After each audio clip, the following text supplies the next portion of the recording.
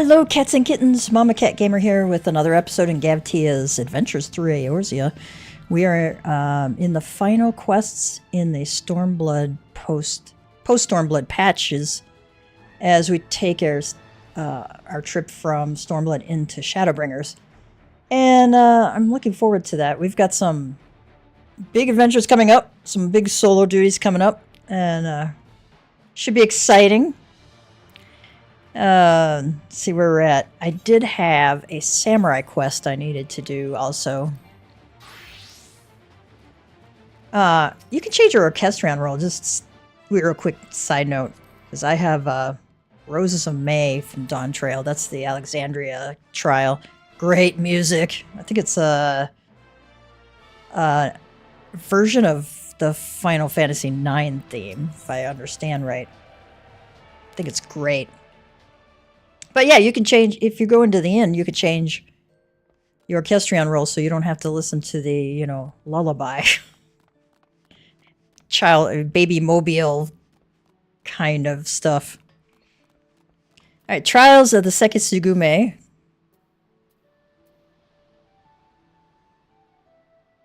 Let's go to Kugane. I don't want to get too far behind on him because he's level 68 now. And you keep getting some really important skills.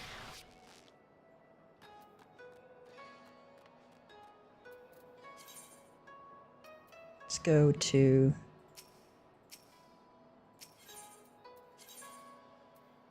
the Sekisugume barracks.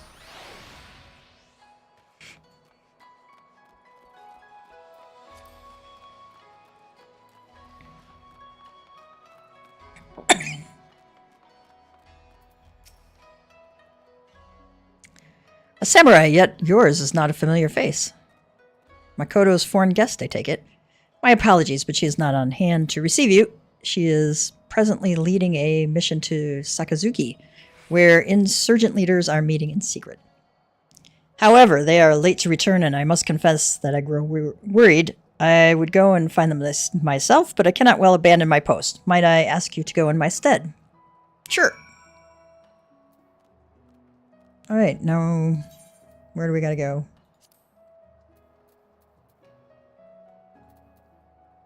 Really? We gotta go way out there? Okay. Well, alright. We can at least port there quickly. From the Ethernet here. I totally forgot that you could port to this place from the Ethernet. And sometimes, like, swam out there. This is, like, bad. So it's the Ruby Price that you go to.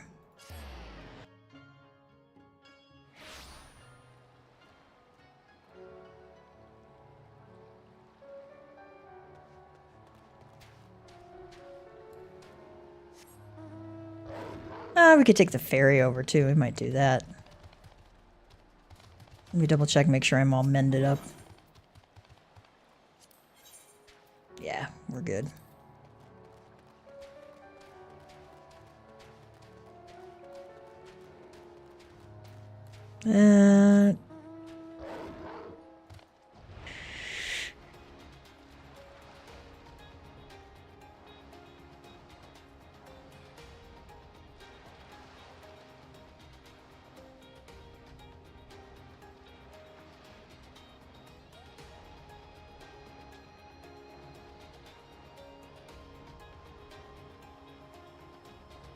Oh, here we have something.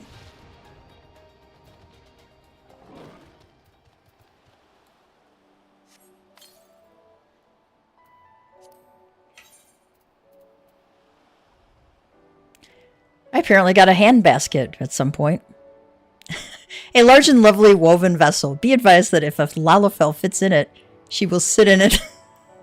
If it fits, it sits.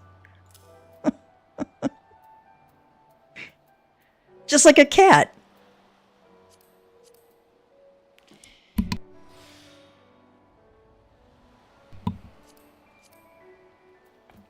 Eating mate cookies is probably overkill in terms of what we're doing here.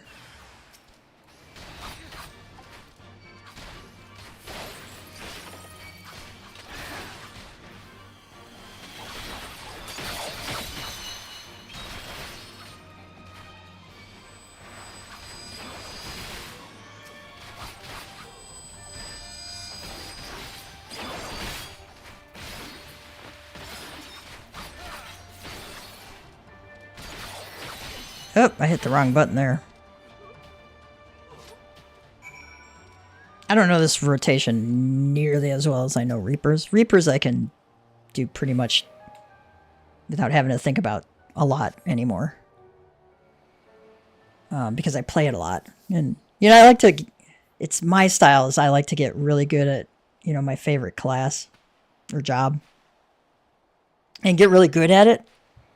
And then I play other stuff, but it's kind of fun to learn new stuff. And every expansion, sometimes every patch, you can have different jobs doing just amazing DPS or heals or tanking or whatever. So sometimes it's good to change things up. Miqo'te says, by the kami, it's really you. I know not how to thank you, Gav. We caught wind of a secret insurgent meeting and came here hoping to learn something of their plans. But they were the ones who knew of ours. They were expecting us and had laid a trap before we knew what was happening. Aww. We Hingans live by a rigid caste system wherein one's standing in society is inherited rather than earned. My comrade, he hailed from a poor farming village. His family grew scarcely enough to pay their lord his dues, and it was all they could do to not starve. In order to escape the shackles of his birth, he sought a new life in Kugane, a more progressive district where a man may yet rise above his station. He became a samurai in hopes that he might one day have the power to bring about change to an irrational system that holds people hostage to their birth. Souls such as him make up the Sekisugumi, those raised with a plow in hand and not a blade. You'll find none among us born into a samurai family. Ours is a ragtag band gathered from the lower rungs of society. Yet for our disparate origins, we are patriots all. Ugetsu and his cohorts, too, claim to be patriots, but in order to bring about their change, they would as soon see our nation razed to the ground. As with any nation, Hingashi is not free of problems, far from it. But should the Bakufu be toppled, the great lords would rise against each other in a bid for power. The realm would be transformed into a battlefield, and another age of blood would begin. If we are to prevent this, if we are to protect the peace, Ugetsu must not be allowed to succeed, no matter the cost. Forgive me, now is not the time to hold forth on my passions. I shall bear my comrade back to the barracks. Pray, join me there.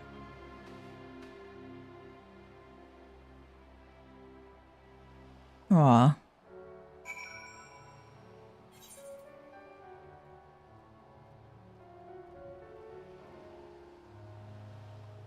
I'm going to take a quick fly up there and just finally unlock this one last spot on the map to get the map completion.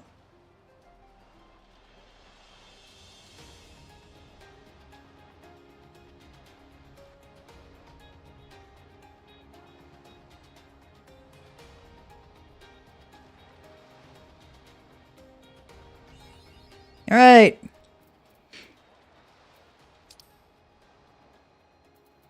Back to Kugane.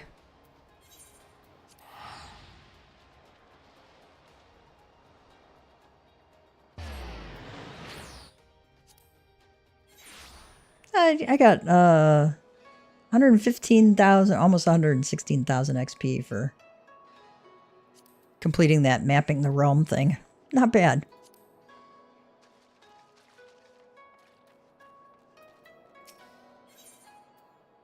I wonder how many... Okay, got 1,000 there. I had 1,000 tomestones of poetics. Next week, next Tuesday, they're going to come out with the newest Moogle Tombstone event. And it looks like the Shadowbringers Alliance raids are going to be on there, which I probably won't have done by the time the event ends, which is when 7.3 arrives. So, and they actually have like a... I'm not a big earring fan, right? Just, you know, I like the Memphina earring because it just looks really cool on my boy characters. But they have a coffee cup earring, and since I drink coffee, or anybody who knows me for any length of time knows I drink a lot of coffee in the morning. So I went, okay, I got to get the coffee cup earring, but it's like 100 tomestones. Soft-spoken Sekisukume, that the enemy should know our plans. The loss of a comrade pains us, but we are grateful for Miqo'te's preservation. She has told me all. As Master Musasai's pupil, your blade would be most welcome in these dire times. Gav, pray allow me to confirm your intent. By your coming to Kugane, may we take it to mean that you will aid us in our fight? Well, yeah. From the bottom of my heart, I thank you. Our cause is much bolstered for your blade.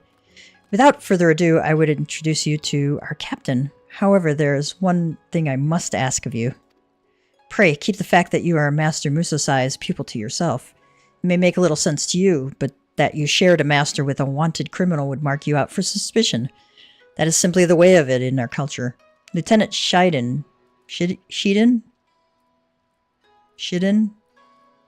I don't know. Alone knows the truth and understands, but few are as open-minded as him. Ah, it occurs to me I've yet to introduce myself. As Miqo'te says, I am Shiden, Lieutenant of the Sekisukume. Yeah, it must be Shiden, because the I is E, I think, in Japanese. You know, somebody who knows Japanese could actually correct me on that. So, and that's fine. And may I apologize for our order's penchant for procedure. That sounds like a typical bureaucracy, you know. Gotta do everything by the book. When I sent you to find Miqo'te in my stead, I could not leave my post due to a prior duty. Tending to the whims of a visiting dignitary. Pressing business, as you'll no doubt appreciate. Now, if you'll wait just a moment, I shall bring Captain Kongo hither.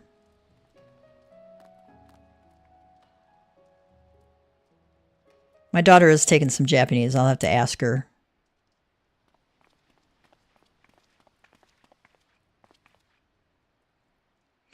Miqo'te says, may I present to you Gavtia, who has journeyed from faraway Eorzea to aid our cause. Though he is not of our land, I have witnessed his skill at arms firsthand, and have every confidence that he will prove an invaluable ally.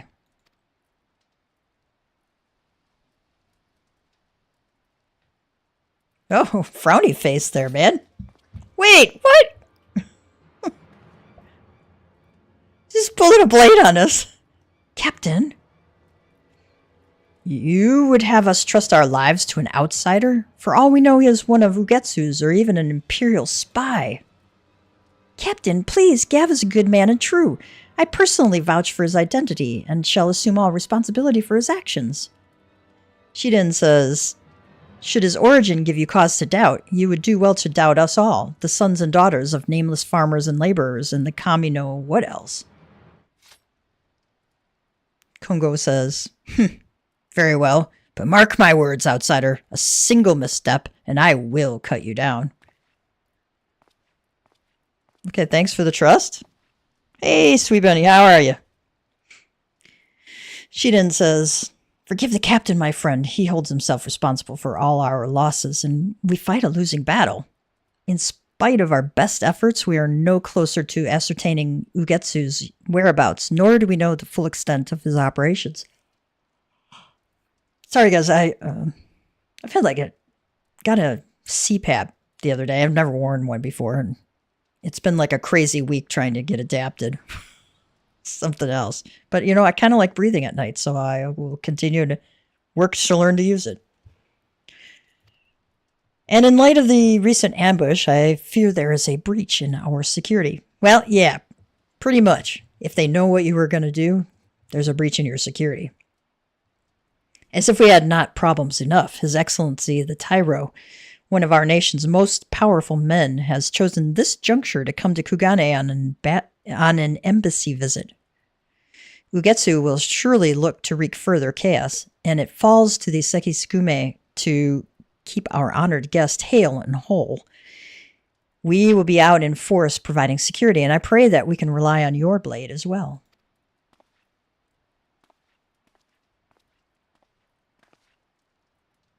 I too must beg your forgiveness for the captain's outburst. With naught to show for our efforts, he grows ever more irritable. Now then, I must return to my duties. We have no tasks for you at present, but in case of an emergency, pray remain near and with your katana near at hand.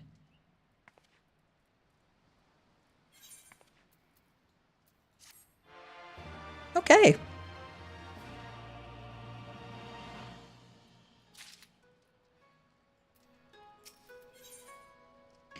Miqo'te's stricken look bespeaks a serious incident.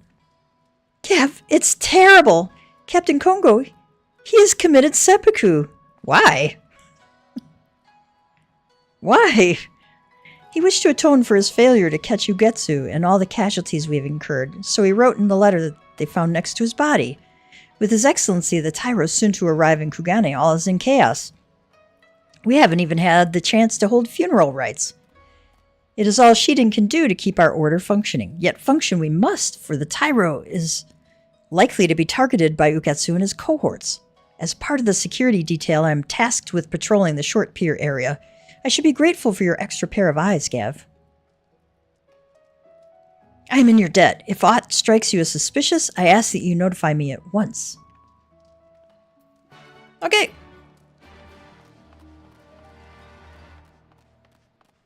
Survey the designated location. Excuse me.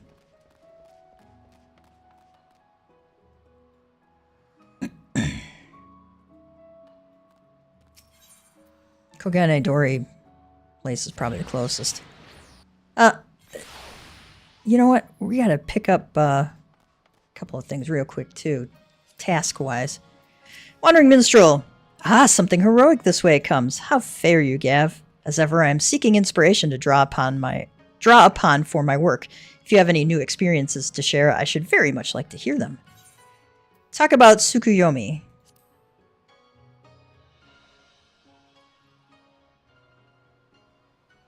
And what manner of triumphant tale do you have for me today?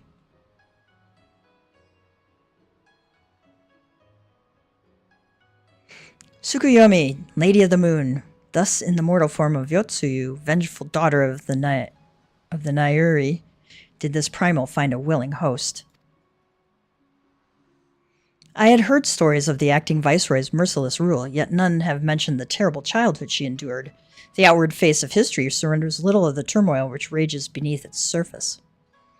She had but one chance to be reborn, only to have it snatched away, and in the void left behind, her cruelty bloomed anew. Yes, this has all the makings of a tragic tanka. Ah, forgive me.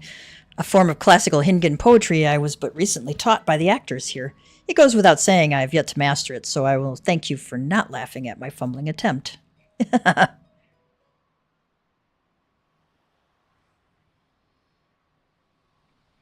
Neath the half-moon's glow, lily-white petals unfurl, rooted in malice. The bloom drinks in the darkness and is swallowed by the night.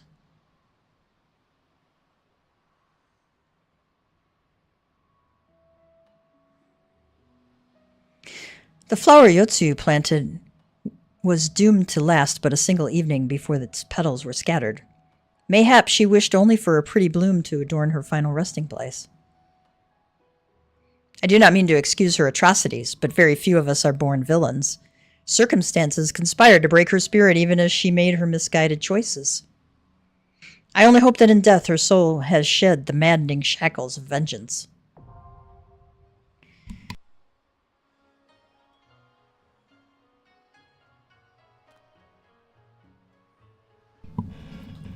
Nice.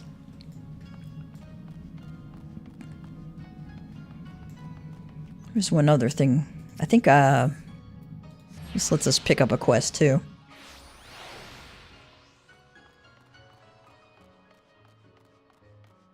East Aldenard Trading Associate. King of the Castle. The employee of the East Aldenard Trading Company is relieved to see you. Keptia? Oh, thank heavens. I'm in dire need of a capable adventurer, and I can think of none better. Local officials have been working desperately to keep this confidential, but there's trouble in Kugane Castle. It has been overrun by a band of outlaws. What's more, they've taken hostages a number of nobles, along with the Bugyo, Kugane's highest magistrate. It's like, oh, dear. They're demanding the country's borders be closed off, insisting Kugane's efforts to establish ties with other countries is folly. Why, if they had their way, I imagine foreigners, or Ijin as they called them, would never set foot here ever again. Or Ijin? I don't know. Probably Ijin. Under normal circumstances, the Seki Tsugumi would have taken steps to immediately resolve this crisis, but they dare not do anything to put the Bugyo at further risk. To proceed would require a decree from the Bakufu, but I fear there is no time to send an envoy to the royal capital and back. Nevertheless, they have done their due diligence and delivered a missive. While waiting for a response, they have also called upon the East Aldenard Trading Company in an attempt to potentially expedite the rescue of the hostages. As to why they would go out of their way to contact us, well, one of the captains is from Ul'dah. Goes without saying, the repercussions of a foreign dignitary coming to harm would be dire. Because the Seki Tsugumi cannot yet act in an official capacity, they have asked for my assistance in assembling a small contingent to infiltrate the castle.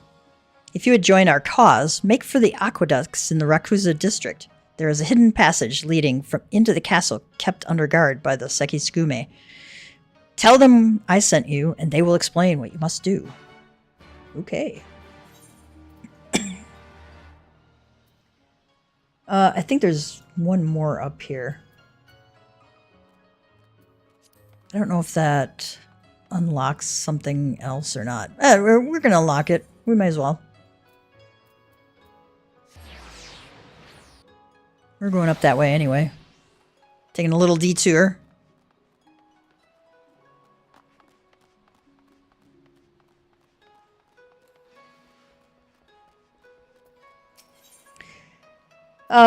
The hunter's unbridled enthusiasm can mean only one thing. The hunt is on.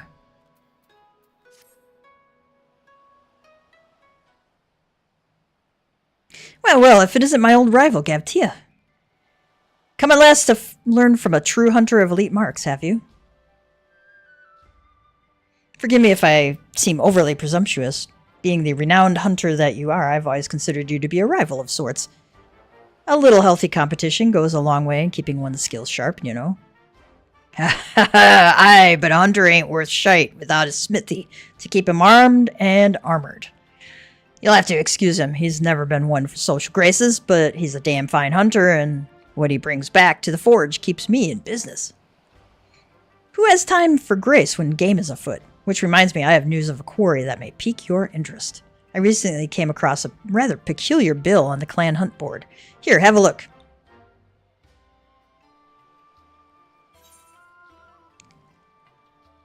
The bill depicts a crimson wyvern unlike anything you have ever seen. Unfortunately, further reading of the bill reveals nothing of its origins.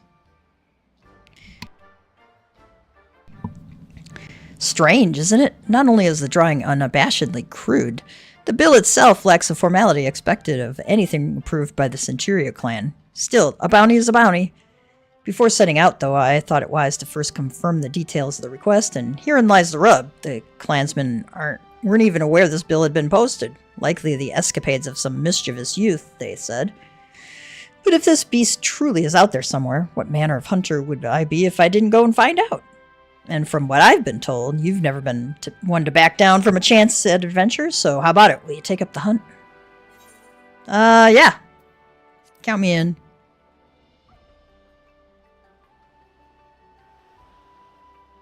Every bit the thrill seeker I marked you for. Glad to hear it. To make things a little more interesting, what do you say we make this a race, eh? See who can slay it first? I'll even give you a hint to get you on your way. The beast we're after is a Rathalos, king of the skies, they call it. From what I've gathered, it was last spotted somewhere around the Azim steppe. You're like to learn more if you speak with the locals at Reunion. As for me, I still need to prepare before I can head out, so consider this a head start. Good luck, Gav, and may the best hunter win.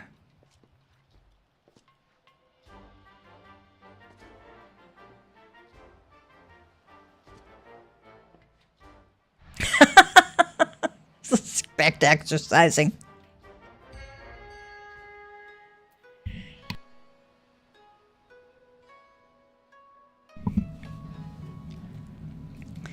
Alright, despite being on a pressing engagement for the Seki Tsugumi, we're going to go to Reunion real quick. Although I think I'm going to unlock this other one real quick as well.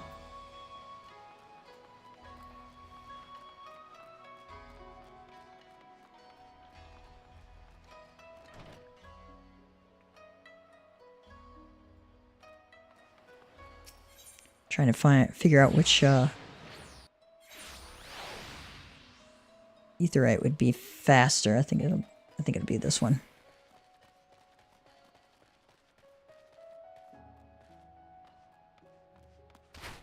I didn't want to end up in the water.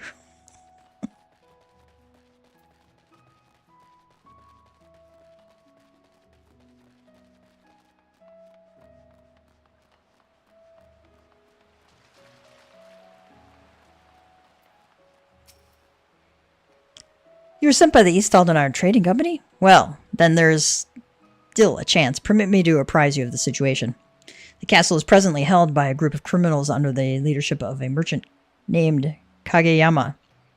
We believe his demands to close off our borders, as ludicrous as this seems, are a vain attempt to eliminate what he sees as a threat from foreign businesses. If it were only him and his cohorts, I'm quite confident my men and I would easily rout them on our own.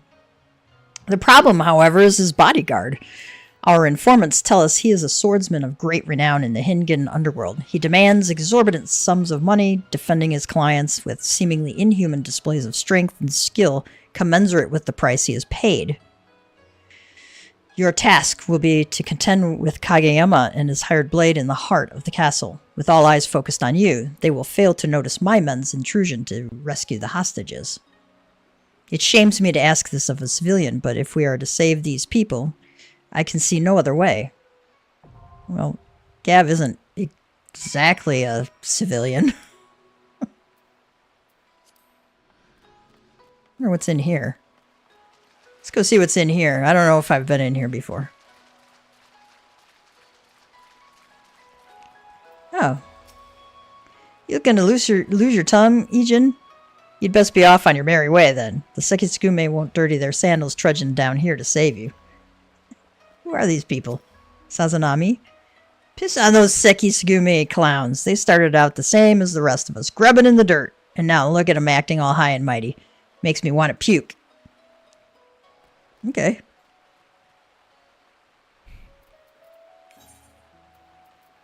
Let's go to Reunion real quick.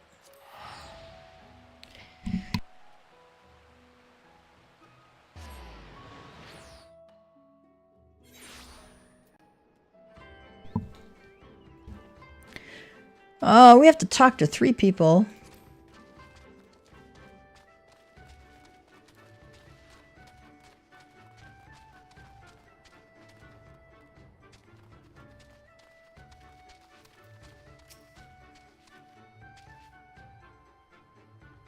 A red wyvern named Rathalos? Oh, dear.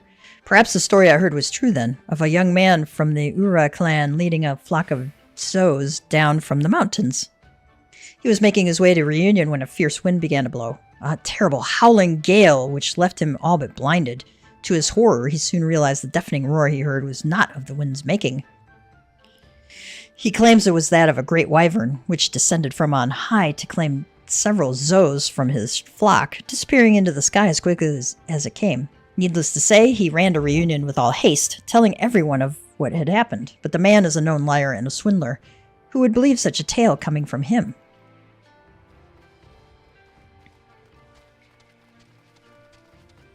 You never know.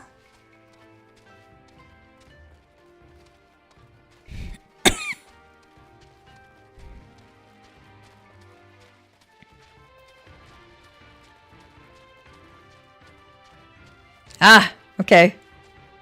Here's our MSQ. Okay.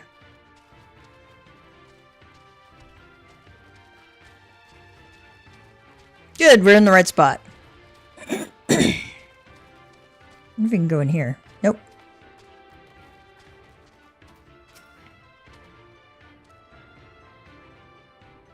A red wyvern by the name Rathalos? I'm sorry, but you must be mistaken. I've heard stories of a great wyvern that slumbers in the mountains to the north, but it was not red and most certainly did not go by that name. Still, if this Rathalos you speak of truly exists, slaying such a beast would bring great honor to my tribe. Mark my words, this beast will fall by a blade of the Oronir.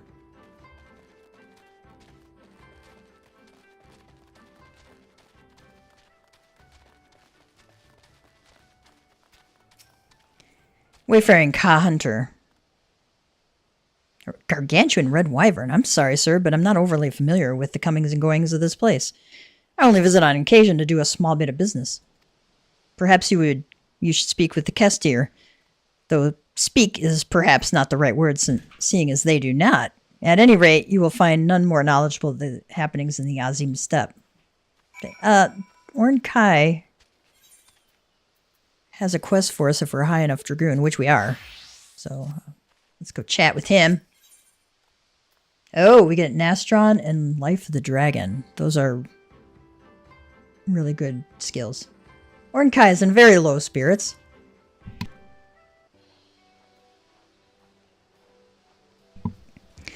Ah, Gav, nice to see you again. Pray, forgive me. I have not made any progress in ascertaining the reason for Faunem's rage. It is truly pathetic. I have been alive far, far longer than you, and yet have nothing to show for it. Surely you do not think me younger than you? I may be small, but you should know that we Dravanians live far longer than any man. Wait, we do live an awfully long time. Gav, I think I may have got it. Dravanians live for eons. I've heard tales from Gulen Bursti of dragons going into seclusion for centuries while carrying grief in their hearts. Ultimately, they are unable to bear the strain, and it breaks something fundamental within them. Many a year will need to pass before I come of age to choose a consort, but I believe they help in saving oneself from the abyss of isolation. This is why your kind elects to marry, is it not? Oh, we marry for love, we marry to save our race from extinction. I have no idea why anyone marries. Let's do that. Truly? I had considered you more worldly than that, but it seems I was wrong. Regardless, I am almost certain that Faunem's fury was caused by the profound loneliness she has endured over this past millennium. Leaving Father's side after they spent so long together must have caused her intense anguish. The question is, how do we heal her pain? Ordinary Warrior says, I see you two survived your talk with the dragon. Was it as fruitful a discussion as you had hoped for? Not that it matters much. A group of Kastiri merchants have pooled their resources and hired a hunter said to be quite handy with a lance. I have my doubts he's capable of slaying the worm, but that doesn't mean I'm not going to watch him try. Oh. Ornkai says, I wonder who the dragon slayer in question could be. I struggle to imagine there are that many men with the skill to go toe-to-toe with a dragon like Faunem. However, if he is truly a threat, then we cannot risk him reaching her before us. We may not have a plan, but we have little choice. Come, Gav, let us hurry to where we last saw Faunem.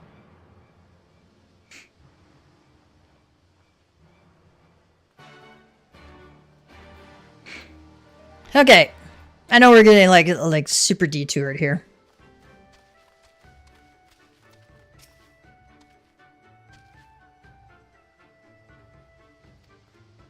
Upon hearing of a red wyvern, the Kastiri merchant takes on a grave expression. And points. He points southwestward. Perhaps you will find some clue to the wyvern's whereabouts in that direction.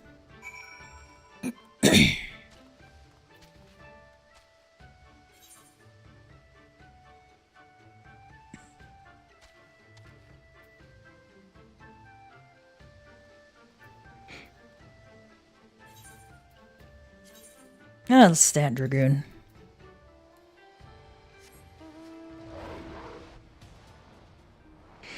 So my goal today is to finish out the Stormblood quest.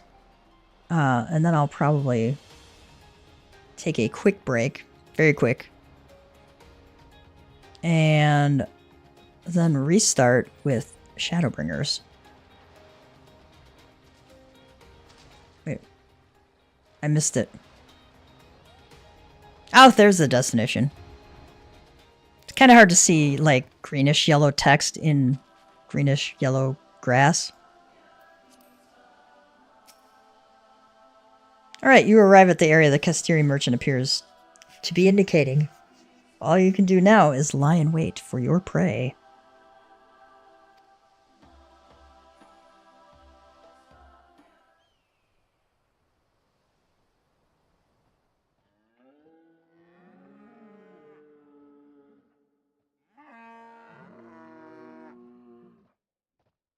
I have the sudden urge to moo.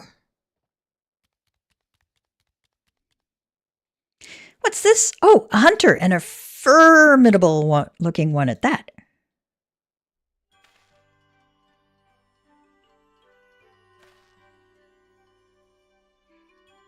Have you come to help then? To hunt the Meowster Rathalos? Fashionable feline. After seeing the bounty, I couldn't resist. A talking cat?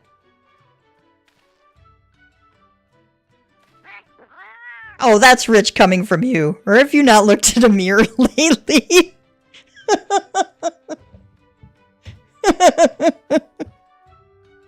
I was wondering what he would say to a Miqo'te.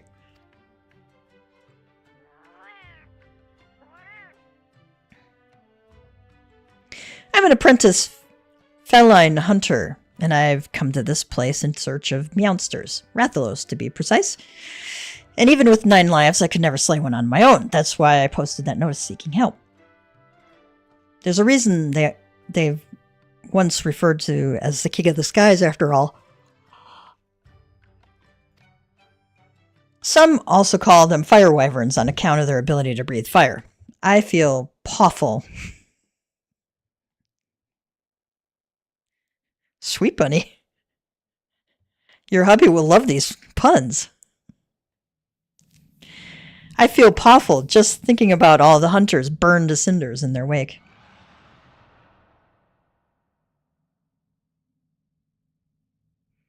Yes, yes, and they roar exactly like that. Would you believe it's powerful enough to stun their prey? Wait, you just realized that that's him?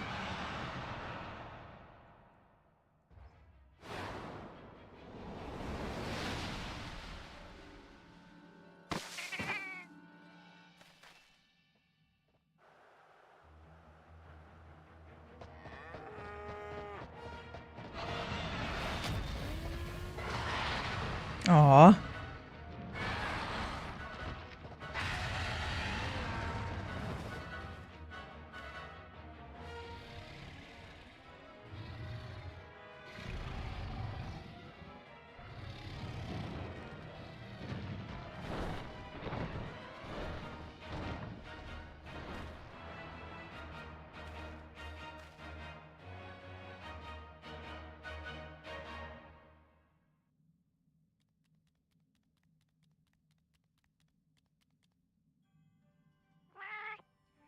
That was him! That was Rathalos! Still willing to help, I hope?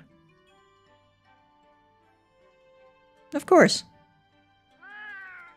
What a day, what a day! Both a Meowster and a ferocious hunter to slay it. I sure got the cream today!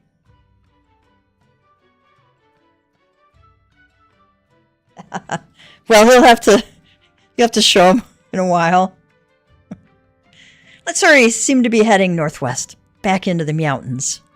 Mountains, oh my gosh. Meowster, mountains. Oh, before I forget, I never did ask your name.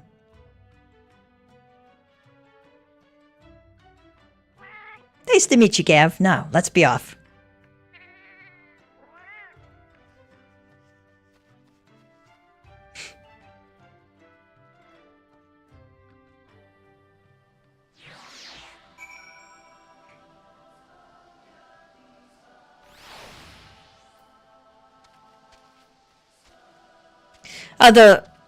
The live streams actually get posted like as soon as we're done, or it's, you know, posting as we speak, I guess. Not exactly sure how YouTube handles that.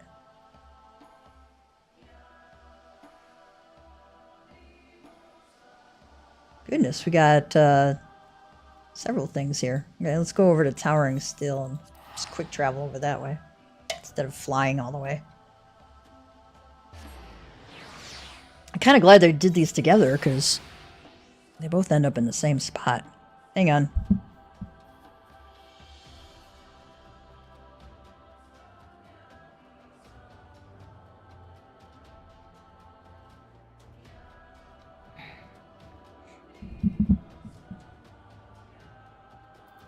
Alright, let's fly on over there.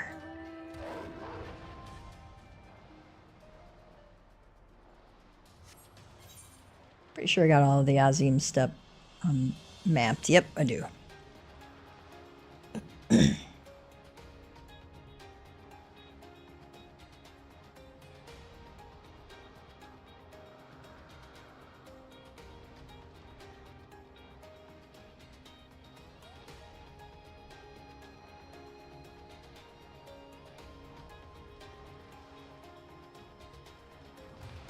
Alright, we got Feline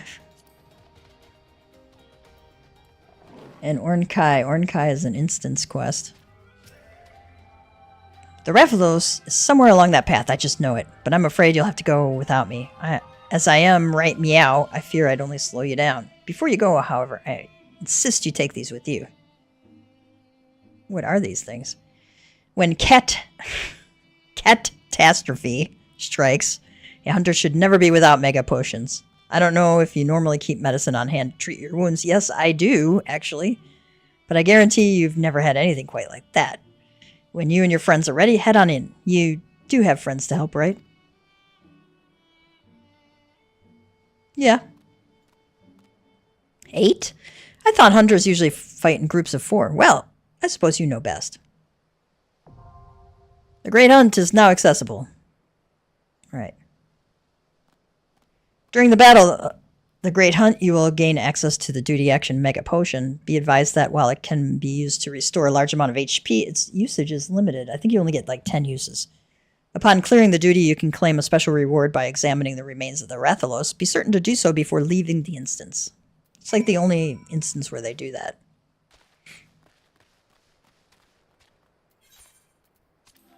I'll refresh my food.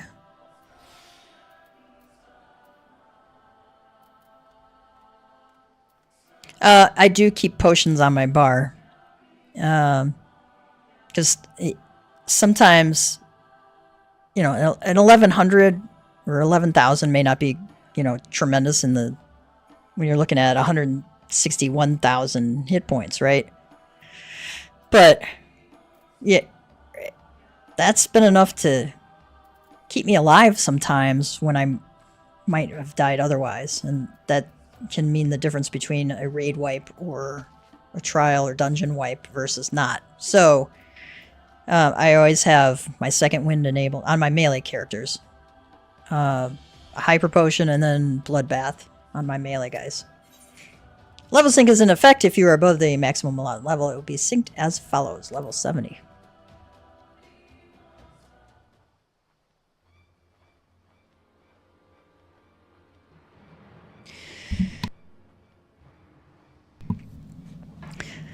Well, where is she? We must find her before that hunter does. 'Tis good to see you again, warrior of light. Ah, it's Estinian, my buddy. It would seem that we two Azure Dragoons share one target, though I suppose neither of us still hold that mantle. Old habits do not die so easily. The Azure Dragoon of Ishgard? And who exactly is your diminutive friend, Gav? A journey to the Far East in search of an ancient wyvern's consort. Quite a tale indeed. At the end of my own journey, I chose to continue my travels and eventually found myself in the Far East. It was here that word of the dragon you seek reached mine ears. It has been my intention to act as an intermediary between man and dragon, assuming the beast could be reasoned with. If not, I was prepared to brandish my lance. Regardless, I would wager that the young one has the right of it. What is more, she is doubtless still suffering from the effects of Nidhogg's hateful dirge that summoned the horde. The dread worm's hold over his brood was absolute. His unquenchable thirst for vengeance spread through the horde, leaving none untouched. To think one of them was able to resist his call to decimate Ishgard. It should come as no surprise that she would succumb to madness. The worm spent a millennium in solitude resisting Nidhogg's demand for vengeance. I can think of but one way she may be saved. We weaken her enough that she is willing to listen to reason. Ornkai says, we have already tried that approach. It did not work last time, and I am very much doubt repeating it will change anything. Stinian says, I do not advocate the same approach, little one. I would have you do more than simply talk to her. Nay, you shall use your roar. That is the only way you can hope to let her know the war is ended, that her consort awaits her in the skies above. My roar? You have the 2 dragoons that bested Nidhogg at your side. There is naught to fear. All you need do is harness your roar to clear the haze that clouds the worm's eyes. I shall do my best. Should we fail again, I fear we may not be blessed with another chance. Pray lend me your strength, Azure Dragoons. Nice. Let us depart. The frenzied dragon awaits us on Bardam's Meadow. The time is nigh to free her from war's tragedy.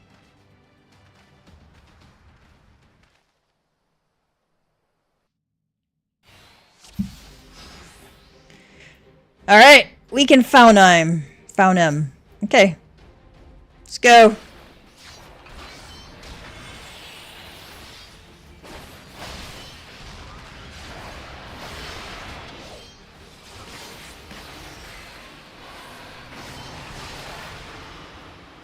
Okay.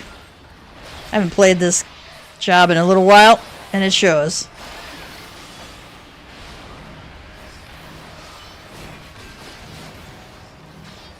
I want to keep that away from everybody.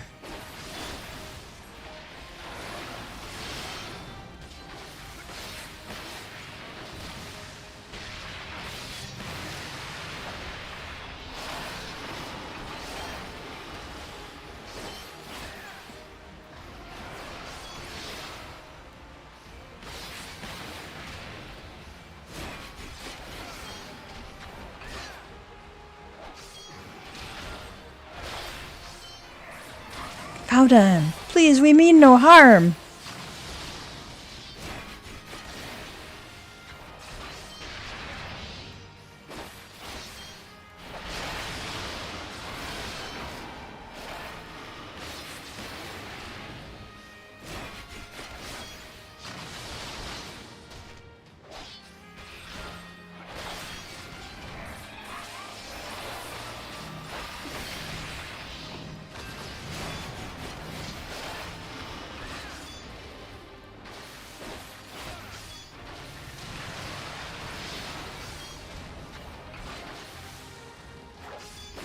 Oh, proximity, so let's get away from that.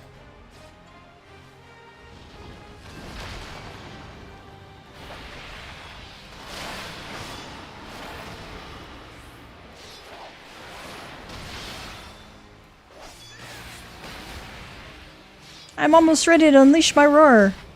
Withdraw with an elusive jump before I go. What? You've done well. Allow me to draw your attention once more. Gav, come to my side. I shall heal you. Okay.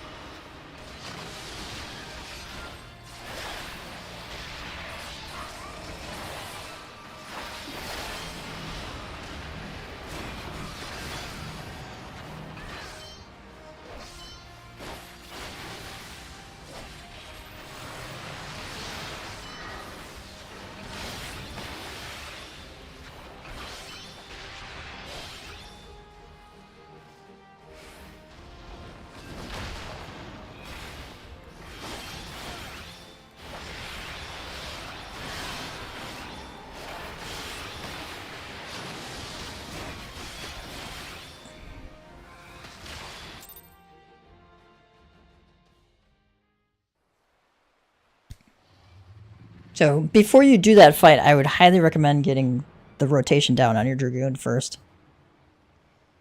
Justinia says, with me!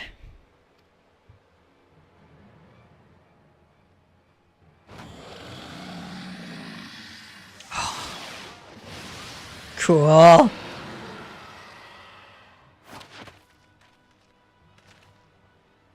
Now, little one, roar with all your being! Found him! Hear my cry!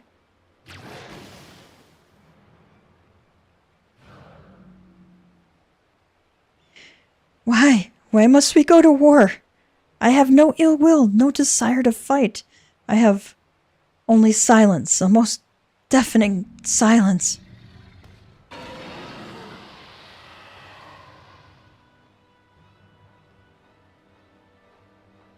It is no use. I cannot reach her. Vedrfolnir. I have no idea how to pronounce that. Vedrfolnir. Do not be so quick to abandon hope, my son.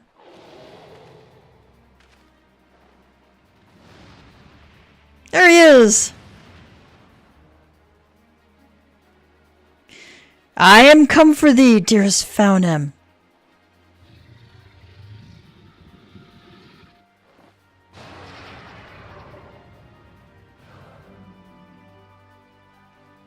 Those wings of white, long have they filled my dreams. Vedrfolnir, my love.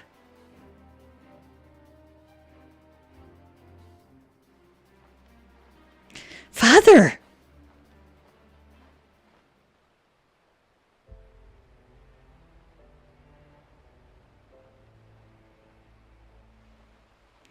Noble dragoons, Orn-Kai, I give you my thanks. Were it not for your succor, I would not have been reunited with my beloved. Faunem says, allow me to thank you as well. I had truly thought Vedrfolnir lost to me. Mere words will scarce be enough to convey mine appreciation. Aw, true dragon love.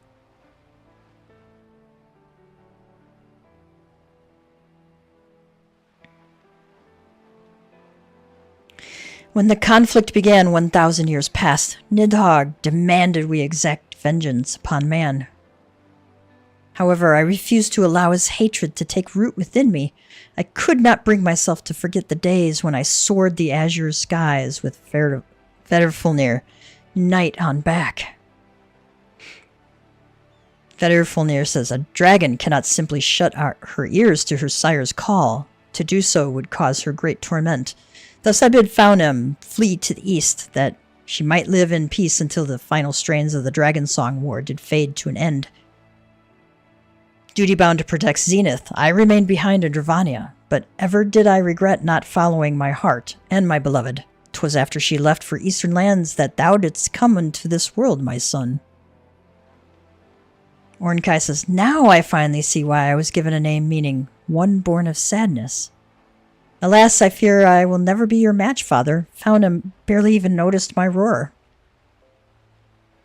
Belittle not your efforts, Orn-Kai. I should not have known to come here were it not for thy roar. It reached mine ears, strong and clear, as I soared the skies above. Father. Well, I suppose you are quite keen to talk with Faunem. It's been quite some time since you last met, after all. Let us make haste. I am not used to seeing my father so enamored. It's like, you know, when you have kids and they learn how they were created by mommy and daddy. And it's like, ew!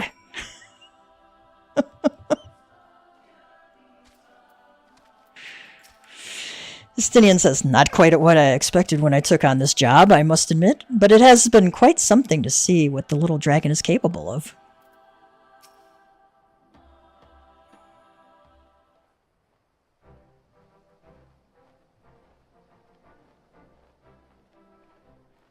Orn-Kai says, I give both of you my sincerest thanks. I find myself especially indebted to you, Gav. Our adventures investigating these legends shall live long in my memory. And you, Azure Dragoon, your strength far exceeds the tales I have heard.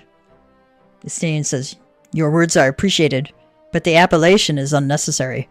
I have long since left that life behind. My past experiences with Nidhogg made me eager to see Faunem saved. When the dread worm took me as his vessel, I felt his mad heart's palpitations as mine own. There was no end to the sadness and distress that flowed from his soul. However, it was this ordeal that allowed me to harness the dragon within, whilst retaining my sense of self. You ought to be capable of the same by now, Gav. It shall doubtless serve you well in battles to come. Orn-Kai says, if you are truly done with your old title, then I have a proposal for a new one. The Crimson Dragoon. Much more befitting now that the two of you fight alongside dragons, harnessing their strength as your own. I can see myself warming up to this new name. The best of luck to you, Ornkai. I expect you to be as strong as your father the next time our paths do cross. Warrior of Light, I look forward to the day when we are able to fight side by side once more. Keep well. It was kind of nice to see Estinian again. He shall have nothing to worry about. I shall become just as capable as father so that I may someday roar the skies with a dragoon like you on my back. Thank you once again for everything, Gav. It is time for me to begin the journey home with father and Faunim, but know that I will ever be in your debt. I sincerely hope this is not the last of our adventures. Me too. We got Nastron. Delivers an attack to all enemies in a straight line before you with a potency of 720 for the first enemy and 50% less for all remaining enemies. Right, that's pretty cool.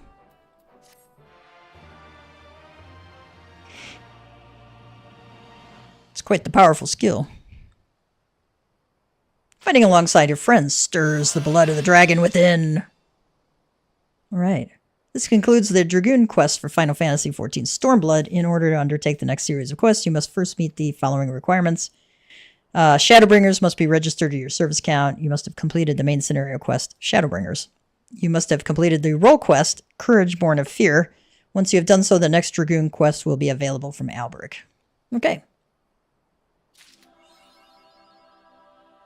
Dragoon Age 3. Okay. Even though our MSQ is right nearby, we're going to go back to Kugane. We're going to go back to Kugane and finish that samurai quest.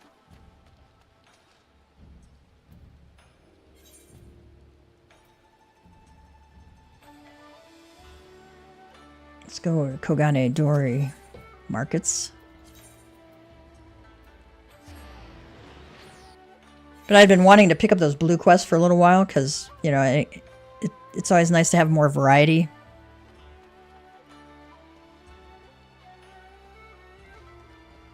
In your dungeon queues.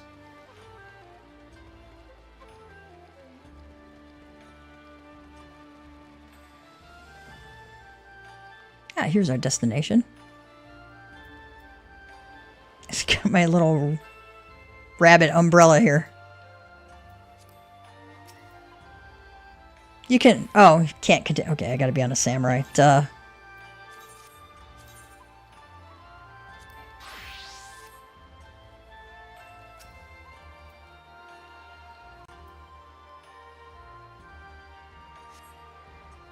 There's nothing out of the ordinary. Okay.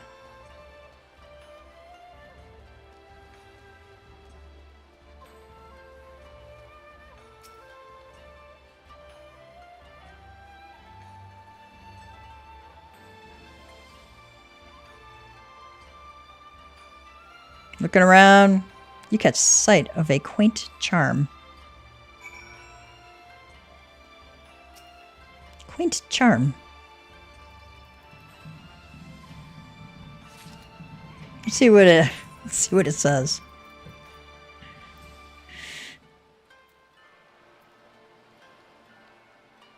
Oh, gruesome ritual tool fashioned from the bones of an homologous. I need to probably take that back to Urianger. Bloodstained charm. A familiar-looking charm caked in blood.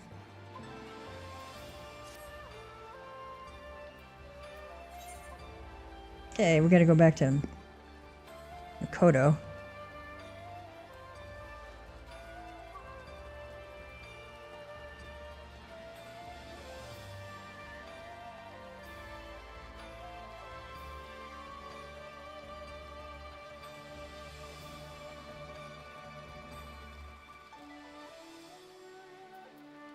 Alright, here she is.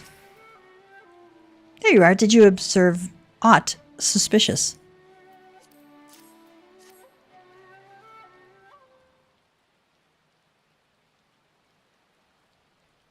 A charm, and it's stained with blood. Where have I seen it before? The This belonged to Captain Congo. Congo. There's no mistake, it ever adorned his neck. But how did it come to be at the docks? Did you actually see his body, or perhaps he went for a stroll before taking his own life? Or somebody killed him and made it look like seppuku. No, I myself did not see it. Could it be 'twas but a ruse? That the captain did not kill himself, but rather was slain by insurgents? Kami, preserve! If this is true, it would mean the enemy walks among us. We must notify Shiden at once and have him bolster security around the Tyro. To the Thavnarian consulate, Gav!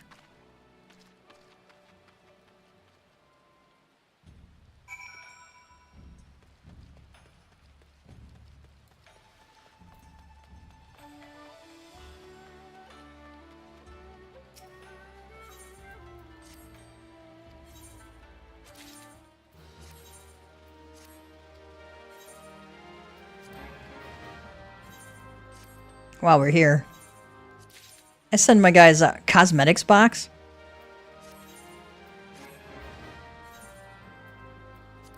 Do my boys look like they wear cosmetics? No.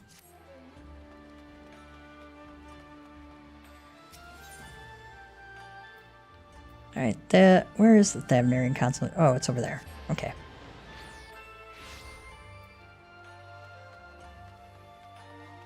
Conscientious Sekisume. If you're after Lieutenant Shiden, I'm afraid he isn't here. Why isn't the lieutenant here? What is he doing?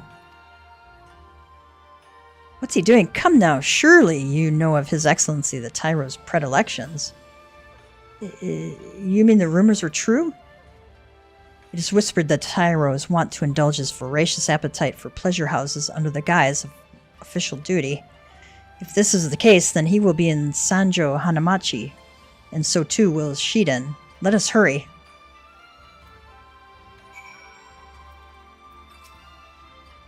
If you're after Lieutenant Shiden, I'm afraid he isn't here. Okay, now we gotta go to Rakuza District.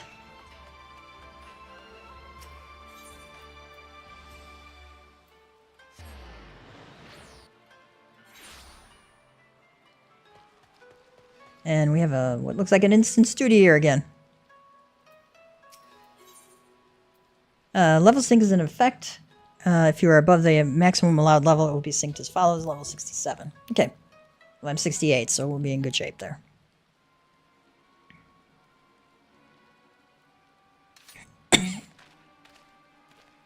Shiden, what are you doing?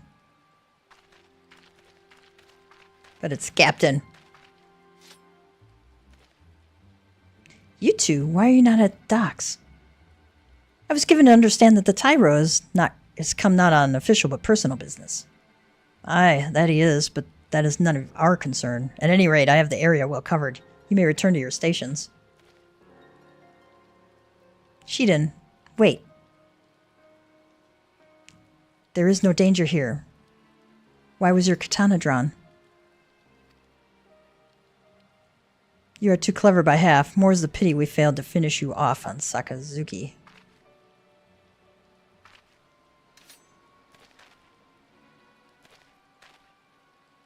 Your foreign friend was supposed to die there as well, but we underestimated Musasai's pupil. How could you, Shiden? The captain was your friend. Let me tell you a tale. I was born in a farming village and grew up in squalor. Our liege lord was a tyrant. One who wrung us peasants for everything we had. None dared to rise up for fear of their lives. My parents, pushed to the brink of survival, mustered the courage to speak out. For their troubles, they were promptly arrested, but it did not end there. Nay, our lord wished to make an example, and so he had them burned alive before the gathered villagers. Through gritted teeth, I watched my mother and father die, powerless to help. In that moment, I vowed to myself that one day I would change all that is wrong with the world. I took up the katana and trained like a man possessed, and eventually won a place in the Sekisugumi. In the beginning, I was overjoyed. Finally, I could make a difference. But reality couldn't be more different, and ere long I came to see the Sekisugumi for what it was, A tool of the powers that be. Glorified guardsmen who patrol the streets for petty criminals. Samurai. Justice. These things are naught but hollow ideals, and they can change nothing. This I realized to my despair. But then I met Lord Ugetsu, and he awakened me to the truth that in order to bring about true change, we must bring down the Bakufu. We must tear down the establishment and dig it up from its rotted roots. Miqo'te says, "You are my comrade and I feel your pain, but Ugetsu's path leads only to death and destruction. Countless people would be made to suffer." Shiden says, "Huh, no more than that what we endured in our village. There is no hope for Hingashi but to be reborn in the fires of conflict." "This is madness! I will not allow your twisted vision to be realized." "Then it seems we must cross blades. But are you certain you wish to do so here, where an unwitting passersby could come to harm? You wouldn't reflect well upon the Sekisukume, you know." Let us take this to Matsuba Square. The others are out on security detail, and there will be no one to disturb us.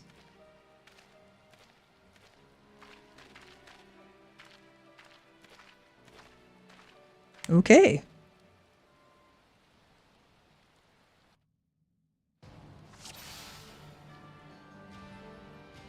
I knew that we needed to be rid of you, but I had not expected to do the deed myself.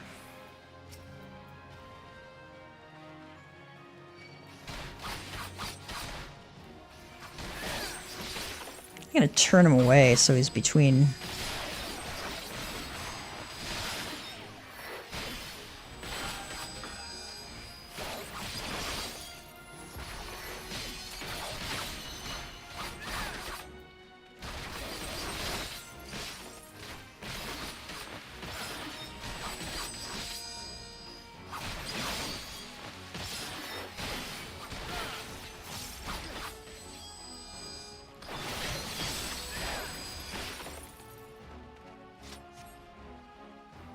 Oh, those assassins, what you're doing? Damn you, Shiden. To arms! To arms!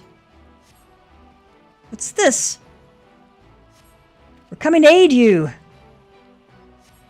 Kami be praised, it's Sekisukume. My friends, we are betrayed. The lieutenant serves Ugetsu. Shiden says, you arrived just in time. Sir, uh-oh. What? What is happening? We're in trouble. Come now, surely you did not think I was alone. No, this cannot be. These two have uncovered our plan. They are a threat to the cause and cannot be suffered to live. Kill them. Yes, sir, for the cause. Okay.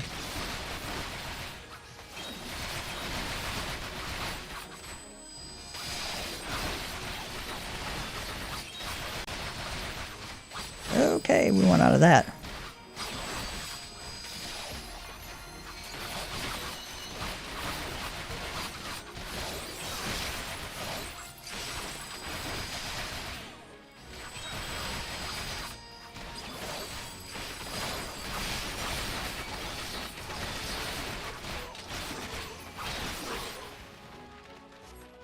Quickly.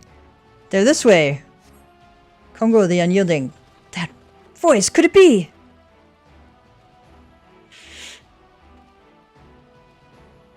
Kongo the Unyielding says, forgive me my delay. Oh, I don't know what we said. There are traitors in our midst. The lieutenant among them. Took a while to gather those on duty. I know. 'Twas he who tried to kill me. That was Shiden too? Are you a tough old bastard? Why, Shiden, I trusted you. To change Hingashi? Why else? But mule-headed. Etc., etc. We deal with the traitors, have care. And remember, we're the Sekisukume, and our blades stand for peace. Come, Ijin, I shall be your opponent. I'm gonna turn him around so any AoE stuff he does won't hit them.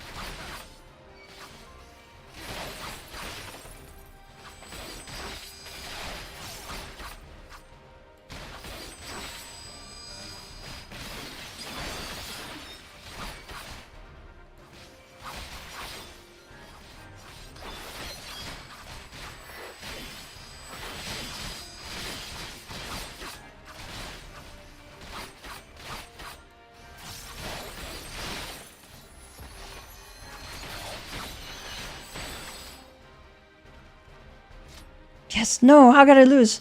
Lord Shiden has fallen. We must retreat. You'll not get away. Leave them. We cannot risk endangering the citizens.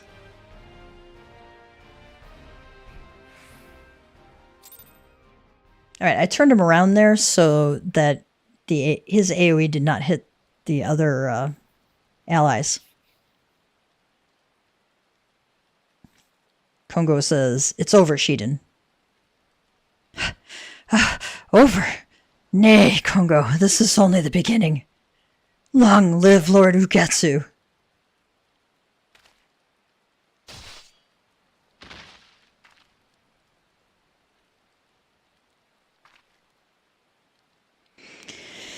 Farewell, old friend. May we meet again in the next life. Miqo'te says, "Captain, thank the kami, you're safe. Will you tell us what happened?" I will, but first there is something I must do. Gav, for your timely intervention, I give you my thanks, and for my earlier discourtesy, I beg your forgiveness.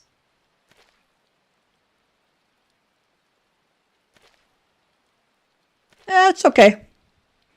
Allow me to thank you also. Were you not on hand, there's no telling what might have come to pass.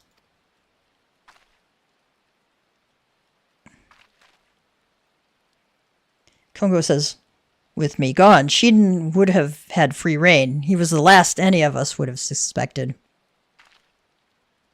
When he told us that you had committed seppuku, none thought to question it. A convenient lie, but a poor one. Any who know me well should know that I would not take my leave ere I had dealt with the insurgents. To do so would be the greater shame by far. Now, then, let me recount to you my tale. Late at night, Shiden summoned me to the docks to discuss an urgent matter. When I approached him, the wretch slashed out at me without warning. Though I couldn't react in time to dodge the blade, for a blessing it caught my charm, sparing me a fatal wound. My momentum sent me over the docks and into the sea, where I remained until it was safe to resurface. My lungs were ripe to burst when Shiden finally left. Such an ordeal that must have been. Having learned that there were traitors besides Shiden, I went to the shadows and watched their movements, and the rest you know. With the Tyros safe and the traitors dealt with, we may return to the barracks. Let us continue our conversation there. Gav, my thanks again for your help.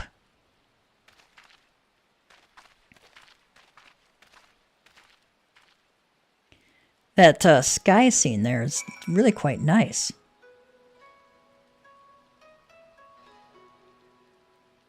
All lit up like that? That's really cool looking, actually.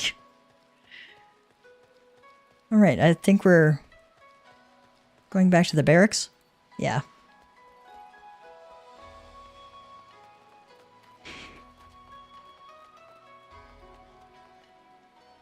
Miqo'te says, "To think that Shiden was a traitor, I still struggle to believe it. You journeyed here from a distant land in order to lend your strength to our beleaguered order. Yet I drew my blade upon you.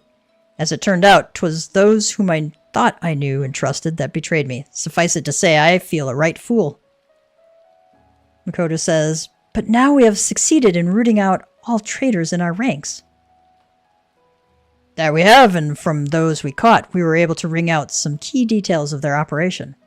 Shiden had been seducing our men over to Ugetsu's side. Those who proved unamenable to his advances were killed, like our comrade in the recent mission. It makes my blood boil to think that those most loyal among us were struck down by treachery. What of Ugetsu's whereabouts? It appears he makes his base on the mainland, somewhere in Yangsha, but the precise location still eludes us. Forgive me if I speak out of turn, Captain, but even as we laid our lives on the line, the Tyro went about satisfying his urges. Can we truly say that we protected the peace this day? Well, do I understand your frustration, Miqo'te. Yet for his many vices, there is no denying the instrumental role the Tyro plays in keeping the realm whole. Ever are the great lords watching for a fracture to form, by which they might break the status quo and usurp power. Through skillful intercession and manipulation, the Tyro keeps each of them in check. 'Tis no secret that the Bakufu is a cesspool of corruption, but in spite of this, we must protect the peace. Such is a samurai's calling. Though you come to us from afar, you share this calling with us. I pray that we can continue relying upon your blade, my Ijin samurai friend.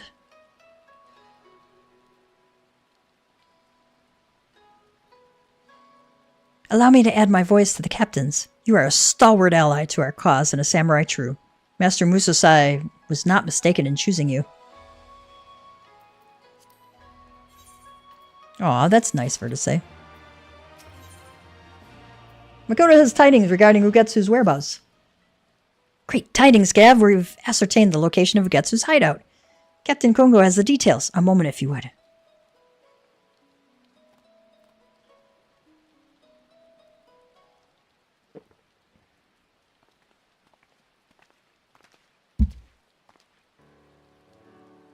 Gav, you are welcome. We scoured Shiden's quarters and what should turn up among his possessions but missives he received from Ugetsu.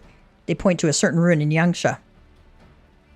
Now, word of Shiden's demise will have already reached Ugetsu, and he must assume that we will track him down ere long, but he cannot run. To do so after losing his right hand would cost him much of the momentum he has painstakingly gained. As I see it, two choices remain to Ugetsu. He will await our coming, or he will bring the fight to us. Either way, the stakes are high. As you know, Ugetsu is a peerless swordsman. Only you, who bested Shiden, could perhaps myself, could stand a chance against him. As captain, my place here is at the barracks. While I hold the fort, I bid you and Miqo'te journey to Yangsha, there to hunt down Ugetsu. I shall pray for your safety and success. If instead the rogue should show himself here, rest assured I will give him a rousing welcome. Yangsha lies upon the mainland, across the Ruby Sea. We will first make for Namai, a small mountain village, and thence go after Ugetsu and his cohorts. All right, let's finish this one off, man.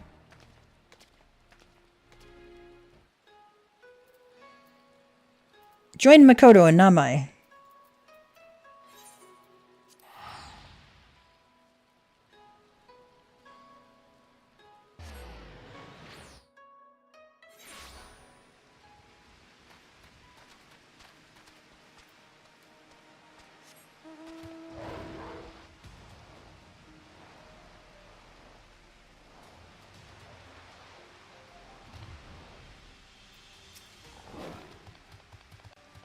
The ruin serving as Ugetsu's hideout is near. I shall scout on ahead. Meanwhile, pray scour the area for insurgents and tend to them.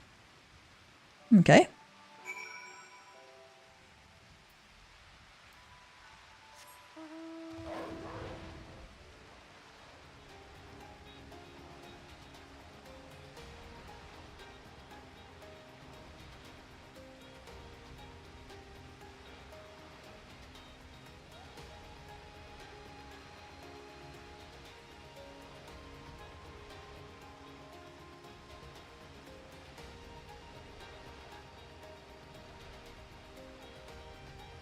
I see a destination.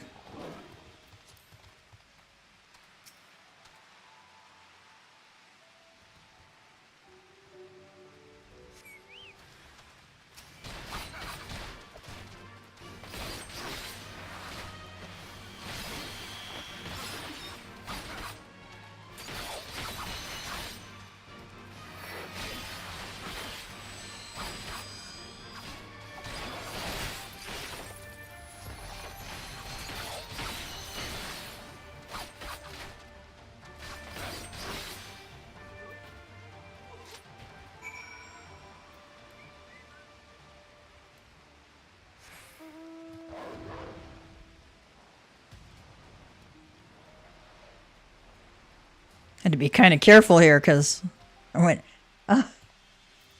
I'm not 10 levels above this Venari over here. Step the wrong way, I'll aggro the thing.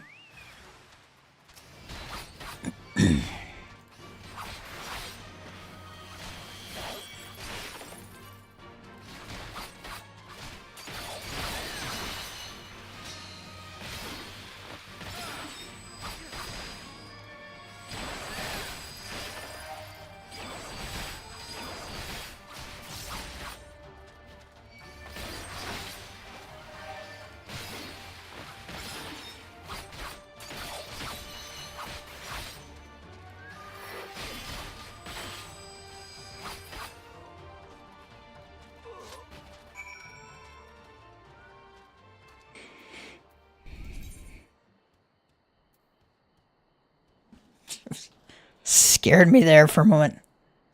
Had a fly land on the microphone, and all I saw was, like, movement.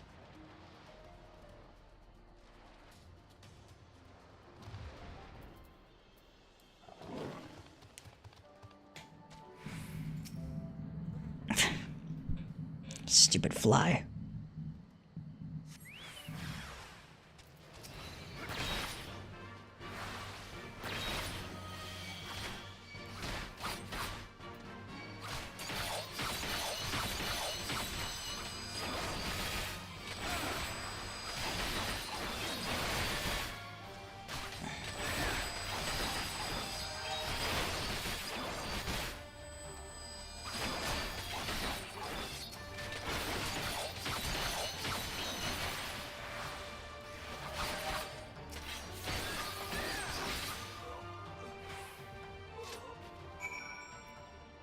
Okay. Rejoin Miqo'te.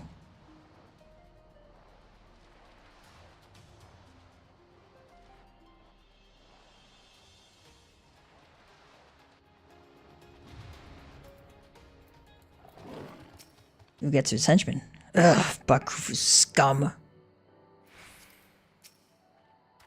Ugetsu is nowhere to be seen. Then that means... he's on his way to Kugane. To pay your captain a visit. Kami preserve, we must hurry back.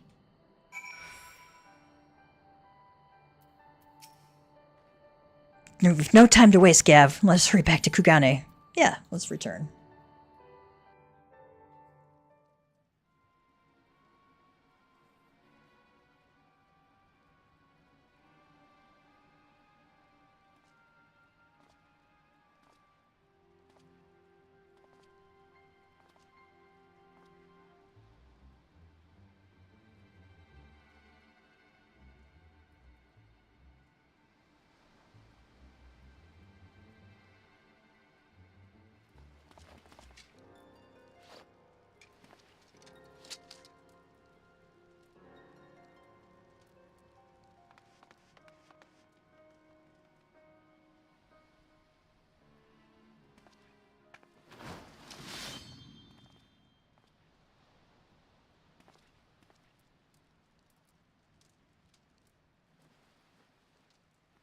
Oh no.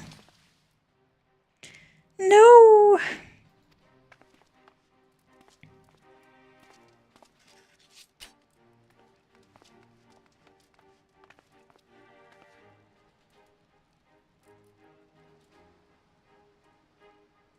Forgive me, I was too weak.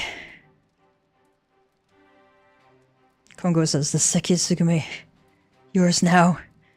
You must finish.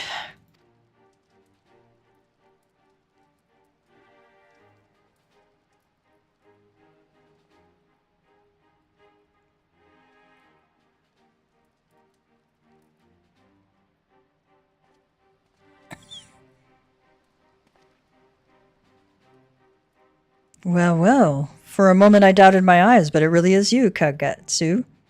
I hadn't expected to see you in a Seki Tsugume uniform, dear sister.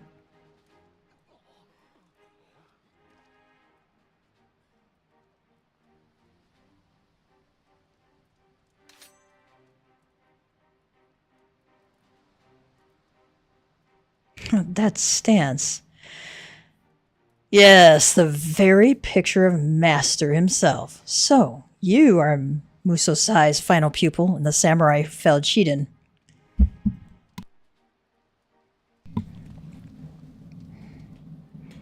We meet at last. Ugetsu, at your service. Like you, I trained under Musosai. And like you, I was made to walk his absurd path. We are practically brothers. It's a shame, then, that we stand on opposing sides. Hingashi has known peace for far too long.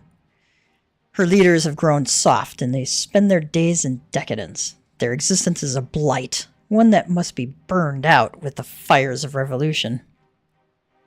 To kindle this fire, I bade Shiden assassinate the Tyro, but thanks to you and yours, the attempt ended in a miserable failure. Till now we have kept to the shadows, but that time is past. No few people share our vision, and by bringing them into the fold, we shall have the strength to face the Bakufu openly and defeat it. Removing your captain was the final step in this endeavor. With him gone, the good men and women of the Sekisugume may choose with their hearts. If there are any souls here who would join our cause, we welcome you with open arms. The offer stands for you too, Kagetsu, my brother pupil. Will you not create a new world with me? Kinda not seeing where you can bring peace with revolution. Create? You can create naught with the edge of a blade. Nay, what you seek to do is destroy. Should the Bakufu fall, Hingashi would be plunged into another age of blood.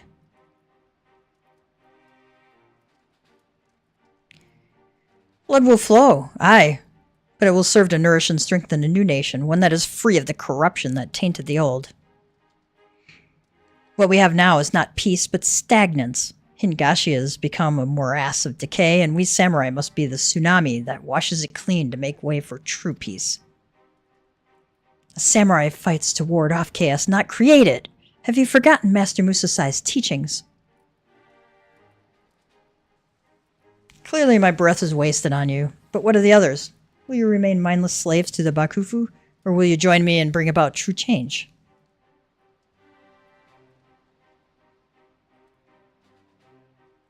Disappointing. I had hoped some of you would see sense, but if we must fight, then so be it. I have no desire to spill blood needlessly. Let us settle this away from the masses on the Isle of Beko, your people against mine. Though, if I may make an observation, it seems you may want for blades, my dear sister, now that your men are aware of our connection.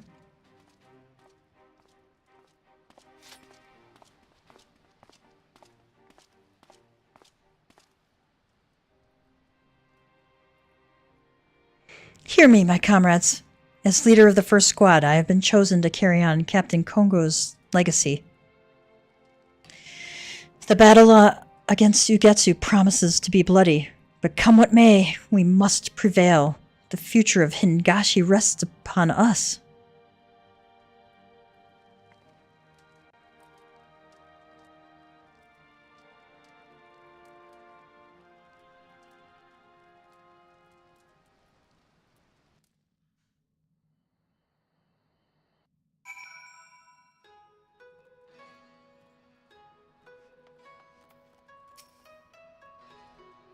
Okay.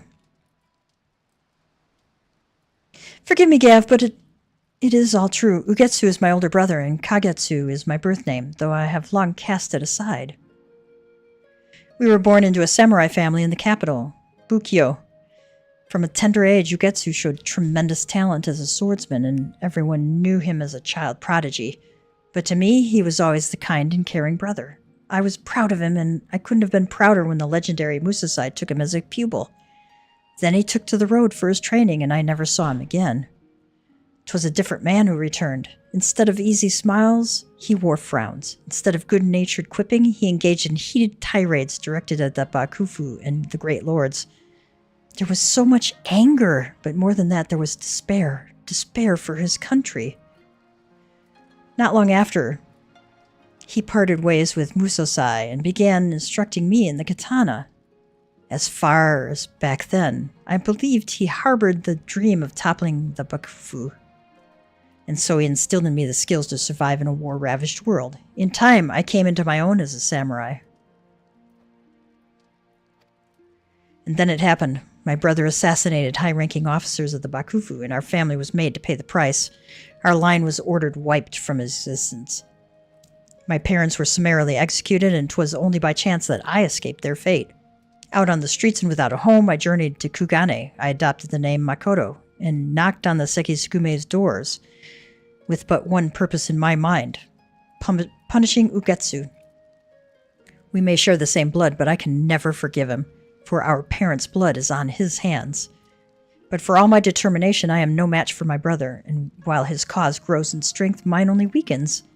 In our culture, people are defined first by their birth, and the revelation that I am kin to Ugetsu has shaken my men's faith in me. They may not accept my authority, even though the captain willed it. And with him gone, there is naught I may depend upon save mine own conviction, and you, Gav. Even should it cost me my life, I swear to end my brother's ambition. I pray that you will stand with me through this trying time. Okay.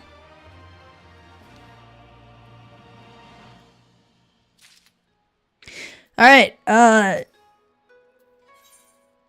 Battle on Becco is not available until level 70, and we are level 68. So, we are going to switch back to Reaper and continue our MSQ. I'm going to take a quick bio break. Okay? And then we will go back to Reunion. Alright? So let me do that.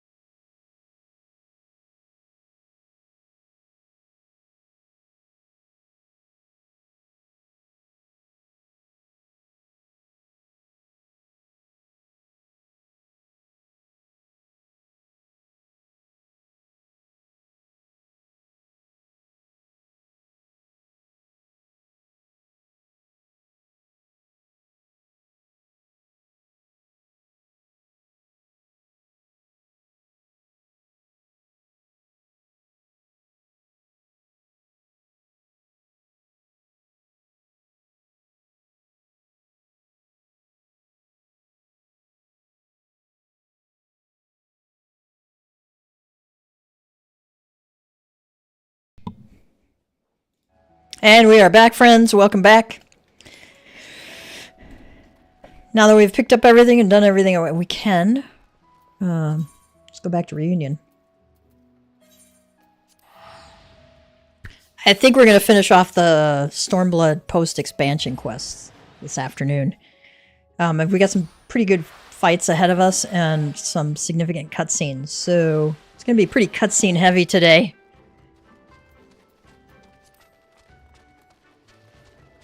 And hopefully, looking at the time, we may or may not get into Shadowbringers today. I don't know.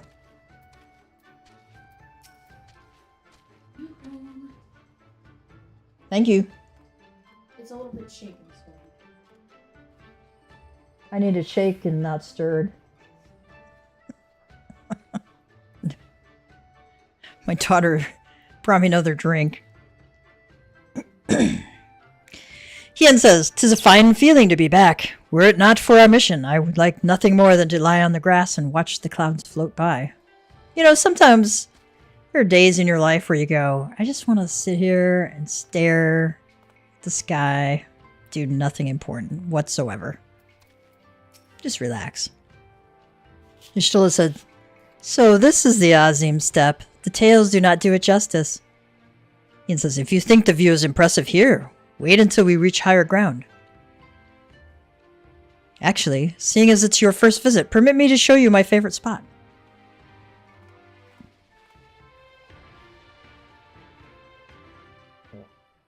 Excuse me.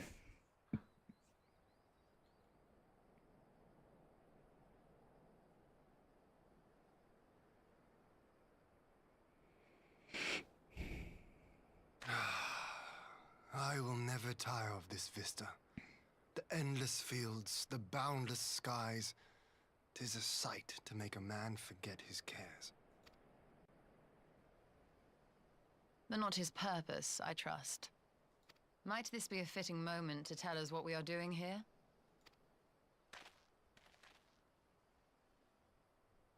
Of course.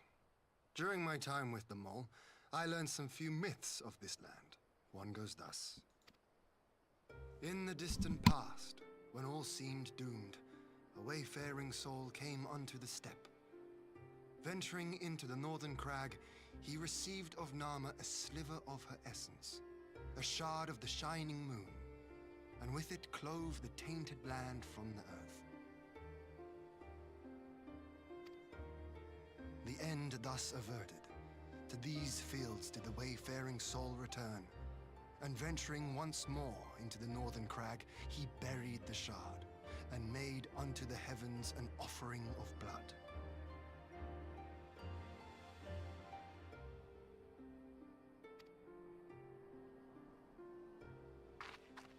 A tainted land cloven from the earth and an offering of blood to the heavens. Azizlar and Dalamud.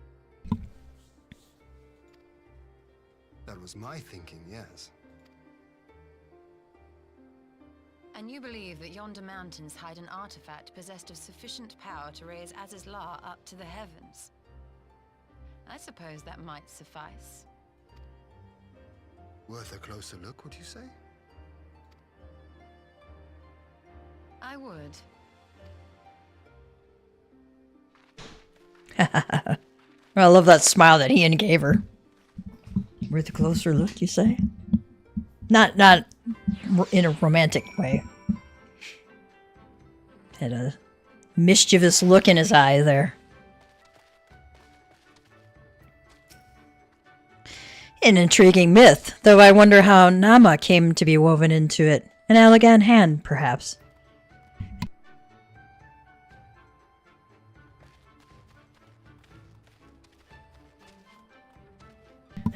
My bird was like standing inside Hien.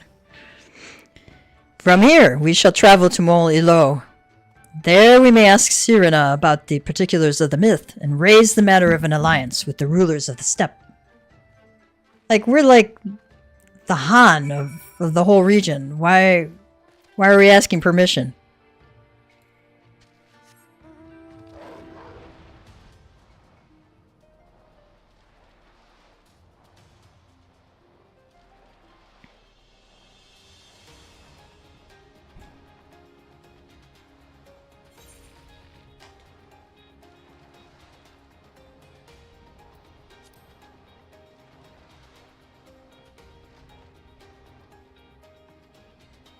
I suppose this is one of those situations where you have to get all your ducks in a row.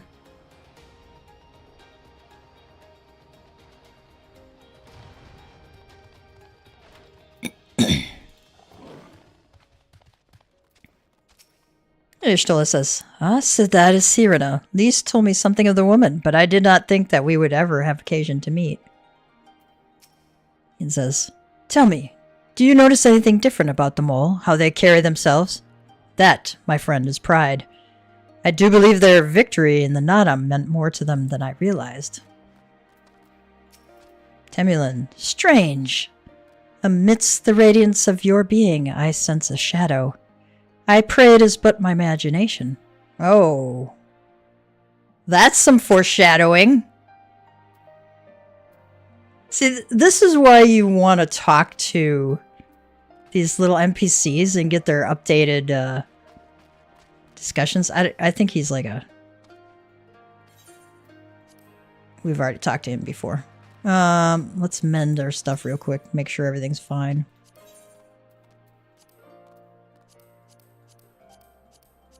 Okay, we're all good.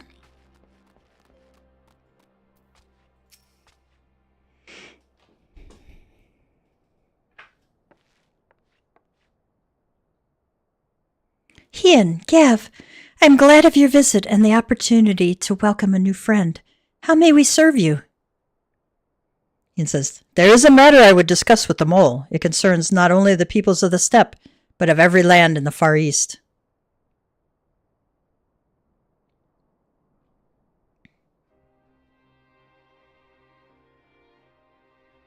A shard of the shining moon left behind by a wayfaring soul. And you need this to protect our lands? Hien says, I do. My friends and I wish to find the shard and ascertain the extent of its power. Will you tell me more of the place where it lies buried?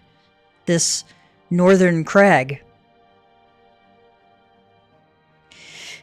If that is your wish, in the mountains to the north there is a cavern called the House of the Crooked Coin. Inside this cavern are pillars of stone that legend holds to be the source of Nama's power. There, I believe, you will find what you seek. Hien says, yes, I know the place. 'Twas a brisk walk from here. And what are your thoughts on an alliance? Should the Empire return, our lands will be engulfed in a storm of conflict, whether we will it or no. If we do not stand together, we will fall apart. This I believe with all my heart. However...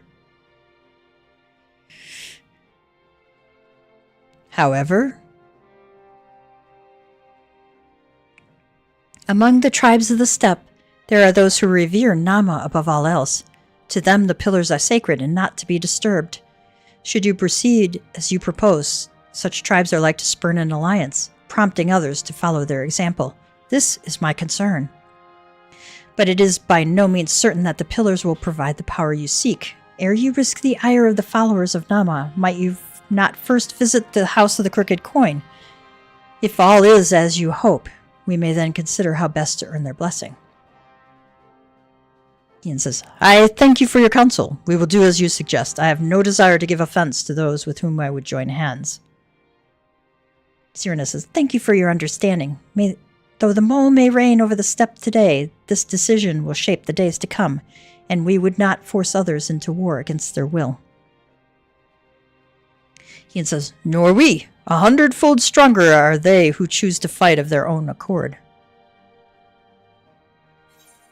He's not wrong.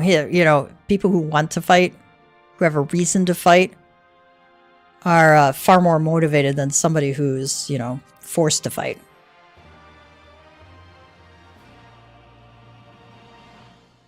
The person who's forced to fight for somebody is not going to put together their best. All right, Sirena says, in a place such as the steppe, where myriad tribes exist side by side, it is important to respect each other's ways. And it would be wise indeed to respect the beliefs of those who would gladly render up body and soul to the Dusk Mother. He says, Sirena is quite right. Before we seek permission to use these pillars, we should determine if they are suitable for our purposes. All right, Y'shtola is ready to put her skills to use. It seems the time has come to put my skills to use. Pray, lead the way to the House of the Crooked Coin.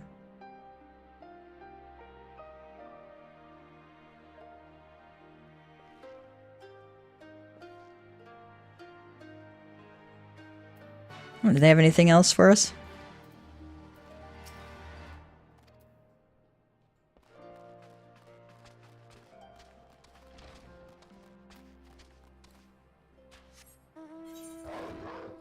All right, we're just gonna fly up there because we can.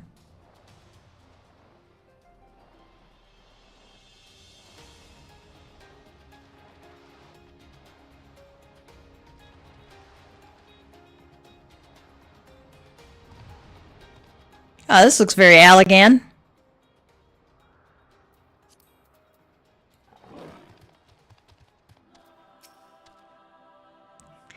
Kian says, well, it certainly looks powerful, but powerful enough? That you'll have to ask the expert.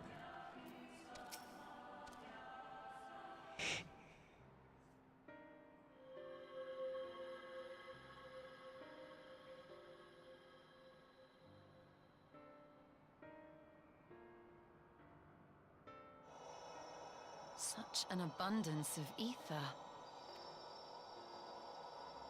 Are we in luck? We are. This is an Allegan artifact, most likely built to regulate the flow of ether. I strongly suspect the ancients used it to stem the flow from here to the burn. That would explain how they were able to untether what became Azys La from its surroundings. But were we to throw open the floodgates, the resultant deluge would surely be sufficient to raise our wall. And in restoring the flow, we may also restore life to the wasteland.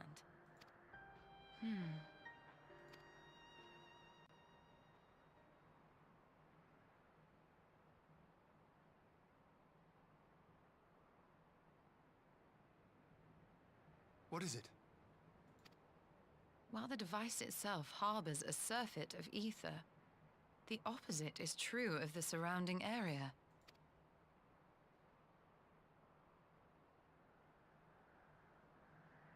An effect of regulation, perhaps. A similar phenomenon seemed to be occurring in Doma.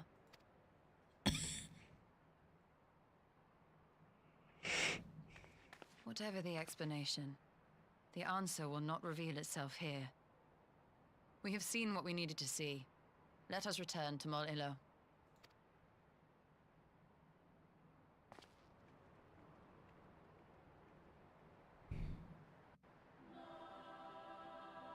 Okay, let's go back to Mol Ilo and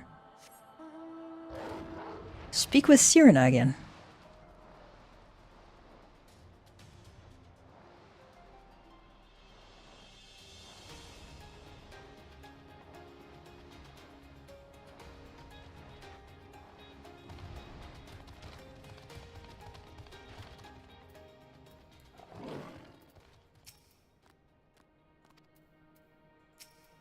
Ian says, well, it looks like I was right about the pillars. Now all we need is permission to use them. Sheila says, that such an abundant source of ether should lie undisturbed for millennia. 'Tis a miracle made possible by the steppes' long history of isolation.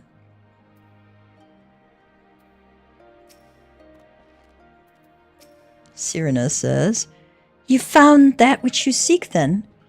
Great indeed is the Dusk Mother's power, if not less will suffice to protect our lands. The blessing of the other tribes must now be sought.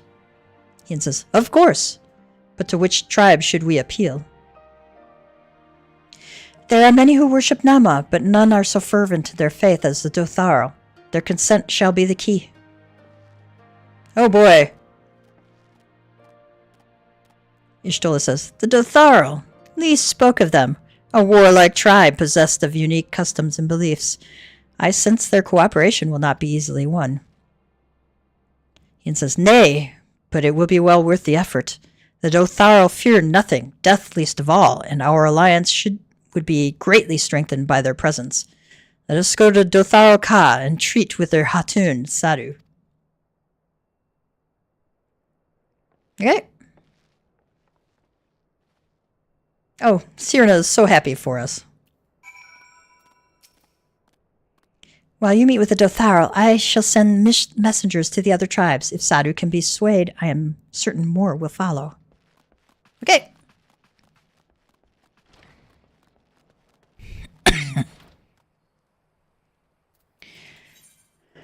Speak with Sadu.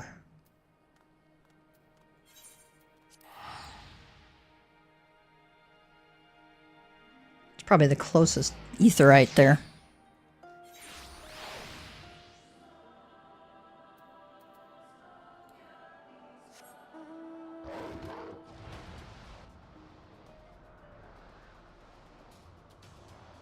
I guess out in this direction out here is the burn. If I'm getting my bearings kind of correct.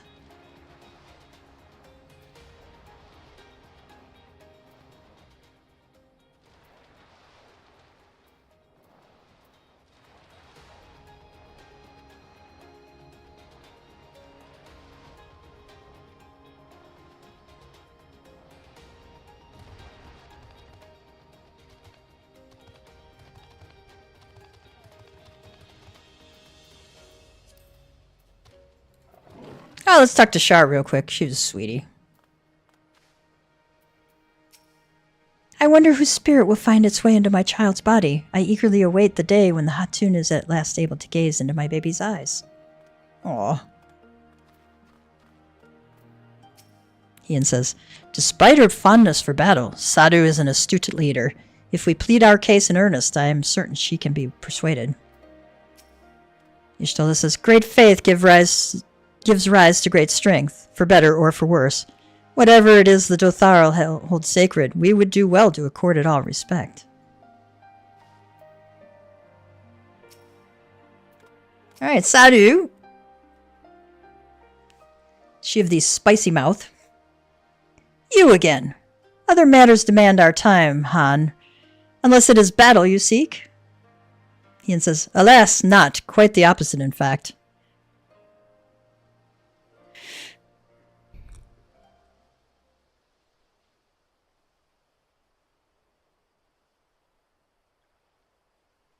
Talking. Always talking. You say the pillars hold great power. Of course they do. They are the source of Nama's strength. To the Dotharal, no place is more sacred, and we will make ash of any who would defile it. Though I see this is not your wish. Ian says, you see the wisdom of our proposition, then. You will join hands with us? I said nothing of joining hands. You wish to wield Nama's power to defend these lands, and this I will allow. But for leaving this step to fight the men in iron, I would have something in return. Y'shtola says, namely? Oh, the grin on her face. Namely, battle. With you, Han.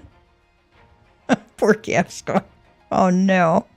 The night ended ere it began. I would face you again, alone, without distractions. Defeat me. Prove yourself the stronger, and you shall have the Dotharal as your allies. Surely these are agreeable terms? Ian says, well, this is a not wholly unexpected turn of events, though I had assumed I would be the one required to fight. Alas, the Hatun has made her choice. Ah, shall we dance?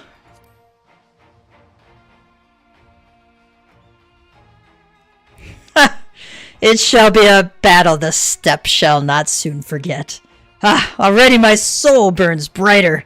Prepare yourself, Han, and await me outside the Ka. I shall gather my witnesses and join you anon.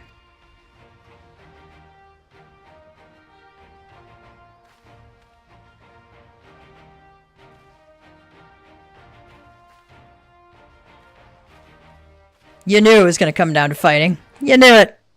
You knew it. Let's see what Sadu says.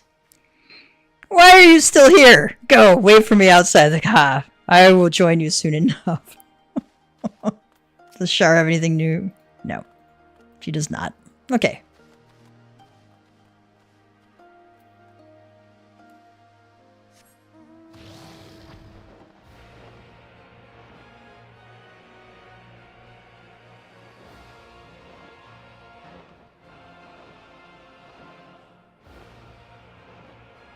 Sadhu reminds me of Gavtree's wife. So role-playing, for those who have role-played with me, they know who that is. She was spunky little bugger. She was a lot of fun. Try as I might, I failed to see the logic in this arrangement. I can but conclude there is none. He insists when I was little I would stride up to Gozetsu, wooden sword in hand, and challenge him. To his great credit, he never held back, and I had many a bump and bruise to show for it. Right, let's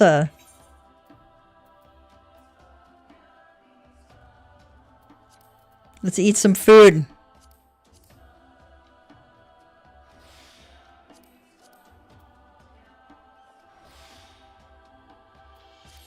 We're going to need it. Alright, this is the Will of the Moon.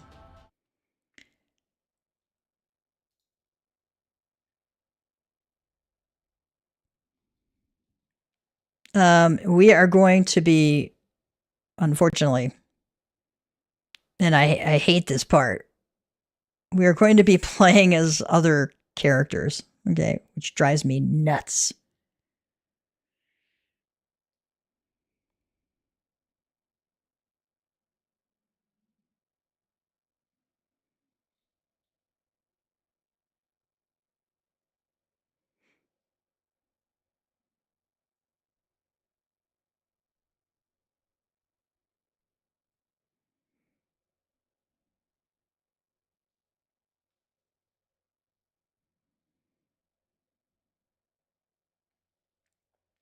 All right, there are 6 phases to this fight.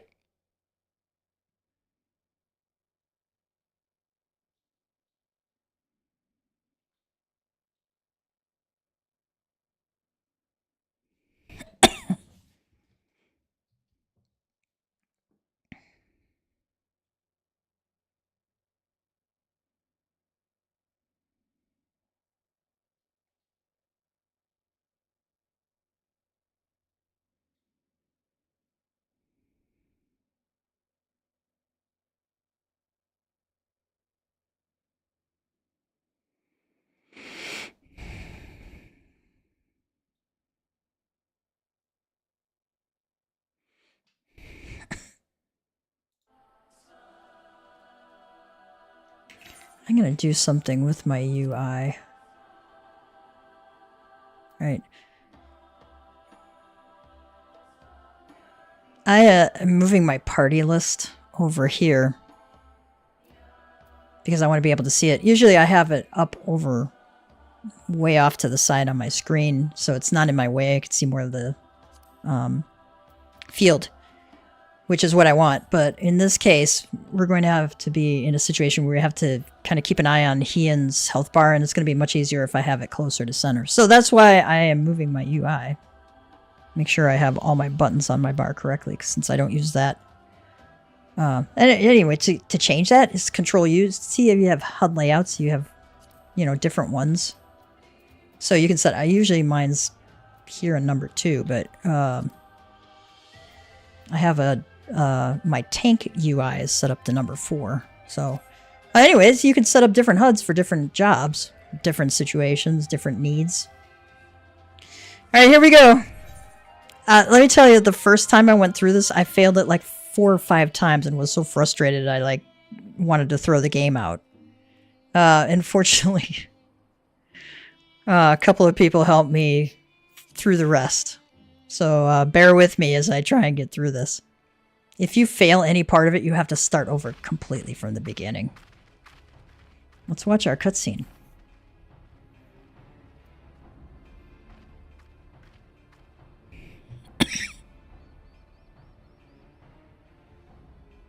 Yes! This spot shall serve as well as any. I shall enjoy this Hahn.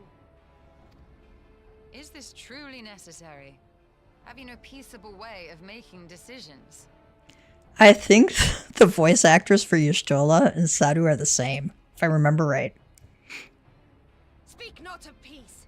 You stand before proud warriors of the Dathal. In the heat of battle do our souls burn brightest. We lay low the strong that we may rise higher. That is our way.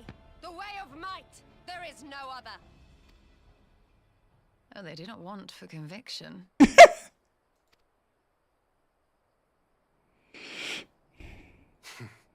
Indeed, it's what makes them such dangerous enemies and such useful allies. Enough talk! It is time to fight!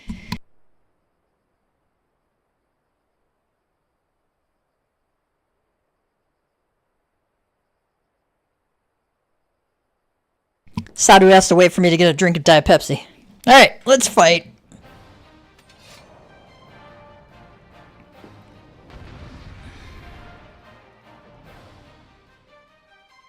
Do this on your highest DPS class or job, okay?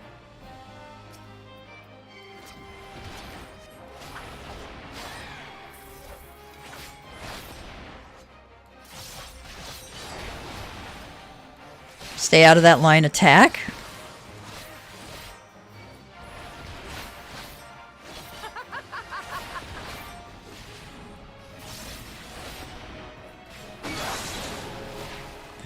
We're gonna stay out of those, Oh, you are strong indeed, a worthy champion of the steppe. But you are mistaken if you think I will fall so easily.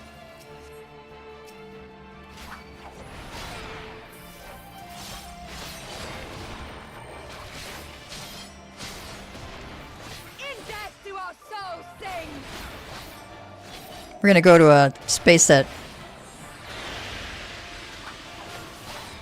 doesn't have a circle on it, and she was shooting that line at me, but I had to wait until the other. No, wait until these things had finished their cast before I could move. Such sweet pleasure I will not suffer to end so soon.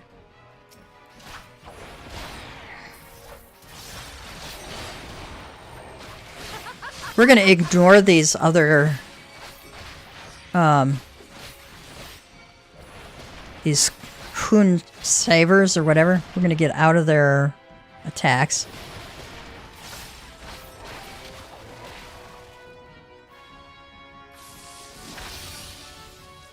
My soul demands more, Han. Give me more.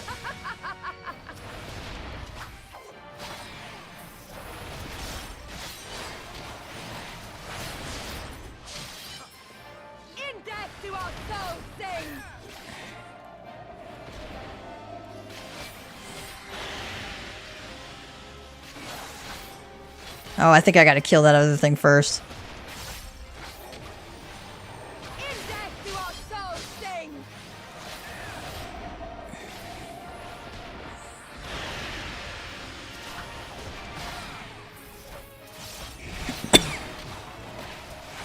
Watch your own health bar too, okay?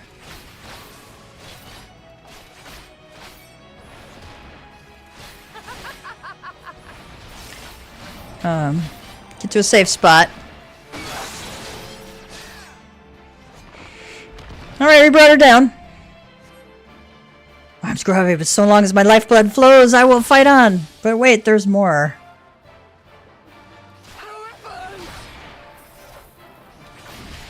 We have to kill her fast.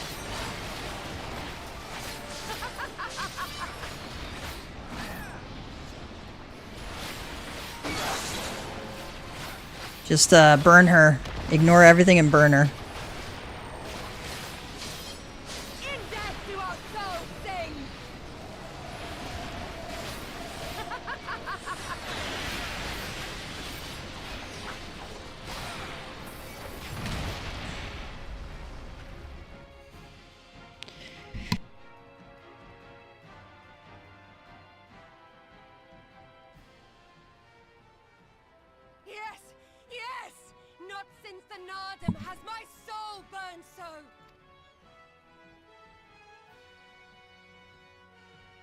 That grin. Come, we have only just begun.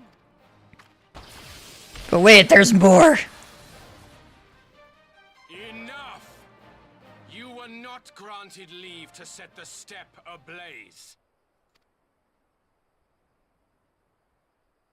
Well, well, the sun has come out to play.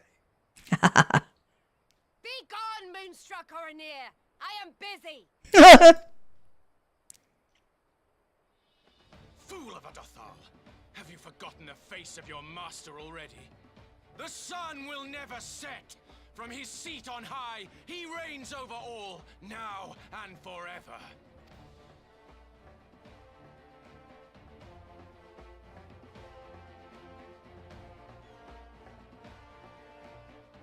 Yet what should he find here but a battle to determine the fate of the steppe?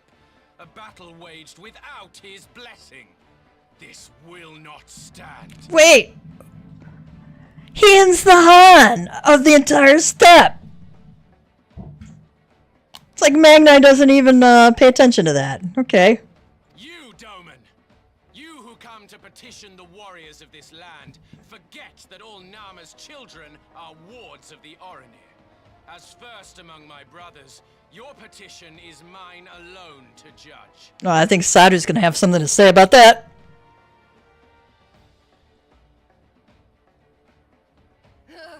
These words are as wind from a horse's backside. Plentiful, but your axe sings more sweetly. Let her speak for you.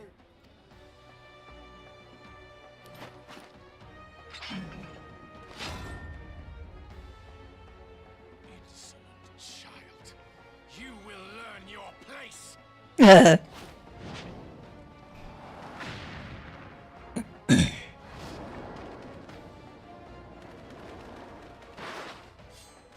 Forgive me, Brother Magni, but we have an arrangement with the Dothal. We will not abide any interruptions. So be it. The sun will pass judgment on all. Didakul, join me.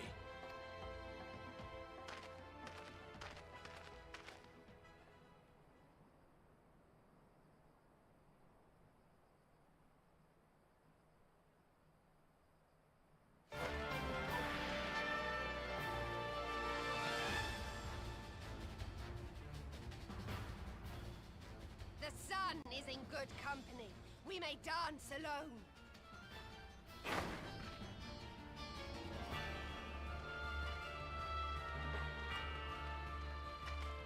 Beg not for mercy, for you will have none. Bear witness to the power and the glory of Azim!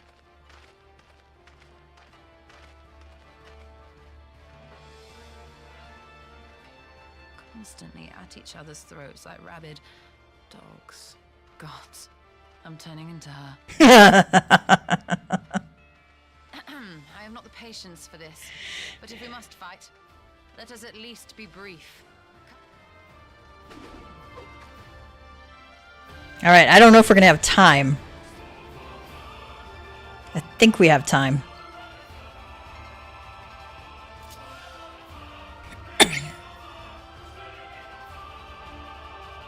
Alright. In the coming battle, you will fight as Y'shtola. I hate fighting as anybody else. Right? I don't play Black Mage, I don't play healers. Well, I don't play Black Mage yet. I'll pick it up at some point. Okay, we have Stone 4 of the 7th Dawn.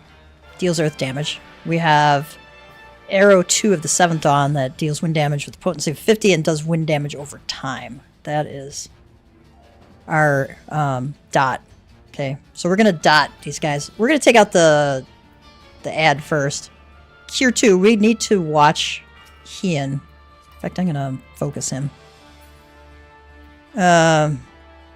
By the way, yeah, you can right-click on him, right-click on this, and then right-click on that bar, and then focus target. Okay, so we can kind of keep an eye on him. Alright. And then, whoop, I didn't want to do that. I'm actually going to wait the full minute for this to recharge. Or at least wait like 45 seconds. And the reason for that is I'm going to need it. Alright, so we are going to dot up these two guys, and then we're going to hit them with Stone 4. We're going to take out, what's his name? Didakul the Mirthful. And then we're going to focus on Magni. We're going to keep an eye on Hian's health the whole time. As much as we can.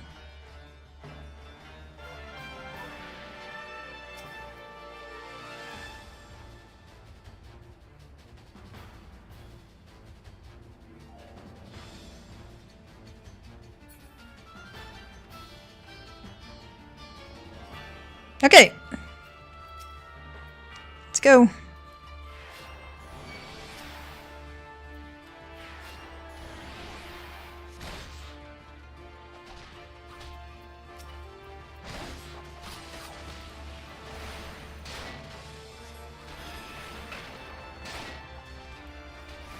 Alright.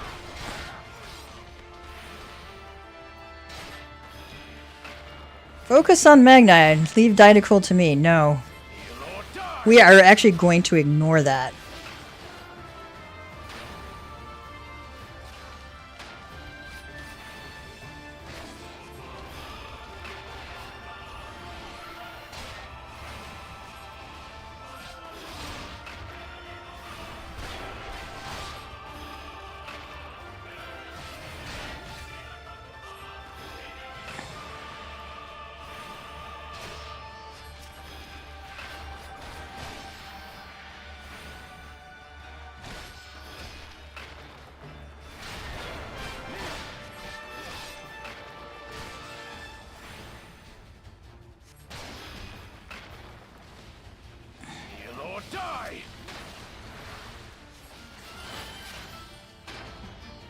Ian's getting kind of low, so we're going to heal him.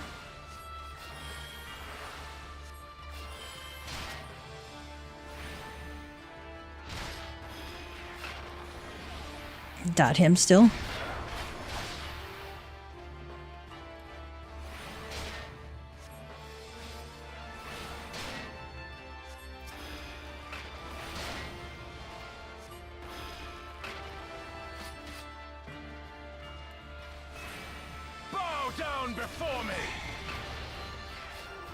Gonna find a safe spot, which is like nowhere.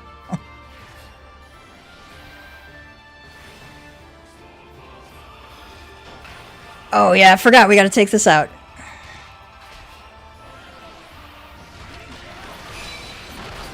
Ah.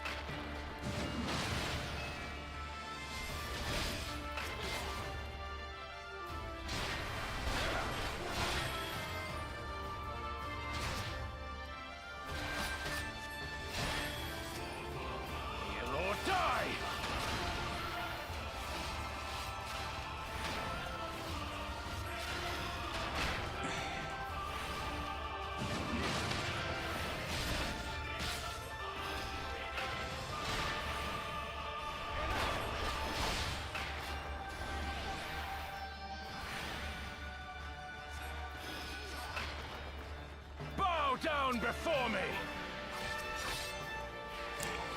We want to kill this thing as quickly as possible. It'll give us a safe spot to stand.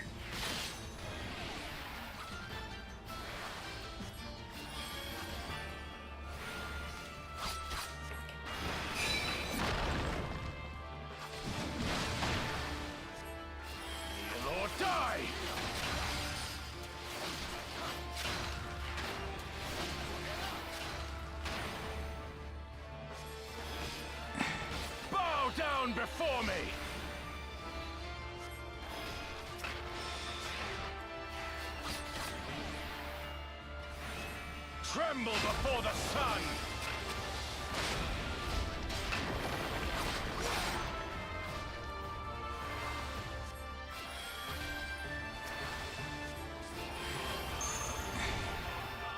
Oh, we want this one.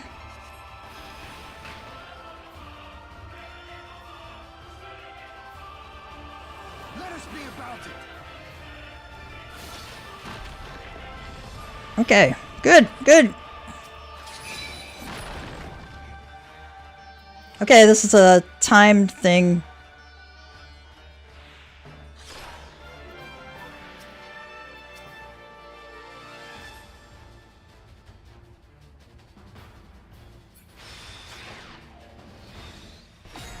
Active time maneuver. Just click like crazy.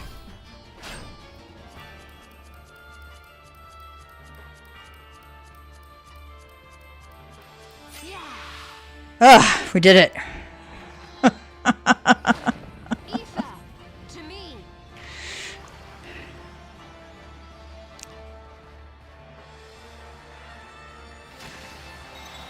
How about you?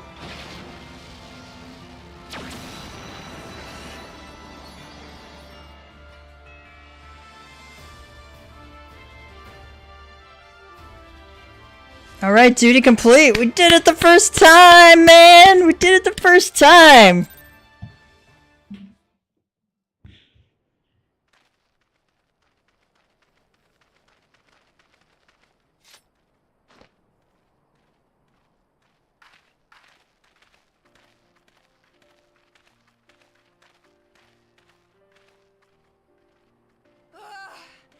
Never have I felt such bliss in defeat. 'Twas a battle to burn soul and flesh to ash. We Dothal will lend you our strength as promised. Nama's power is yours to wield.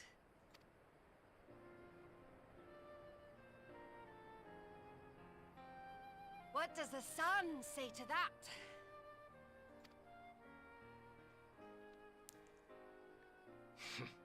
The sun is not driven by base motives such as yours.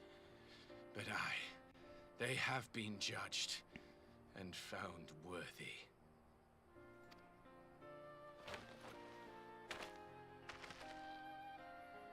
Yes.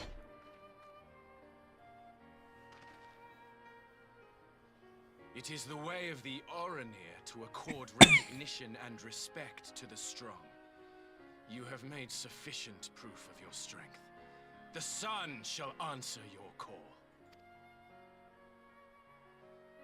You have our thanks. We are glad to call you allies.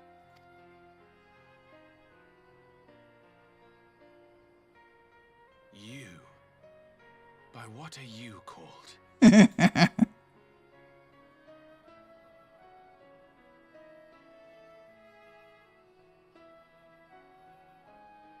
You stole her. Why?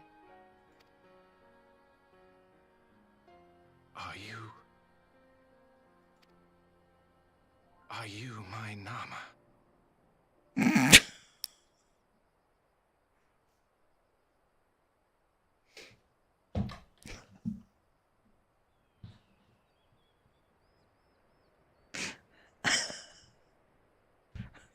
Are you my wife to be? And Gap's going, oh god. Oh god, oh god. I beg your pardon? In battle, you shone with all the majesty of the full moon's light. Your healing touch, the embodiment of the Dusk Mother's love.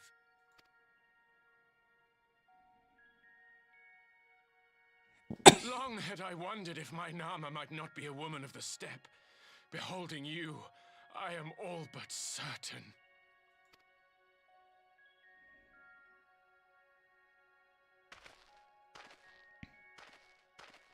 Now, look into my eyes. Could it be? Could you be?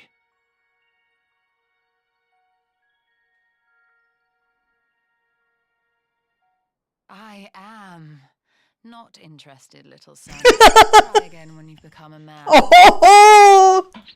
Little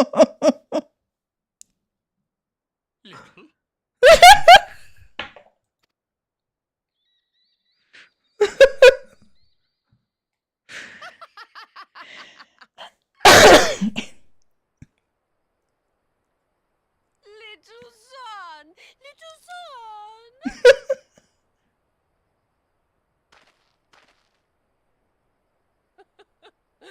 Does it pain you, little son? Crave you salve to soothe the ache? Fire to sear the wound in your heart? Uh-oh. We have wasted enough time here. Cyrano waits for word of our success. She just walks through them. I have a feeling, that,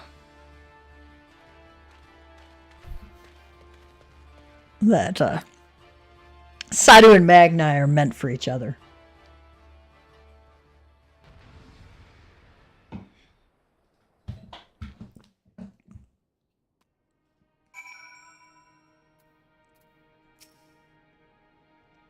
Temulin says, on the matter of Nama's power and the Alliance, the gods have remained silent.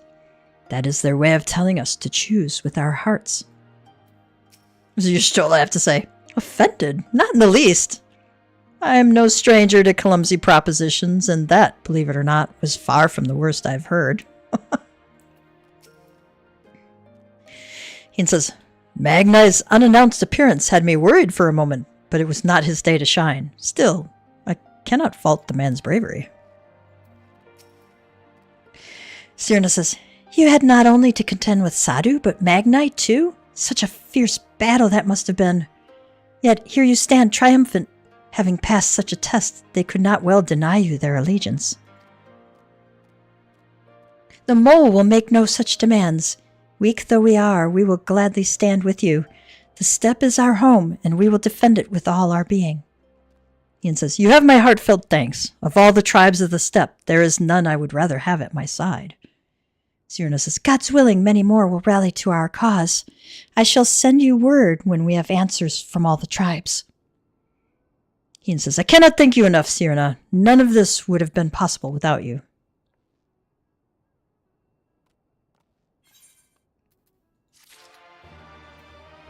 Does she have anything else? Though the mole have no love for war, we love our home fiercely.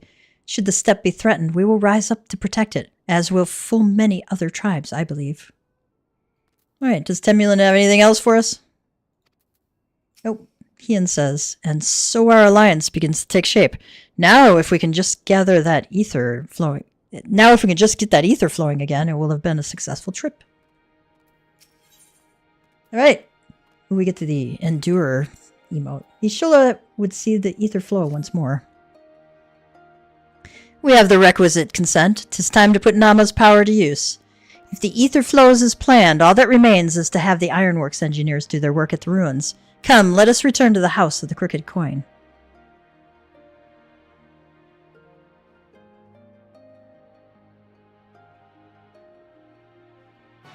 Anyone last thing for us? Nope. Nothing new.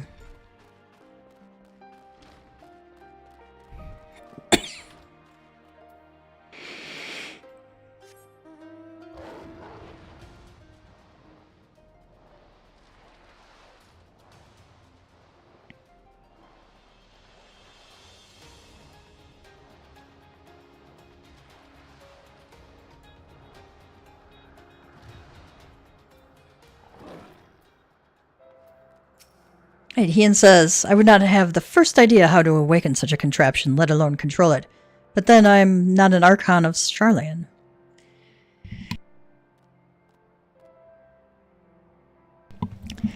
I think that... Sorry about that. I think that that solo duty that we just did is probably one of the hardest. There's one in Shadowbringers that I find kind of challenging to do too, but... that one that we just did is the one I dread the most out of all these, because you know, if you do the one wrong thing, like Hien dies, or, you know, you get too low and get tangled, you have to start over from the complete beginning. And it would be nice if they put a save point right in the middle there, so you didn't have to do the first part again. But definitely, I did that first on Bard, and that was probably my mistake, because they don't do as much damage. They're a dot class, right? And you really need just high damage to get through that one. So, you know, pick out your highest damage dealing class. You definitely need the damage. I shall begin work at once. You may wish to step back.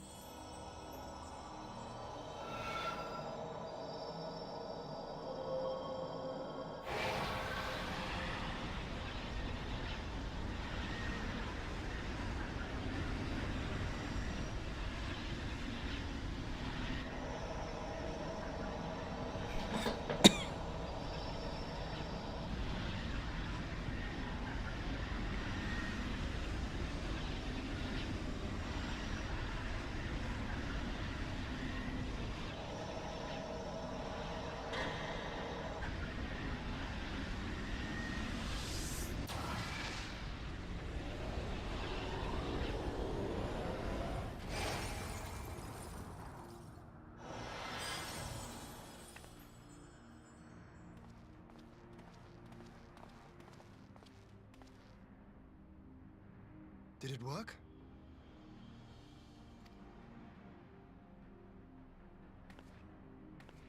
It did. Ether may flow freely to the burn once more.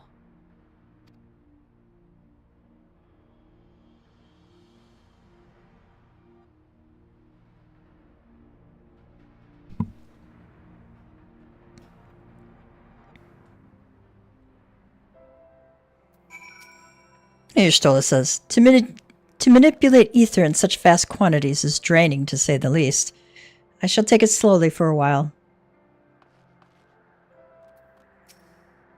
Ian says, I do not pretend to understand what you did, Ystrola, but you did it. Thanks to you, and Gav, of course, we have taken a momentous step towards securing our defenses. Now, as much as I believe arrest is in order, we should probably make haste back to the Enclave. Ystrola says, agreed. The others may already have returned from their missions, and I would know how things stand. Ian says, as would I. Without further ado, then. Let's go.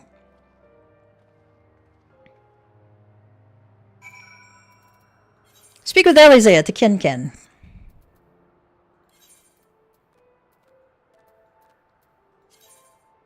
No, I don't want to go. No. It's not where I want to go. Didn't mean to go to Mordona.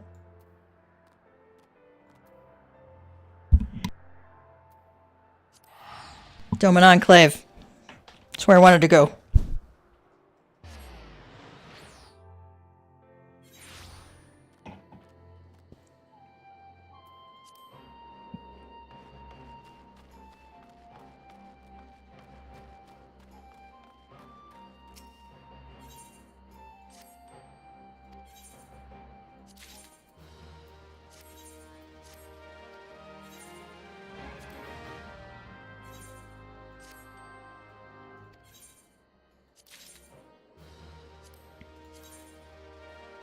Kind of cool looking.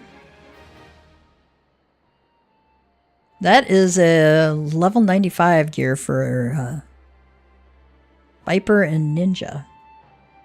Actually, it's kind of cool looking.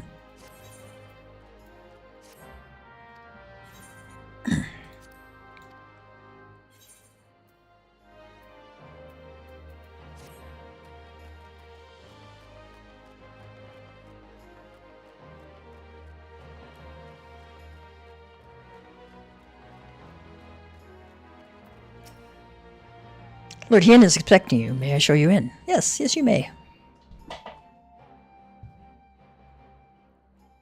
And hello, everybody. Hakuro says, my lord informs me you were instrumental to the success of this mission to the Azim Steppe. Though we hope to make many more allies, we could wish for no better than you and your fellow scions. Yugiri says, each of the factions lent an ear to our petition. As anticipated, however, many were unwilling to do any more than that. Ian says, everyone has returned. Excellent. Time to take stock. It would seem we are the last to arrive.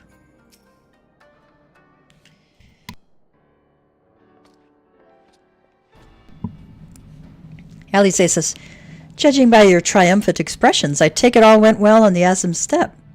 Ishloa says, indeed, we have secured a suitable source of energy for the barrier. Good. Tataru and I have commissioned Garland Ironworks to ensure that the field generators function as they should. A team of engineers stand ready to set out for the burn at a moment's notice. You need only say the word. Ian says, I thank you for engaging their services on our behalf. The minutiae of the arrangement you may leave to me.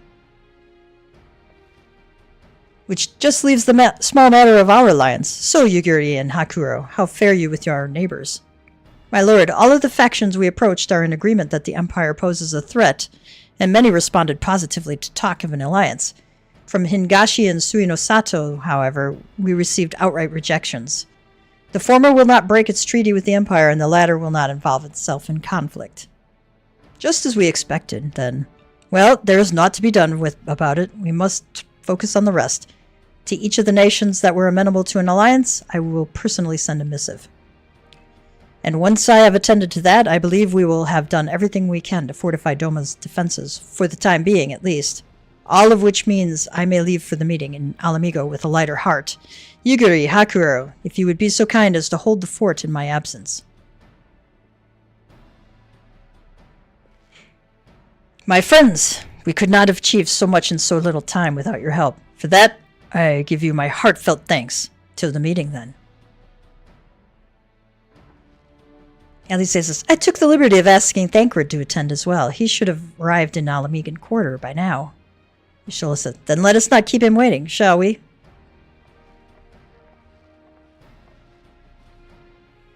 Do they have anything else? As I mentioned, I have missives to write and a few other matters to attend to ere I depart. See you anon, my friend. Yugiri says, I knew full well how Hingashi and Suinosato would respond, yet it did not to lessen the disappointment when they finally stopped equivocating. Are you perchance familiar with Nangsha? It is the region to the south and west of Yangsha, and home to several small nations. Such peoples well understand the value of an alliance, and thus did many of them receive our proposal most favorably. Okay. Speak with Ingrid in the Alamigan Quarter.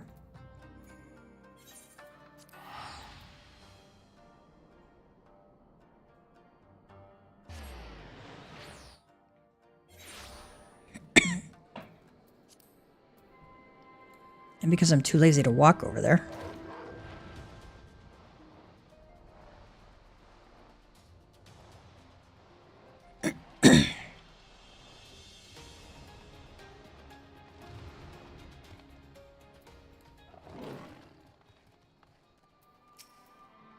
Still says, let us hope that the coming meeting passes more peaceably than the last such gathering in Alamigo.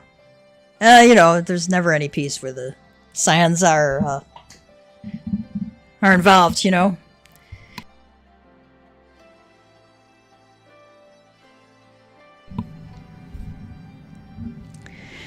Alize says, it occurs to me this will be the first time I meet the leaders of the Alliance in an official capacity. More stiff greetings, pleasantries, formalities. Does that sound about right? Yes. Yes, it does. Thancred says, Y'shtola has told me all, and I duly told Urianger and Kryl. Kryl in particular was concerned about Alfino, but I assured her that everything that can be done is being done. She agreed to continue with her own tasks for the time being on the condition that I contact her the moment there is any development. So that leaves 4 of us to attend the council. Arnvald is here to assist with security, incidentally, though the poor lad seems altogether too distracted for the task. Another one missing Alfino, I expect. But it's almost time. As soon as you are ready, present yourself to the guardsmen at the palace entrance. I shan't be far behind. All right. Does the attendant have anything to say? To commemorate the gathering of Alamigo's envoys, they've decided to open the rooftop gardens to everyone in the city. Would you like to take a look? No.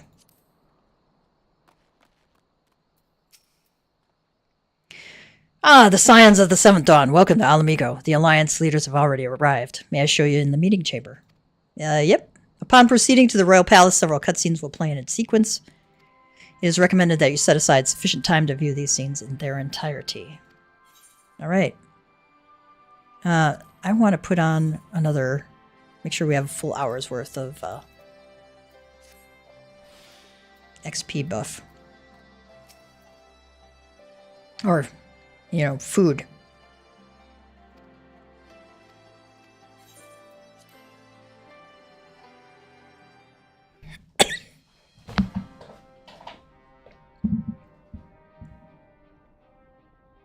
Mistress Lys, Commander Aldin, it gives me great pleasure to formally welcome the city-state of Alamigo to the Eorzean Alliance.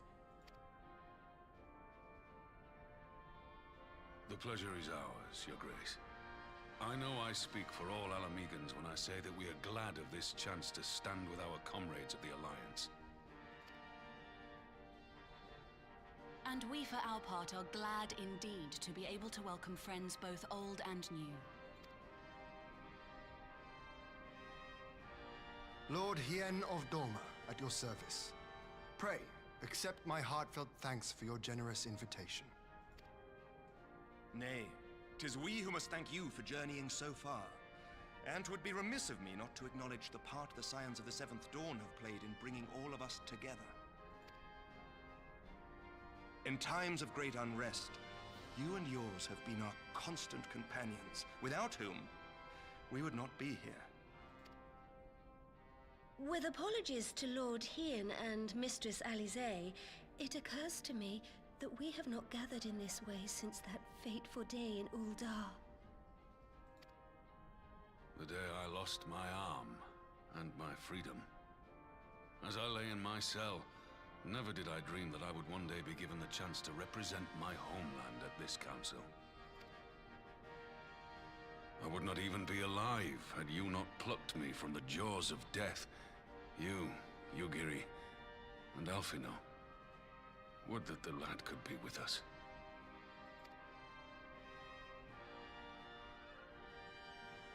I too owe my presence here to Alphino, in so many ways. Until such time as he returns, I mean to carry on his good work as best I can.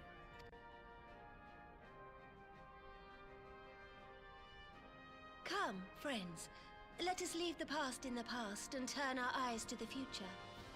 My Lord Hien, pray, tell us how things stand in the east.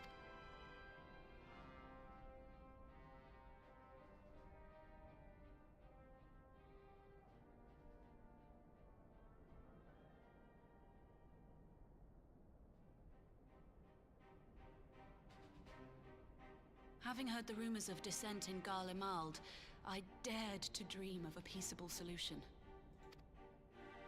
The Empire will not so easily change its ways. If the Garleans have a mind to take back Doma and Alamigo, we'll be hard-pressed to stop them, even with the might of 6 nations. But while we lack the strength to fight the tide, a course may yet present itself, if we read the winds aright. The winds suggest but one course to me.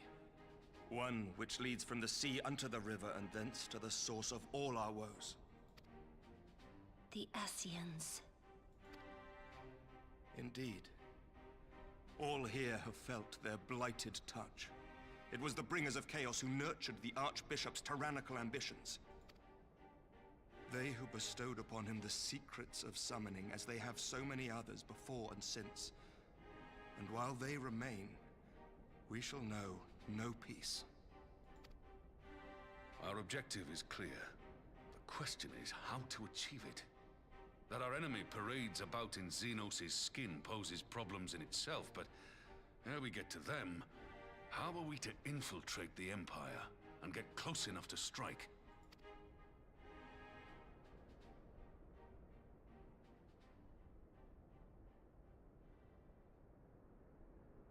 While I see the wisdom in targeting the Ascians, an assassination attempt on Garlean soil would do little to aid our cause, even were it to succeed. It's time we used our enemy's preferred tactic: subterfuge. You have an idea? Speak your mind, Master Thancred. None here know the enemy better than the Scions, and you mayhap best of all. Whatever it is you propose, we will give it fair hearing. On that you have my word.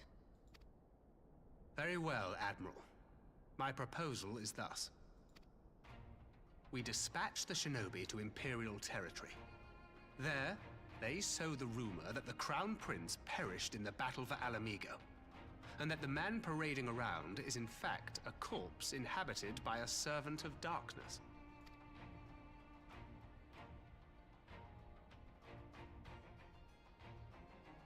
Well, it does have the ring of truth about it. And were the Garleans to learn that their future ruler is a puppet, the Empire would be shaken to the core. But at the risk of sounding stupid, would they actually believe such an unlikely story? I didn't.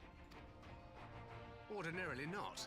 But prior to his miraculous recovery, rumors of Xenos' death had already begun to circulate around the Empire. Ultimately, however, what the masses believe is not our chief concern. Our true objective is to create an opening for rival factions within Garlemald to exploit. Just as a war of succession erupted in the wake of Emperor Solus's death. A war which raged until but recently, plunging the Imperial House into disarray as nephew and uncle grappled for the throne. It is no coincidence that one of Varus's first acts as Emperor was to name Xenos heir apparent, family feuds being so tiresome when armies are involved. Not all welcomed his choice of successor, however. There is no shortage of individuals who aspire to the throne, who would jump at any chance to seize power. The news that Xenos is not only dead, but a puppet to diabolical forces would be too enticing to ignore. The Empire would not be quick to recover from a second war of succession. I am no stranger to infiltrating Imperial territory. With a team of operatives gathered from among the Alliance's finest, the plan should have a reasonable chance of success. Dorma already has shinobi in place throughout the provinces. We stand ready to act, and act we must. What say you all?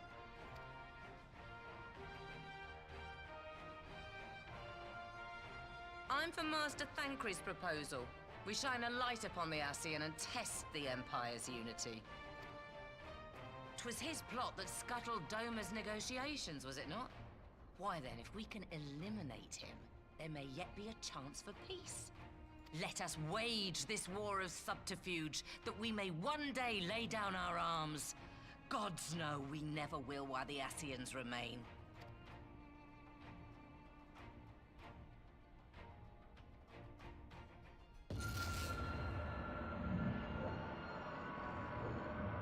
That way. Sorrow.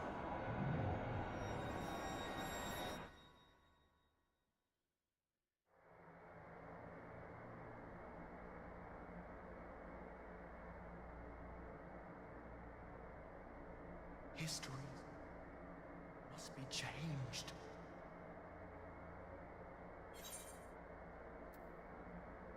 Who is this? Ahead looms a calamity. Ahead looms light, expunging all form and life.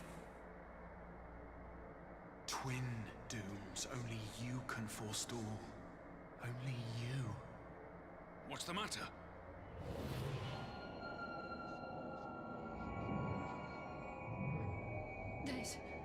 There's a voice.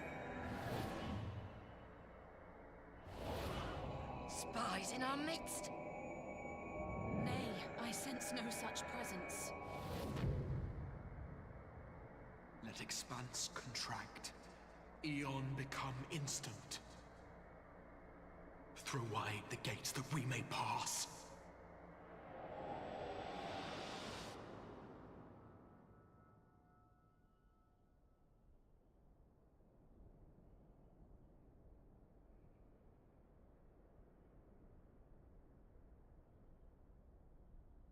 Is it over? Master Thancred!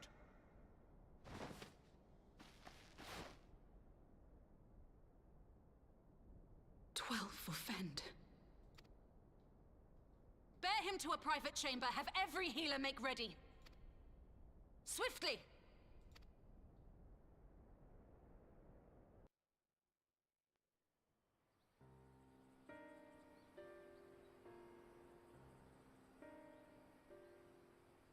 Master Thancred remains in slumber. Though his vital signs appear stable, he's unresponsive. What could have done this? And why just him and not the others? I'm afraid we could not identify the cause, my lady. Our examinations revealed no wounds, nor the presence of any poisonous substances. Gods, that only makes it worse. You're to let us know the moment there's any change, all right?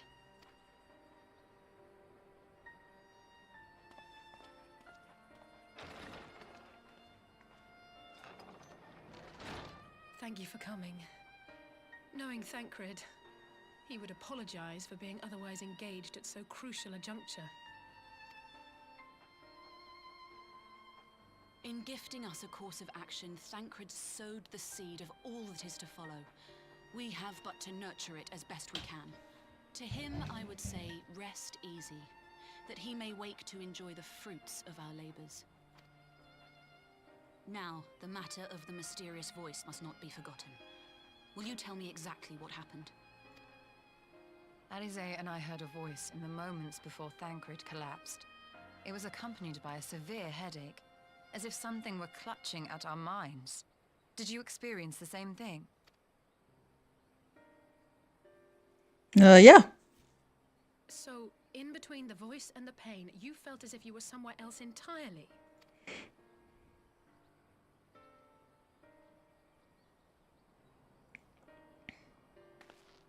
Your testimony confirms my suspicion. That which you experienced was, I believe, your soul being plucked from your flesh. Called. Oh. Called?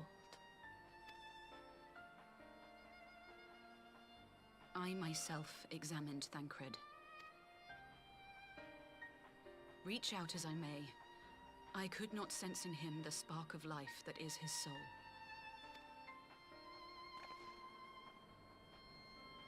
Oh dear. That Thancred alone was stricken so is likely due to his heightened sensitivity to the effects of ether. A consequence of his prior possession by the Ascian, La Hebrea.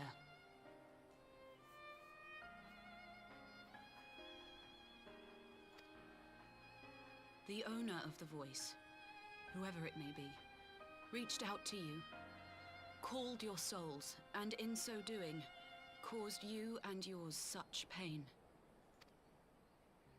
But if that's true, where exactly are we being called to? I know not. Yet one thing is plain. Whoever waits for you on the other side is possessed of a power unlike any I have ever known.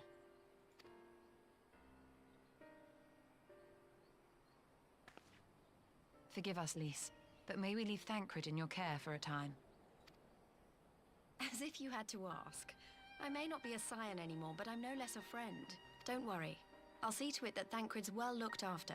Just focus on solving this mystery, all right? Thank you, Lys. As the Elder Seedseer says, 'tis no ordinary individual we are dealing with. Nor can we discount the possibility of Ascian involvement. Whoever or whatever is behind this, the sooner we find out, the better. Undoing Calamity doesn't sound like an Ascian, right? It sounds like something else.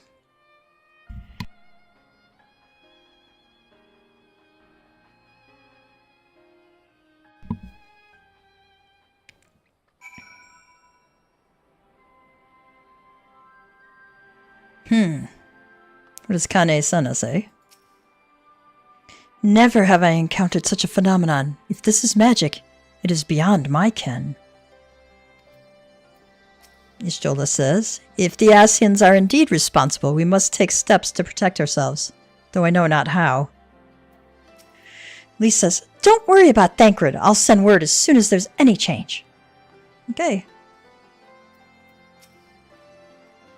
I just tried to call Urianger on his link pearl. He didn't respond, but I dare to hope that he possesses some knowledge we do not. Ah, Urianger! Something happened during the meeting. Thancred's collapsed. The disembodied voice suddenly started... What? But that's... We should talk about this in person. All right. We'll meet you there. Hold that thought.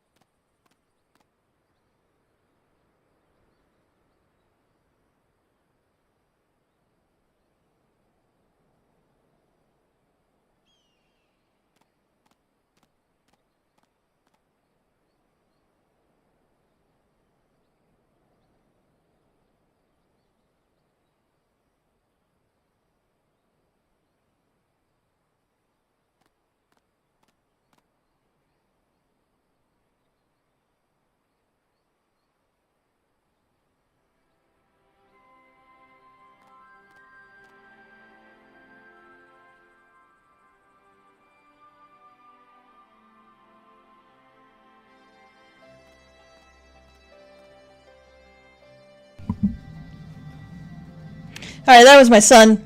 He's working on a degree in education, and he looks like he might be able to get into the program this fall or spring semester, so that's exciting. That's very exciting. Ellie says, what? But that's... We should talk about this in person. Alright, we'll meet you there.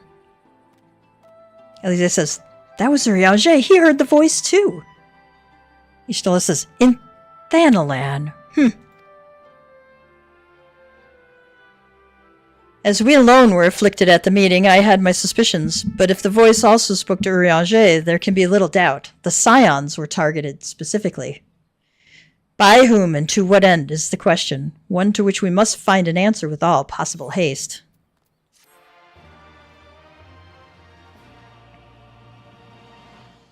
You have learned the emote Endure. What does that look like? Let me see.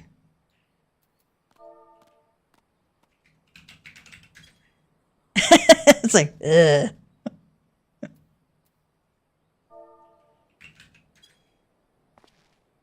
This is wiggle my ears. Alright. Does Kane-sama have anything else for us? Never have I encountered such a phenomenon. If this is magic, it is beyond my ken. No, please. Don't worry about Thancred. I'll send word as soon as there's any change. Y'shtola says, I shall be interested to hear how Urianger's experience compares to our own. Alize. Alize is eager to rendezvous with Urianger. Urianger agreed to meet us at the Rising Stones. If any of the others heard the voice, we'll find out soon enough. Lee says, good luck! I should get back to the meeting with the Elder Seeds here, but if there's anything I can do, anything at all, you must let me know, alright? Promise me.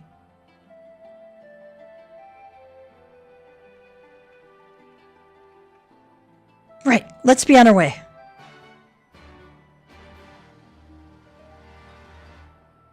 Okay. Are they going to port us back, or do we have to... Oh, good.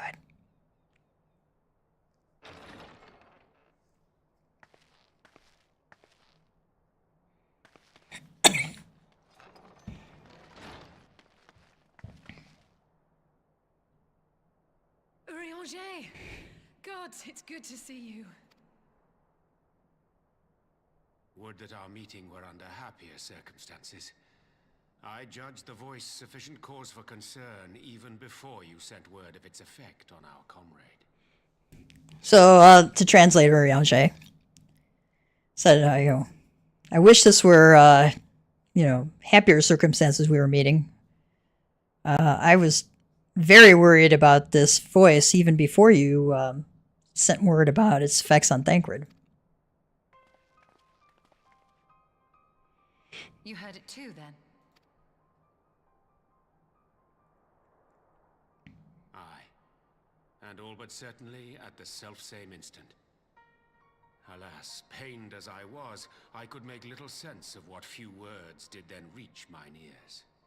Said, yeah, and all but certainly at the same time as you. Unfortunately, my headache was so bad I couldn't make much sense out of the words that I did hear.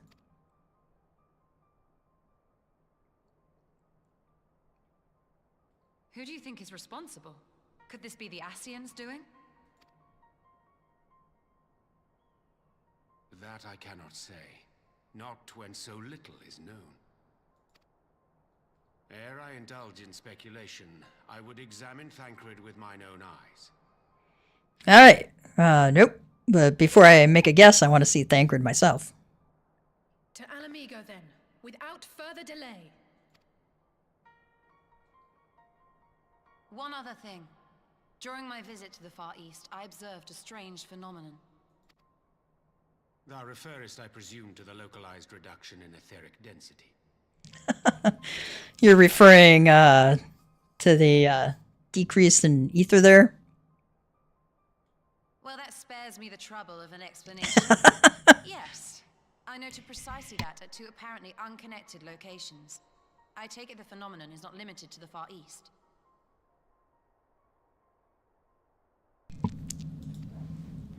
Indeed not. Of late, our agents charged with surveilling the beast tribes have spoken of little else.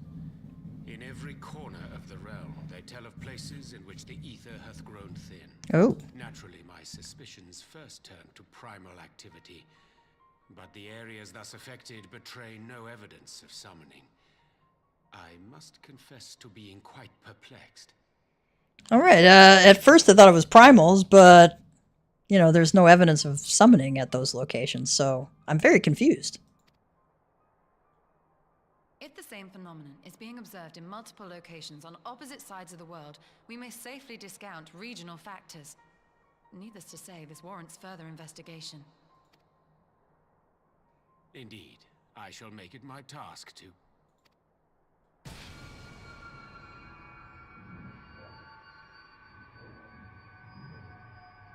voice. It calleth to me once more.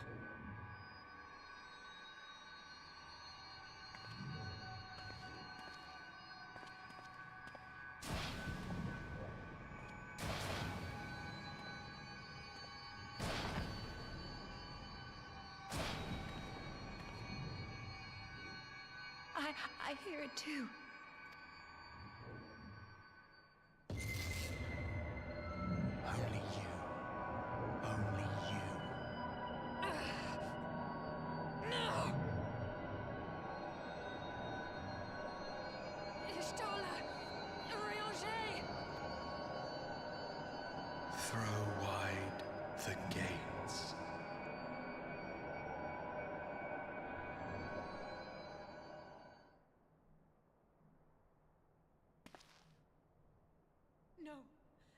this can't be happening!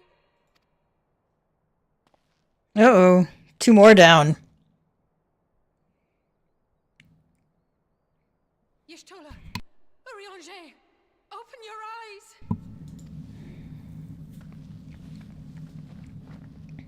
Open your eyes, I beg you.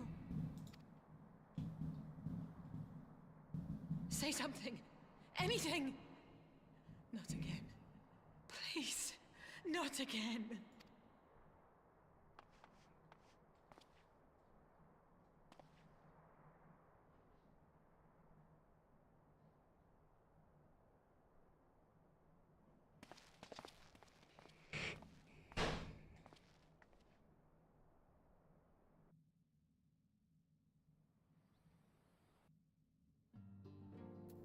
Uh-oh.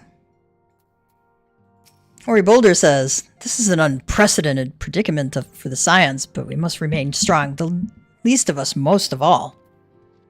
Okay, Alian. It cannot be discounted that Mistress Kryl has heard the voice as well. I will ask Tataru to send her word of what has come to pass. See if anybody else has anything to say here. Isildur. Confound these old bones. Useless as I am, I should have been the one to be struck down. Clement says, Ochre, sister, and I will take turns to keep watch over the slumbering Archons. We will not leave them unattended, even for a moment.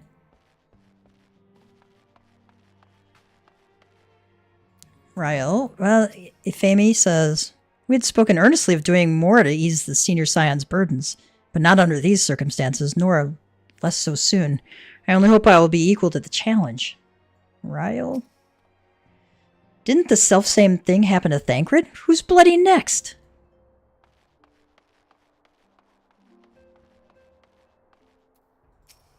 Kultene says, as a mage, I have some few scholarly acquaintances of my own, and will reach out to them for their insights. It may not be much, but 'tis my own little way of aiding Mr. Alize. Oh, Kultene likes Mr. Alize. That's sweet.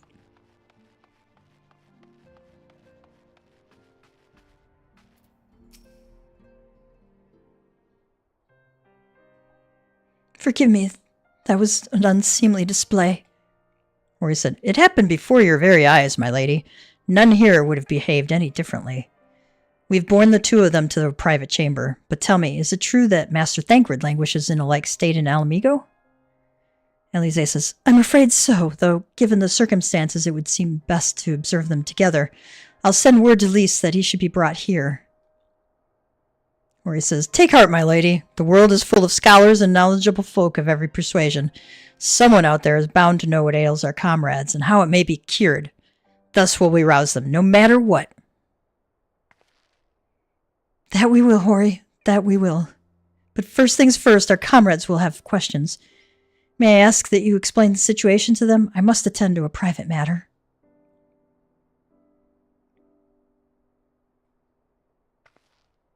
Oh, I promised I'd visit them in Limsa Liminsa. Oh, no, she says, oh, I promised I'd visit someone in Limsa Liminsa. He's been waiting at Maelstrom Command for a while now. You know, you should come along too. I think he'd be glad to see you.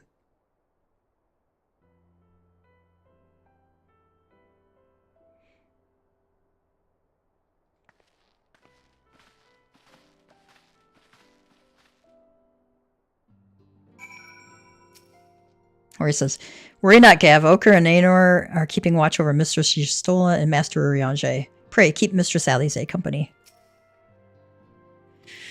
Alright. Anybody else have anything? Okay, nope. Let's go back to Limsa.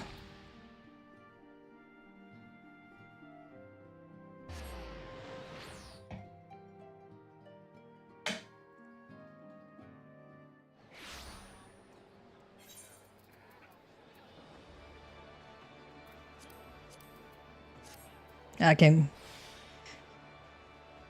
go back to my normal hotbar setup, though.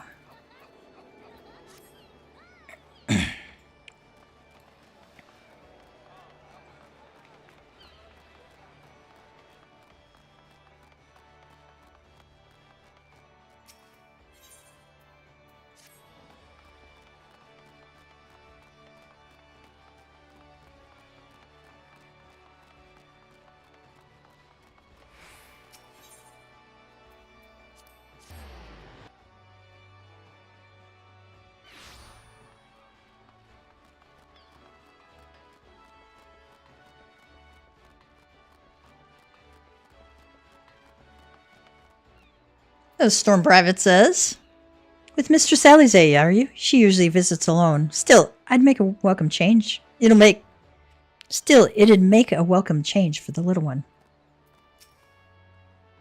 As you've probably guessed, it's Gabu we've come to see.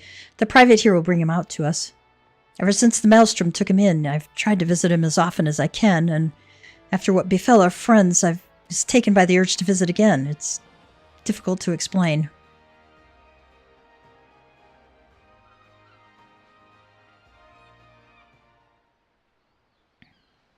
Go listen to your gut, you know? Your gut's usually right. Not always, but a lot of times it is. Here he is, my lady.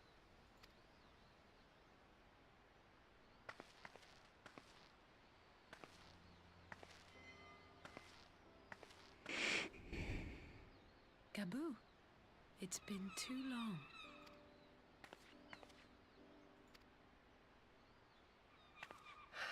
I'm afraid there's been no change. If he can see or hear us, he has given no sign. I see. You're still fighting. I'm proud of you.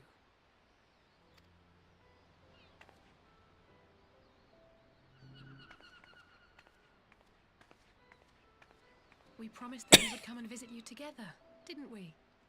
Alphino and I. I'm sorry that we haven't managed that yet. You know, with the three of us like this, does it not remind you of that night? Of the stars beyond count twinkling in the heavens? I was feeling pretty low back then. Powerless. But I knew that my brother was close by if I needed him, and that the others would be waiting for me back at the Rising Stones. Not like now.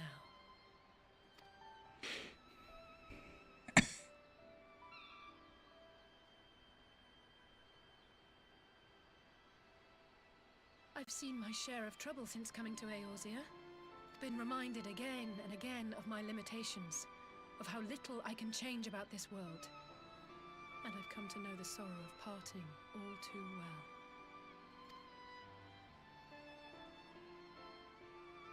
But to have the people I hold dear struck down before my eyes, and be powerless to help them,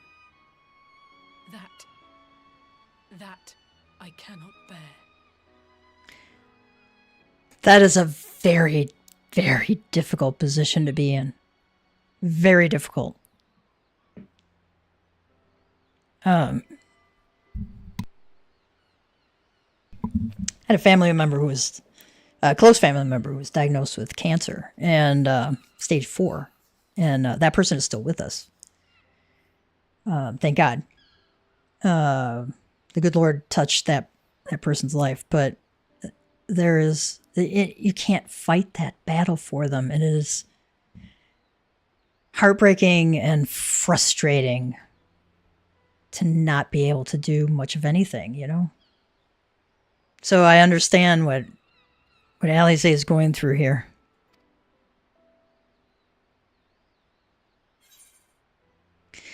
So well, you could say, you still have me, or you don't have to bear this burden alone.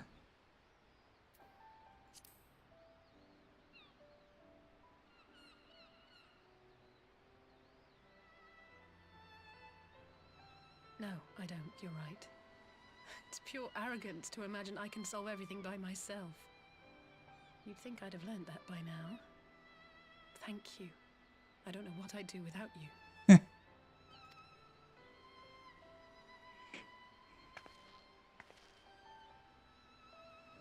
Well, that's more than enough brooding for one day.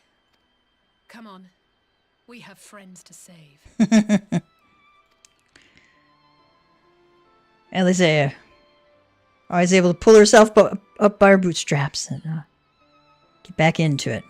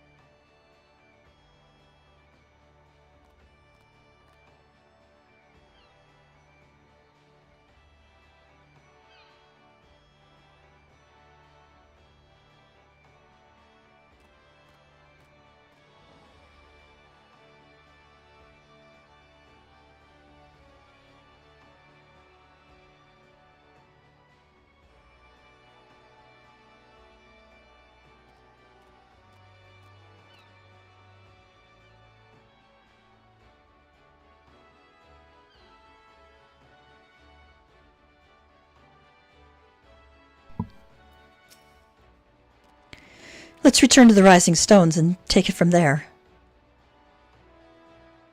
Thanks again for agreeing to come. It meant a lot to me.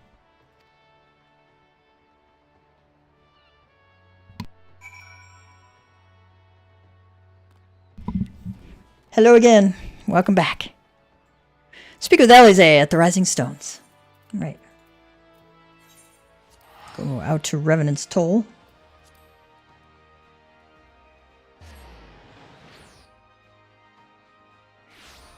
Of the Silver Fuller. That is somebody who's in Heaven's Word.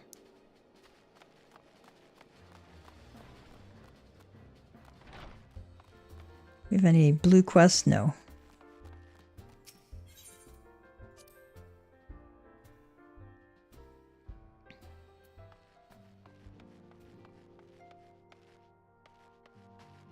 They have anything new for us? Nope. Alian? No.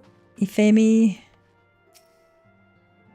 Ryle is left to rendezvous with Alliance forces. He means to serve in Thancred's stead in their infiltration missions. Okay, that's good. I was wondering who was going to take over since Thancred was kind of struck down there.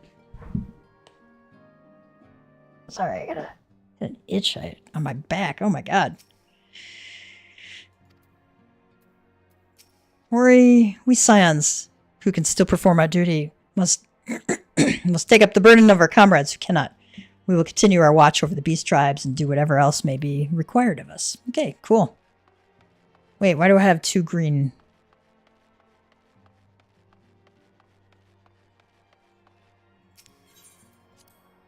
I have 2 green completed quests. I was confused there for a moment. Ah, Unuka. Okay. Because we did the trial the other day. So, Warrior of Light, how did it feel to strike down so great a foe? You must tell me more of the experience once our meeting with your colleagues is concluded. We had defeated Sephiroth in one of the trials.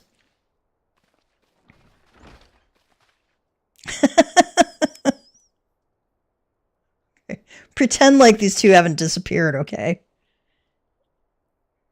Urianger says, through thine all-surpassing skill at arms, do we now take our first step in ridding the star of the warring triad's baleful presence, and in such wise do we lessen the burden bequeathed unto us by the vain glory of Alleg. Okay, so through your martial prowess, we've taken our first step in getting rid of this warring triad's presence. And in the same way, we've reduced the burden given to us by Alleg's pride. Know, however, that the 2 icons which remain are thought equal in might to Sephiroth and may yet exceed him. Ere thou proceed, I would counsel thee to marshal thy strength and give careful thought to thy preparation. Unukalai says, assuming the Garleans afford us the luxury of time, even now they grasp for the means to dominate primals, blind to the technology's potential for calamity. My master taught me that the entity known as Sephiroth was this world's first sacred tree, elevated to godhood by the belief of its worshippers. There is no power more fearsome than that born of unconditional faith and unbending ideal. Y'shtola says, 'Tis plain your master found in you a willing student. Tell me, was it he who taught you of Allegan's technology's potential for calamity, or are those your own words? Unukalai says, 'Twas but a figure of speech, nothing more. Yeah, right. Unukalai, you're a terrible liar. Krau says, when last we met, I thought I caught a glimpse of the boy behind the mask, but it would seem your defenses are firmly back in place. Must you persist with this infuriating veil of secrecy? I, for one, would very much like to know who this master of yours is, amongst other things. As long as our purposes align, what matter my affiliation? It matters a lot. It matters a great deal. I do not ask out of idle curiosity. If we are to fight as comrades, we need to be able to trust each other. On which note, I should apologize for my earlier trickery. It may merely it was merely an attempt to get to the heart of an enigmatic companion. Truth be told, I was rather glad you reacted as you did. No person of your age has any business being calm and aloof all the time, much as you might wish to be. Anyway, we had best be off. Do send word if there are any further developments. Bye.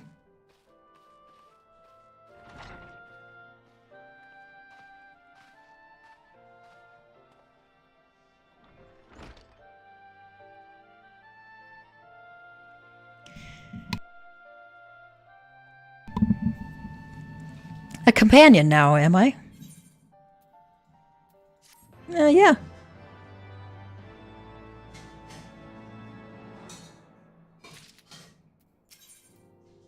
Fiendish likeness.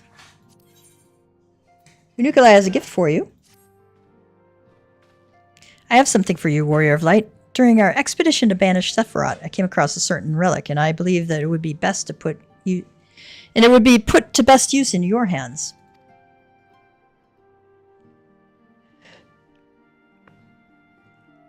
It is an Allagan device of the kind used to store information. In this case, the record of the furious conflict that took place on the shores of Maricidia between the Icon Sephiroth and the forces of Alleg. Should you present this tombstone to the verification node outside Triad Control, the node systems will analyze the various aspects of the conflict and create for you a false icon against which you can train. Consider it a sort of mock battle that presumes a Sephiroth who has broken free of his shackles.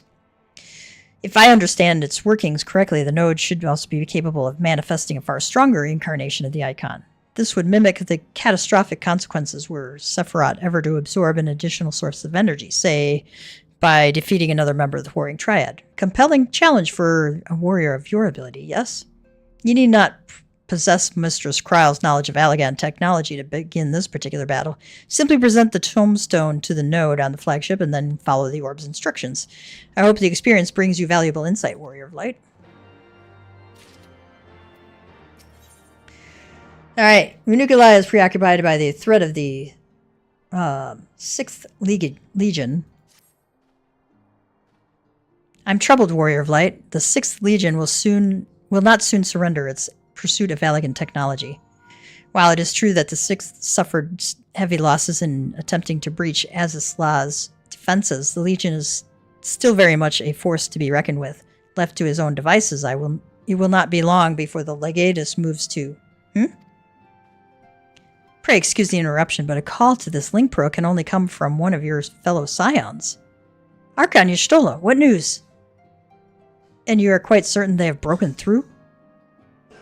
Yes, of course, we shall leave immediately. It would seem the thing I feared most has come to pass. The Garleans have succeeded in dispelling the barrier Urianger placed upon the entrance to the research facility. We must intercept and destroy them before they acquire the means to control primal entities. Archon Y'shtola requests that we assemble at the scene of the intrusion. Pray, depart at once. I will join you when I have informed the other scions. I will join you when I have informed the other scions of this development. Okay. We are going to pick those up another time. Alright.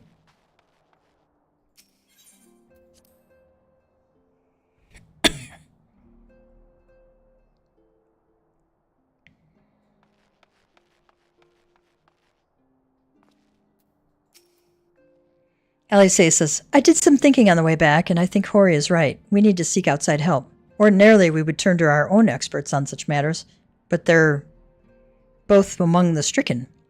I will begin by reaching out to the myriad guilds and research institutions here in Eorzea. Additionally, Grandfather and Minfilia had a wealth of connections between them, and I mean to explore those avenues too. We'll find a way to save everyone, mark my words. Much and more has happened in recent days, some of it for the good, some not so. But all around me, people continue their fight. From the shinobi who search for Alphino to the Alliance members who make ready to move against the Empire, they march on in the face of great adversity, bearing heavy burdens. Everyone is playing their part, and so must I. You have your own part to play, I know, and it's bigger than most, so I won't keep you. Just promise that you'll visit from time to time, and I promise I'll have good tidings to share with you when you do. I don't know if you can make that promise.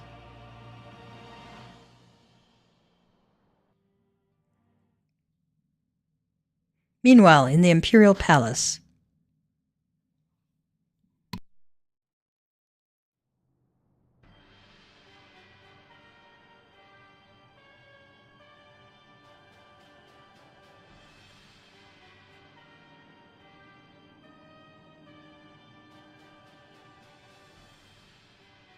The Populares no longer present an obstacle. Now is the time to bring the Empire's might to bear. A word from your Radiance is all it takes. But one word, and the Imperial army will fall upon Alamigo as a pack of bloodthirsty wolves and tear that feeble nation apart.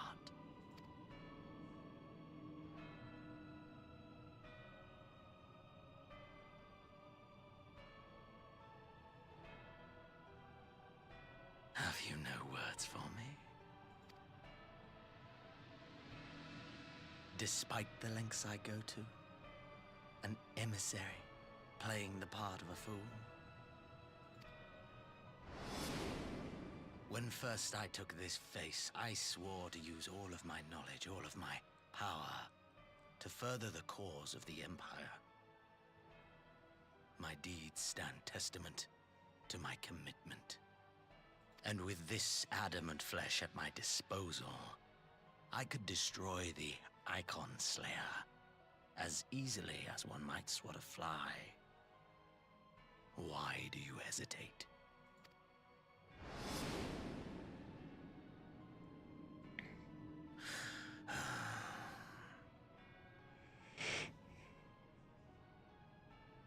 Our enemy is resourceful. Though victory is certain now, it will not remain so indefinitely. Deliberate if you must, but be quick about it. We'll speak again when you have unburdened yourself of doubt. Until then, I take my leave, Father.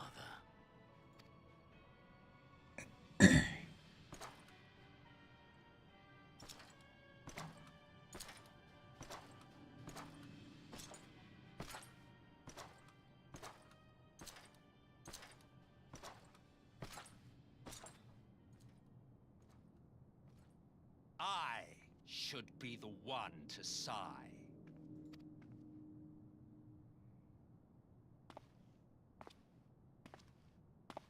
I played my part to perfection. I had earned my rest, and then, thanks to La Habrea's crowning act of idiocy, our favorite emissary sees fit to summon me back. Elidibus was ever a warrior. A most tiresome trait, would you not agree?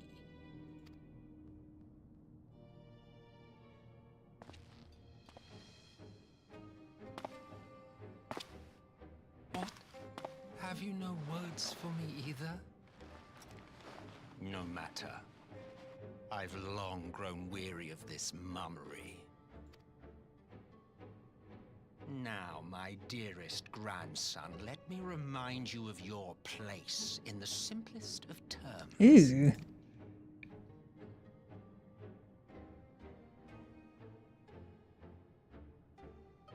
You do not make judgments, you administer them. Swiftly and to the letter. Naught else is your concern. Elidibus may be an insufferable bore, but he is no fool. His choices as emissary seldom err.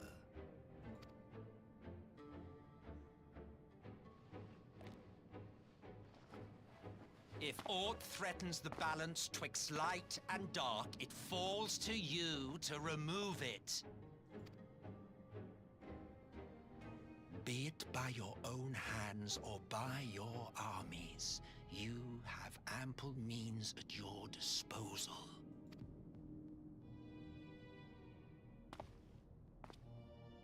That is why this empire exists, why I built it.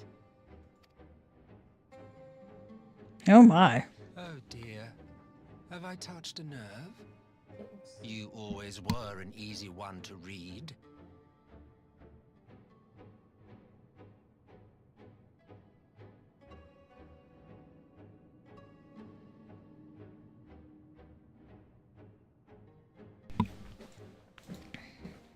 I pity you, I do.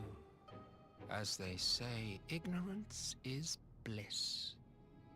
And I know how much happier you would be not knowing the things you know. The founding father was an Ascian, and he created the Empire solely for the purpose of sowing the seeds of chaos. The irony of having the Empire, which is a very regimented society, sowing the seeds of chaos, you know. Don't take it personally. I merely do my duty. To bring about a calamity requires no small amount of power, and there is no surer way to obtain such power than by collecting powerful pawns. To that end, I have labored long and hard, and I must say I am quite pleased with my handiwork, paltry though it seems in comparison to Alec. Oh. My goodness. You fiends are overfond of your own voices.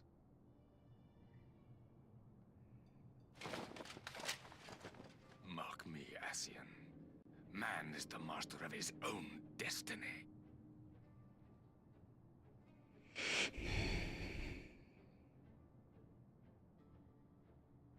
Varys has cojones, that's for sure. Such a waste of time and energy, both yours and mine.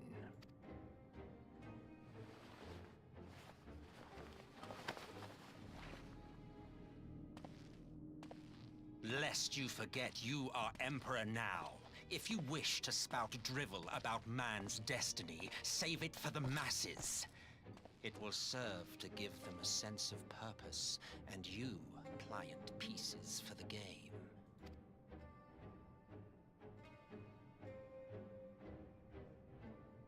Oh, do stop sulking, boy. You, of all people, should understand. Ours is a struggle to restore both mankind and the world to their rightful state. Viewed thus, our goals are one and the same.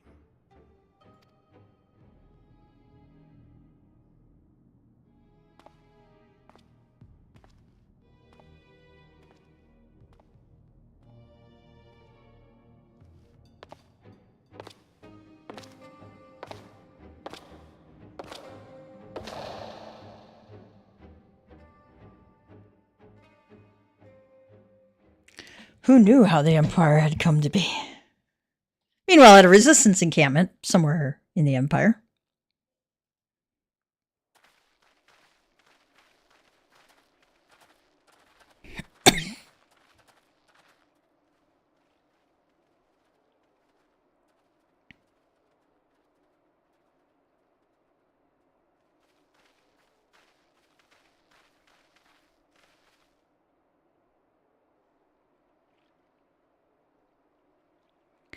What in the world?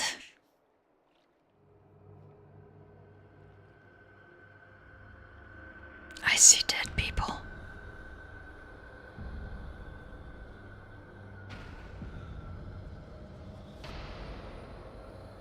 Okay, that's like not good.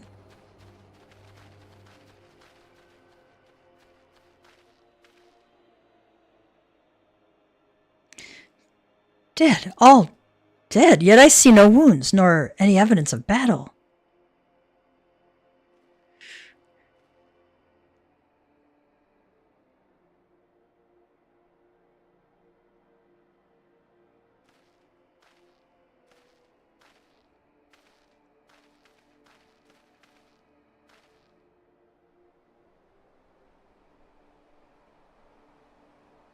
Shadowhunter says, damn them, they finally used it.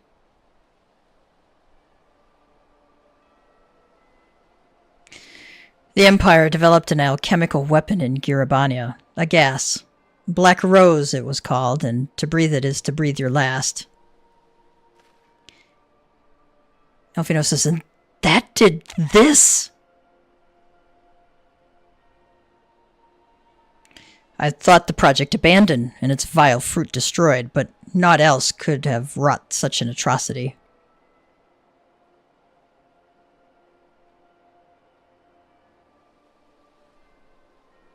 Fools. What do they hope to gain with this butchery? Can they not see that a rule won through terror will not endure? How many more provinces must they lose?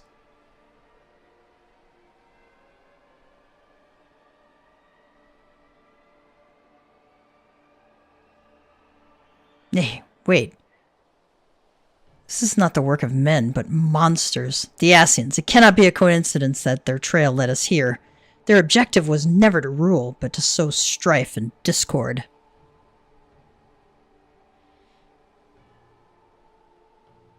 Alphino says, such a crime does indeed bear the mark of the bringers of chaos. Black Rose cannot be allowed to kill again. We must find the Ascians and put an end to their plot.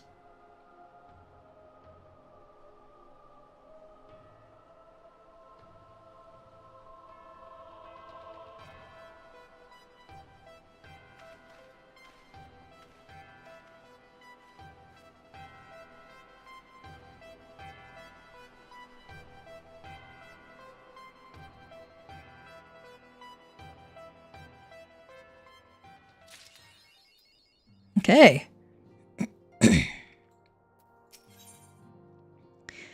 Soul searching. Alize is at her wit's end.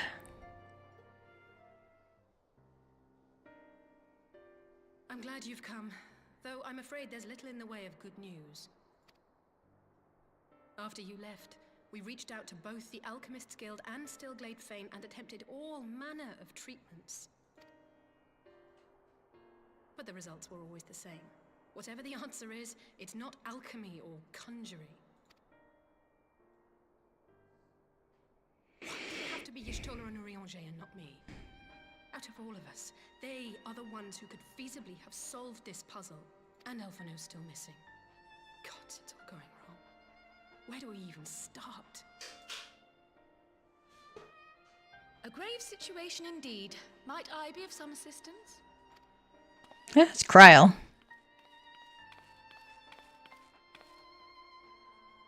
Kryl, I thought you were busy delving into the mysteries of Eureka.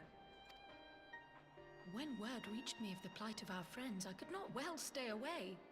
As a fellow scion, not to mention your erstwhile mentor, this is one of those times you should feel free to call on me, regardless of my personal circumstances. Yes, I should have thought of that. Thank you for coming, Kryl. We would welcome your insight. And I should be happy to provide it. Now, what's this I hear about Alphino heading into Imperial territory? That boy always did have some funny ideas. Do you remember the speech he gave when he was accepted to the Studium?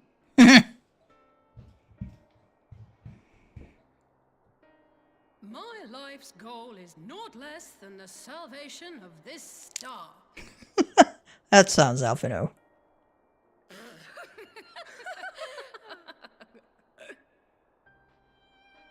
Gav's going, what? That particular grand pronouncement has been a source of great embarrassment to him, as you know. But the fact of the matter is, he meant every word and has lived his life accordingly. Yes, he remains altruistic to a fault, but I'm worried he was too fixated on his goals to see the dangers, as has happened before. You needn't be so concerned. Though his values remain the same, Alphino is not the blinkered boy he once was. Slowly but surely his eyes have been opened, thanks to a certain someone. A certain someone whom he'd be mortified to learn had heard about his little speech. Mum's the word, eh? Secret safe with me. Better have a look at our patients. And all of us viewers and listeners. I'll need absolute quiet, so it would be best if I did this alone. If you'll excuse me.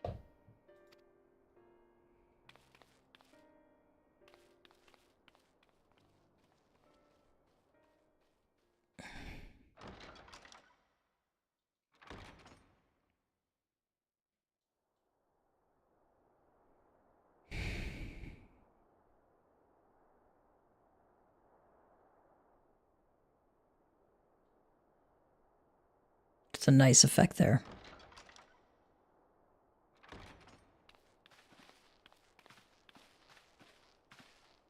All three are in fine physical health. At a glance, I would say they were merely sound asleep. Except for the fact that I couldn't sense the slightest trace of them in their bodies. It's as if their souls have taken leave of their physical forms. Ah, yes. The Elder Seedseer made a similar observation. I've read the report. When you heard this mysterious voice, you described feeling as if you were somewhere else, yes?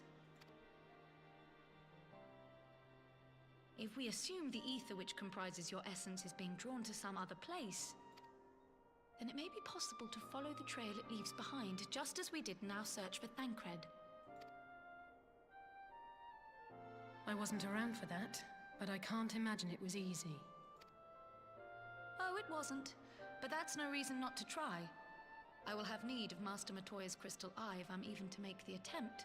So I suggest we pay her a visit. Okay, off we go.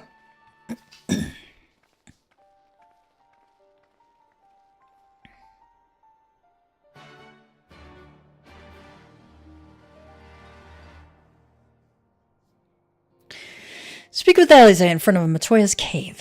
Okay.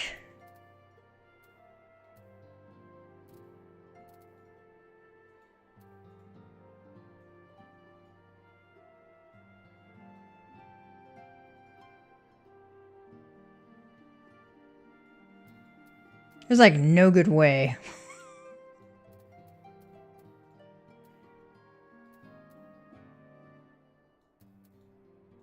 To get there, except to go to Idleshire and then fly down.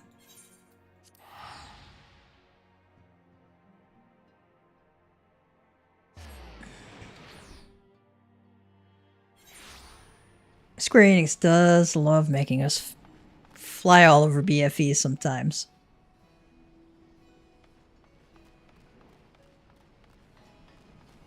Oh, I'm turned around.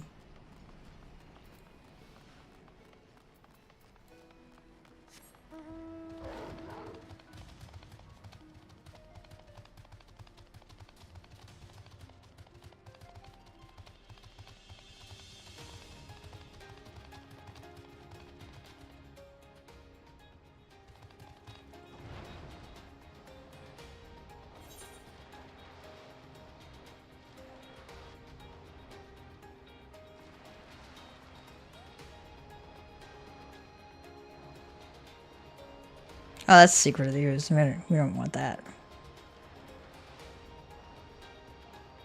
Oh! While we're here.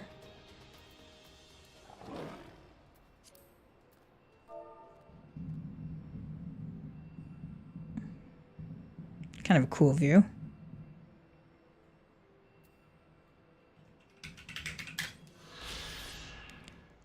St. Mosion's Arboretum. This botanical garden, built by the Sharlians, once was home to fauna and flora collected from across the realm, the study of which yielded numerous discoveries regarding our natural world. Sadly, it was abandoned in the Exodus. The teeming life within left to run wild and unchecked.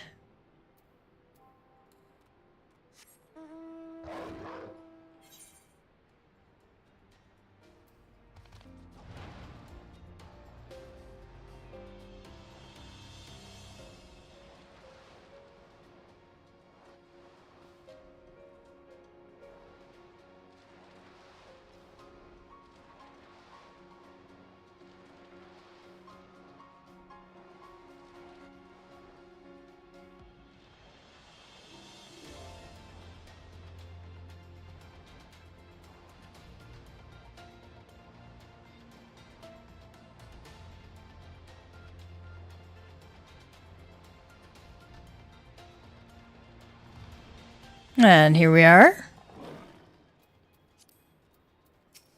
Kyle says, please do keep Alfino's little speech to yourself. He can be awfully sensitive at times. Yes, he can. I'd heard Master Miqo'te was something of a recluse, but this seems extreme. Still, I'll happily overlook her eccentricities if she agrees to help us.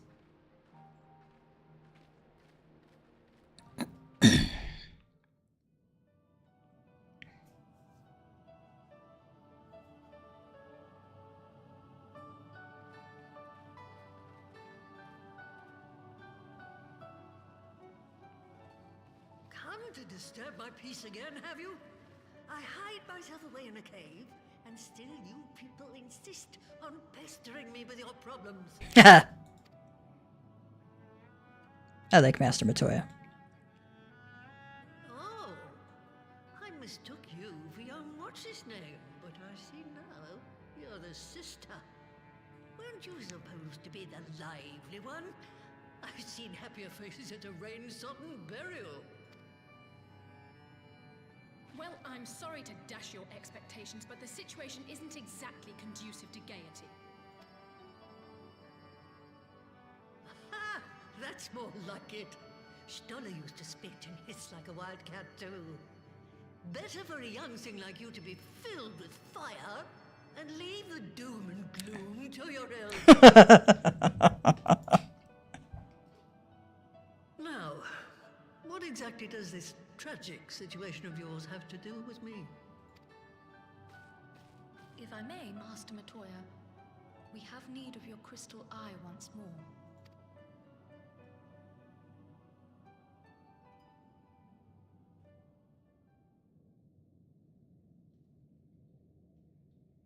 And Stoller is one of the afflicted, is she? Very well. She may be an ungrateful stray, but she's my ungrateful stray, and I'll not see her buried before I am.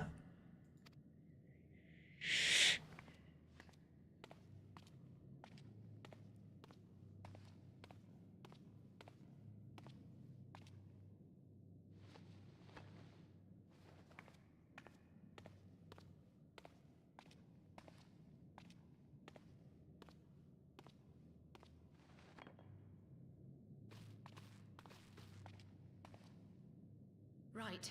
Let us see what we can see. I'll begin from where our friends first fell, and cast my senses out from there.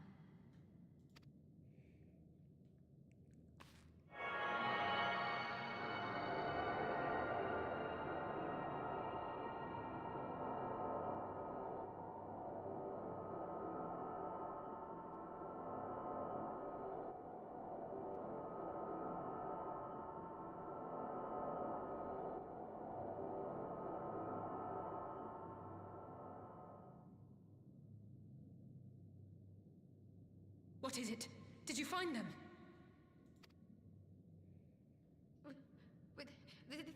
This doesn't make sense. How is it even possible? How is what possible? Kryl, what did you see? The threads, they just ended. And no, I didn't lose track of them. I followed them as far as they went. It's as if they were cut off. Could their ether have dissipated if it had? Oh gods! Their bodies are just husks. It's like the Broodmother's daughter all over again. No, this is different. The Kalyana girl was already dead, body and soul, when Lakshmi effected her resurrection. Aye, let's not jump to conclusions. If their physical forms yet breathe and show no signs of wasting, then it follows that their souls must still be intact somewhere. But where? That's the question, isn't it, girl? Death has not taken them to the ethereal sea, yet there are no tracks left for us to follow.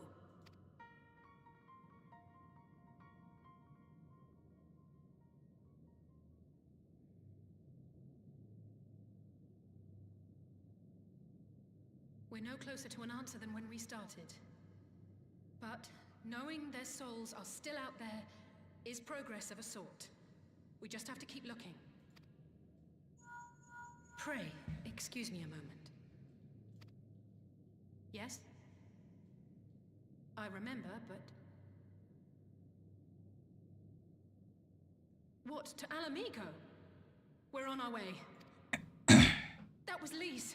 Apparently, a group of Populares have defected to Alamigo, and Maxima, the envoy Alphino left with, is one of them. I'm sorry. I realize we've barely begun here, but... Go, child, go! You've made up your mind, and life's too short for dithering. I'll do some digging in the meantime and see if there isn't some other method we could use to continue the search. Let's be off then. Yep. Let's go let's go talk to Elfino. Oh, not again. The enchantment barely seems to take these days. I chalk it up to old age, but I rather doubt it's that simple.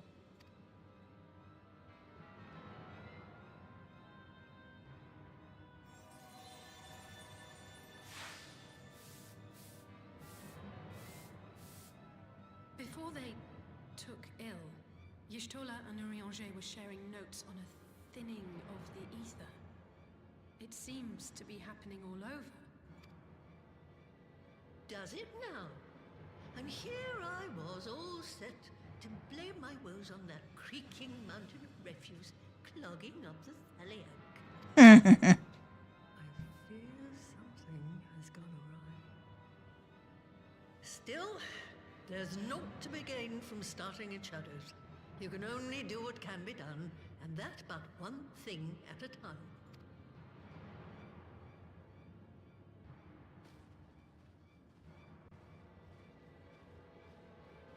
Some of that is actually building the seeds for Endwalker, even. So really interesting to see that. When you go through this first time, you don't know what's important and what's not, what's linked up to everything else. And so you take all this information and you're going, I don't know what's going on because there's so much, right? And you go back through this second or third time, you go, oh, okay. I see where that was starting to come into play. Krell says, I'm sorry I couldn't do more. I've never seen a soul's thread end so abruptly before.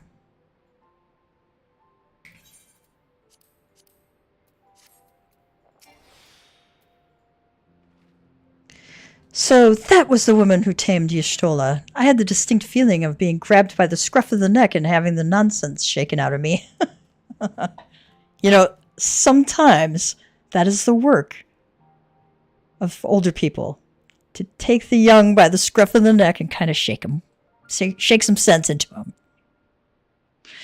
When Elfino is back, I'd like to visit again and ask her what tales she has of grandfather.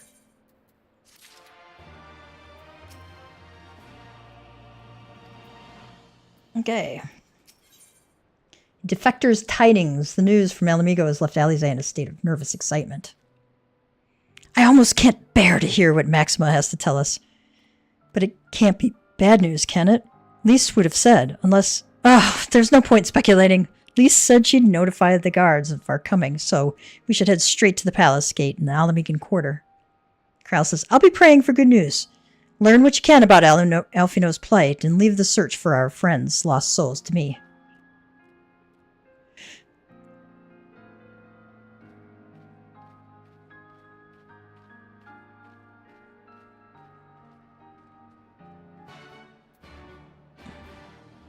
The piano music, pianist is so talented. She can make that piano create emotions. It's a beautiful thing. Alright, speak with the Resistance Guard in the Alamigan Quarter. Let's go.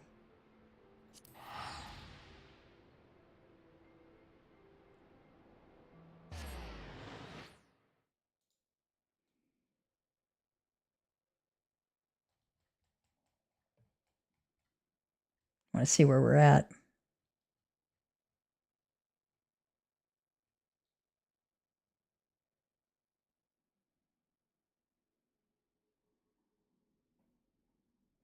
Okay. We're making progress.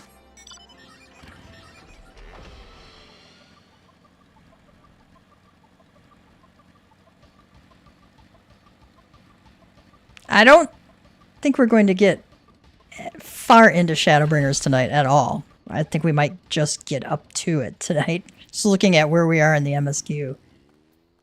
And what time it is. Elfino will be alright. He has to be. Greetings, Scions. The commander told me to expect you. Shall I show you in? Yep. Let's go.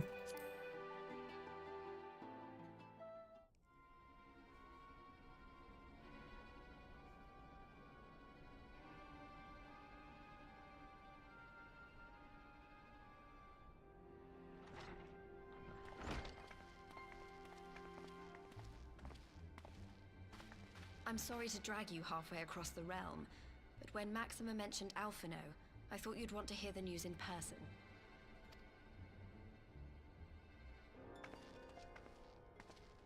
Ah, we meet again. Though I was hoping our reunion would be under more auspicious circumstances. What happened to my brother? Where is Alphino? Never fear, my lady. Your brother was in fine health when I took my leave of him, and I have no reason to assume that has changed. Let's see, no hello, no hi, I'm Alphino's sister. Where is he? I love Alize. Let's get down to business right away. You assume? If you will allow me, I shall endeavor to explain events. Our troubles began not long after we departed Doma. While crossing the burn, we were fired upon by the Emperor's personal guard and forced to make an emergency landing. As we stumbled from the wreckage, our attackers fell upon us again, and we would have perished there and then were it not for the intercession of a third party, a band of mercenaries whose leader claimed to pursue a vendetta against the Ascians. This Shadow Hunter, as he styled himself, then escorted us out of the wastes to relative safety. Upon arriving back in civilization, I gathered my Populares colleagues and prepared to flee the Empire. Master Alphino, however, declined the invitation to join us, preferring to continue his investigation into the Ascian threat. Well, at least he's not lying in a heap in the burn. Tell us more about these Ascian hunters. Who are they? And is Alphino still with them? He is. As to who they are, I'm afraid I have nothing to tell you. Beyond the fact that they root out and destroy Ascians, they were unwilling to divulge anything which might serve to identify them. They would not even reveal their next destination. But Master Alphino asked to accompany them all the same. Since parting company with your brother, we've been engaged in a game of cat and mouse with the Emperor's guard. We made our way through province after province, finding the army busy restoring order wherever we went, until we finally arrived here in Alamigo. I cannot thank Commander Aldin enough for giving us such an unexpectedly warm welcome. I'm not inclined to turn away refugees, no matter which land they call home. And if they can tell me how things lie in Garlemald, all the better. On that subject, there is much I would tell you. During the course of our journey, we heard tales that an entire rebel army had been slaughtered in the space of a single night. It would seem my former comrades grew tired of putting down uprisings in the conventional manner, and chose instead to bring a formidable new weapon to bear. Details were sparse, but the rumor alone was enough to dampen the flames of rebellion. I have also heard reports that several companies have withdrawn from their designated provinces and begun marching westward. It is my assessment that the Empire's forces are mobilizing for a large-scale military engagement. Westward? You mean they're getting ready to invade Alamigo? We knew this was coming, but not that it would be so soon. We've barely even begun to shore up our defenses. They won't stop an invading army. No, they won't. Dispatch messengers to the Alliance leadership requesting reinforcements, and send word to our officers in the field to hasten completion of those border fortifications. Prepare to meet the Imperials head on! No matter how quickly we act, we still want for time. When the enemy comes into view, our best recourse will be to open negotiations with their commander, and see that the ensuing proceedings take as long as possible. Would you and Alize head to Doma and let Lord Hier know about this? I'm sure he'll want to hear about Alphino too. Consider it done. We'll send word when... Uh-oh. Untold sorrow must be changed. Ahead looms a calamity. Eon become instant. Throw wide the gates.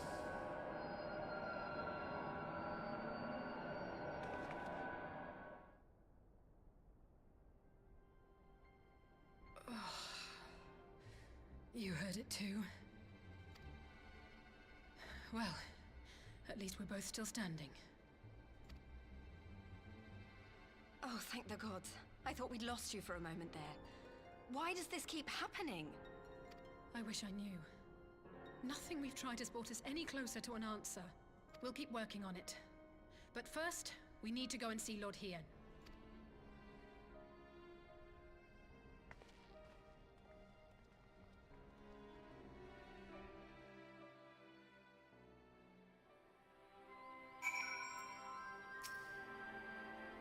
So, the Guardians make ready to move against us, do they? Well, I would sooner die than wear shackles again. Commander Hext mentioned you carry a message for Lord Hien. May your road to the Far East be free of Imperial curs. Alright, Alize says, so, Alfino is safe for the present, at least. Now all we need to worry about is a full-scale Imperial invasion. That's all. I'm actually glad Lise tasked us with visiting Lord Hien. Better to be dashing from place to place than sitting around stewing over things we can't change. To the Enclave.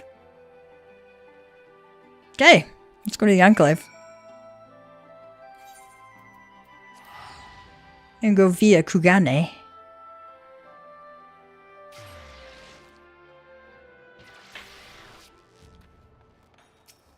Go send my guys out on adventures real quick before we go over to the Enclave.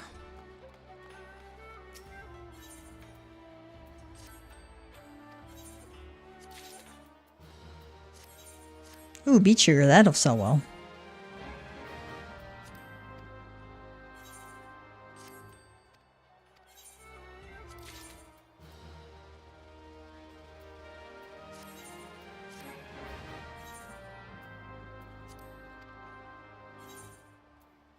Some of the stuff you get out of there is like junk, but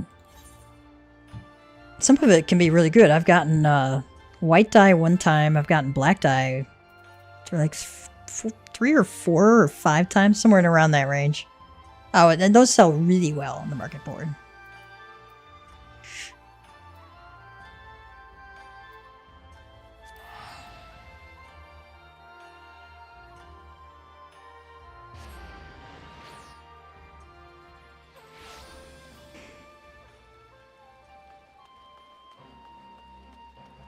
Warrior of Light. Slayer of Icons. Carrying a bunny umbrella.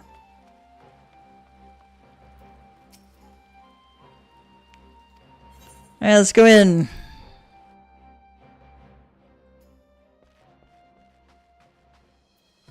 Nangshan Emissary. I am come to represent the lands of Nangsha.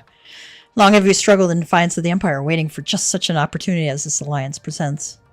Dalmascan Fusilier. The fall of Rabanastre was not the end of our nation. We who survived retreated underground and have been gathering strength to mount a counter-offensive. Dalmasca will rise again. Tanzui. The Imperials have enjoyed the freedom of the Ruby Sea for long enough. 'Tis time they paid their dues. Cyrena says, After their humbling at your hands, Magnai and his Orinir have spent every waking moment upon the training fields. Defeat does not sit well with the sun and his children. Blue Kojin. We of the Blue Kojin will not submit to the Empire's tyranny. If only our red brethren would awaken to their folly. Hakuro says, Alone, Doma could accomplish little against the Empire, but in concert with the allies who have gathered here today, we might do much. Yugiri says, Gav, you've arrived in time to witness the beginnings of our new alliance. Our proposal struck a chord with many of our neighbors, I'm pleased to say.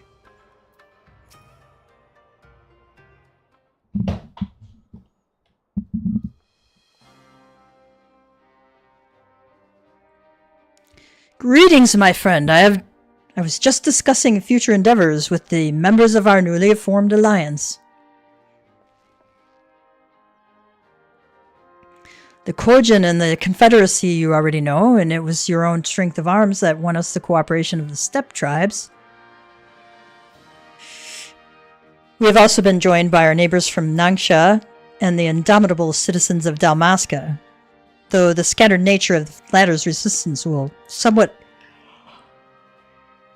excuse me, will somewhat delay their official induction. The Stormblood Alliance raids are taking place in the Dalmascan area. He says, these proud people have united under a single purpose, to stand against the tyranny of the Garlean Empire. I'm glad to see your alliance is coming together so swiftly. As things stand, I fear we shall soon have need of your strength.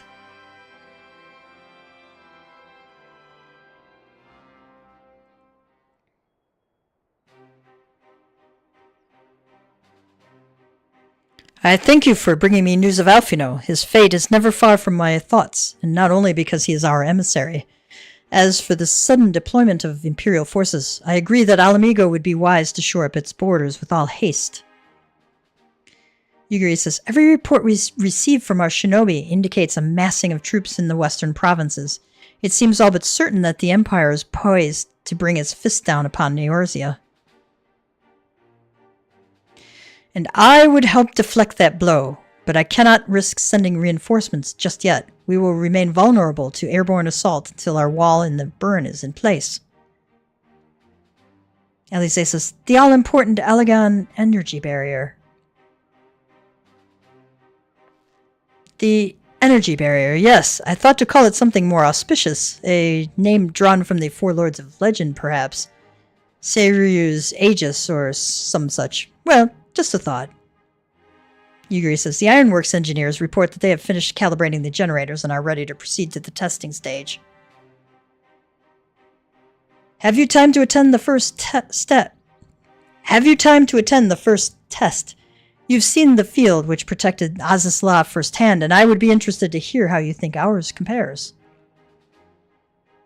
Sure.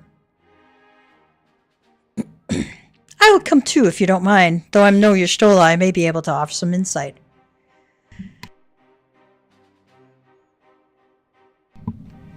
Of course. Time being of the essence, it would be best if we made directly for the burn. Yugiri, I leave you and Hakuro to bring the War Council to a close.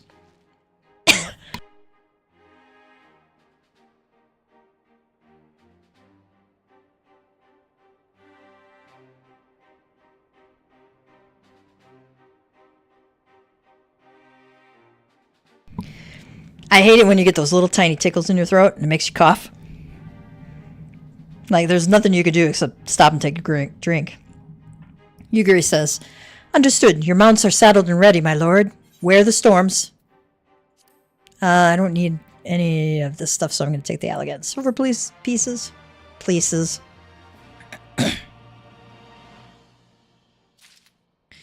Alright. They have anything else for us? As expected, Tsuino Sato failed to answer the call. Not that I blame the Ruby Princess. Enlightened as she is reputed to be, it could be no easy task persuading her people to relinquish their long-held isolation.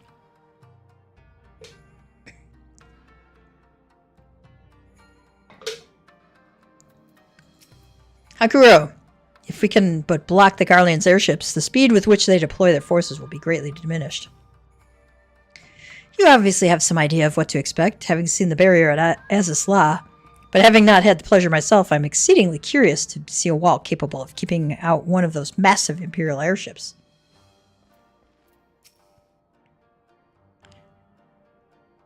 If only we could persuade our kin of the error of their ways. With the Red at our side, we would make a truly formidable force.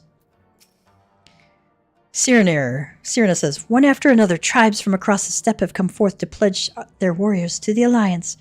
Many simply crave a chance to seize glory in battle, it is true, but their eagerness is most welcome nonetheless. Tanzui, out on the open sea, I would happily take on any vessel, but here on dry land is another matter. The Empire's iron monstrosities will ever have the upper hand. Nangshin Emissary. The jungles of Nangsha are dense and treacherous. The land itself prevents the Empire from ever truly conquering our nation. Long have we hidden behind bough and branch, striking where and when we can. When the Empire put down Dalmasca's bid for freedom, our remaining forces were splintered. Bringing the scattered pockets of resistance back under a single banner will be our first order of business. Does Hakuro have anything else? Yeah, okay. We already talked to him. Okay, Ian.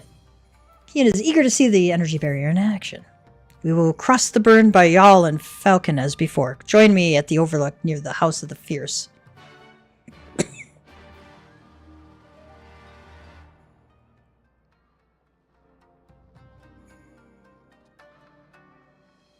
Okay.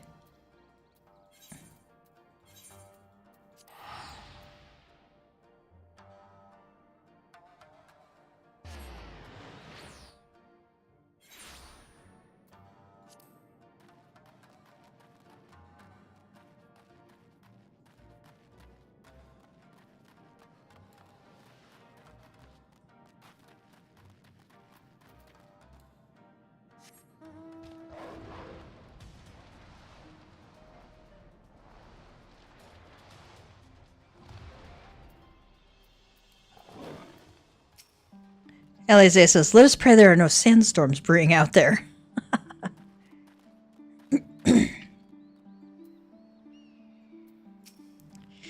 He says, give the word when you are ready to take wing. Yep, head to the burn.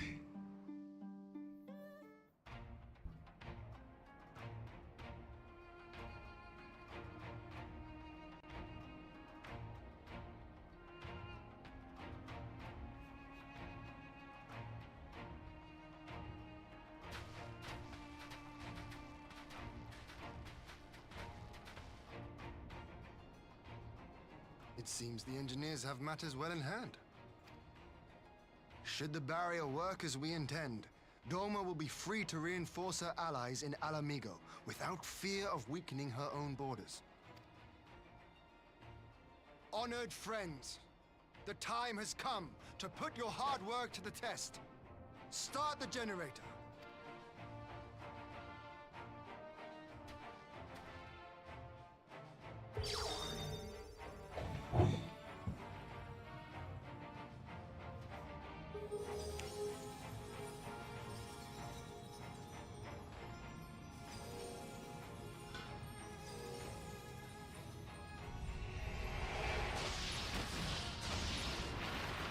Ooh. Node 1 is operational. Nodes 2 to 8 are reporting similar energy levels. The barrier is forming.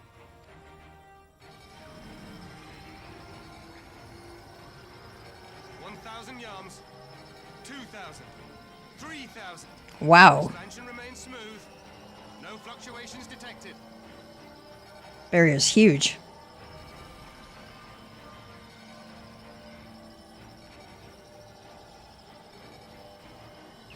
4,000, 5,000. Target altitude reached. The barrier is holding steady at 5,000 yards. We've done it. I take it the Garland ships can't fly any higher than that.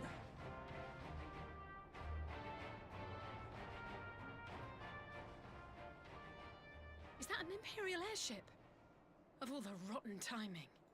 But this is a gift, Mistress Alize. They can test our new wall for us.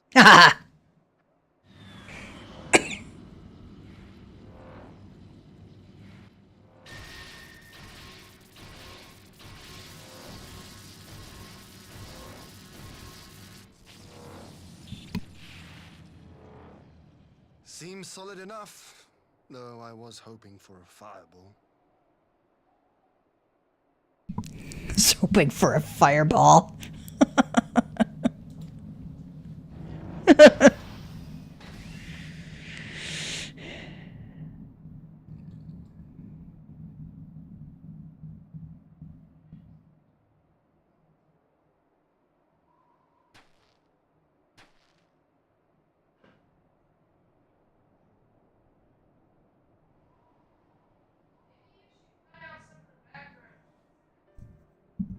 By the gods. It's Alpha, no. Oh, now we know who collapsed. What are you? Let me go! He has my brother! Lower the barrier!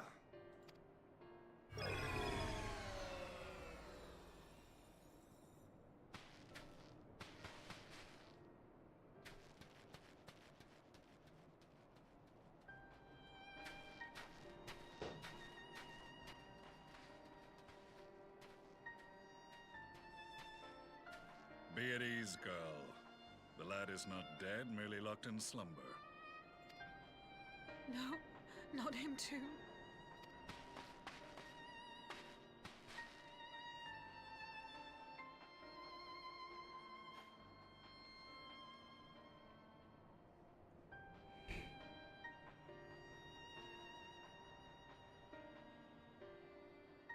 We could identify no cause and found no remedy.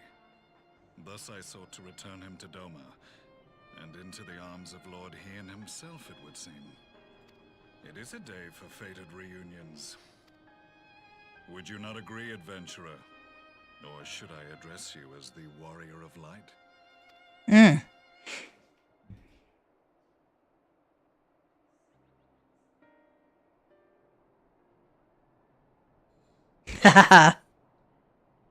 The Black Wolf. I, Gaius van Baelsar, the Black Wolf. That was the title I was given, one I have long since relinquished. Stand down. The legatus of the 14th Imperial Legion died in Castrum Meridianum. I am no more than Gaius Baelsar, a man without rank or allegiance. Impossible. There's no way you could have survived. Do you remember how it unfolded? How I was deceived by La Habrea? How I was convinced that reviving the Ultima weapon would allow me to bring peace to Eorzea? The Ascian used me, as he used so many others, all to further the restoration of his wretched god. Yet even with the might of Alec at my command, you bested me. And as the Praetorium went up in flames, I was content to burn along with it. For a moment at least. A moment of folly. To surrender my life thus would have been to betray all who died for my cause. It was for them that I dragged myself free of the rubble, and swore vengeance on the Ascians.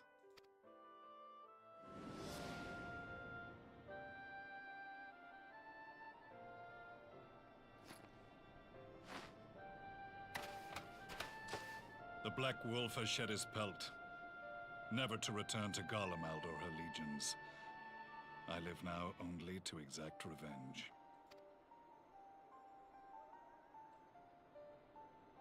My principal quarry was to be La Habrea, whom I gather you have since ushered onto oblivion. But so many more remain, long as their kind lurked in the shadows, laboring to sow chaos throughout our world. I would see each and every one dragged into the light and put to the sword. Are the Scions not of like mind? In this single respect, perhaps. Then I shall continue the partnership the boy began, and share what intelligence I have acquired. Among the Ascians, the Black-Masked Ilk are subordinate to those who wear red. This you already know. Yet among the red there exists a hierarchy. Those set adrift with the shards clearly stand below those still joined to the source.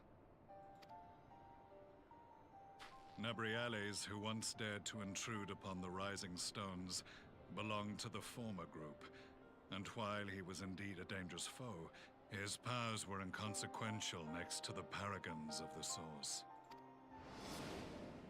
The first was La Habrea, who plagues us no more. There is also the white-robed Elidibus, and the elusive Emmett Selk, about whom little is known. We have files on La Habrea and Elidibus, but I believe this Emmett Selk is new to us?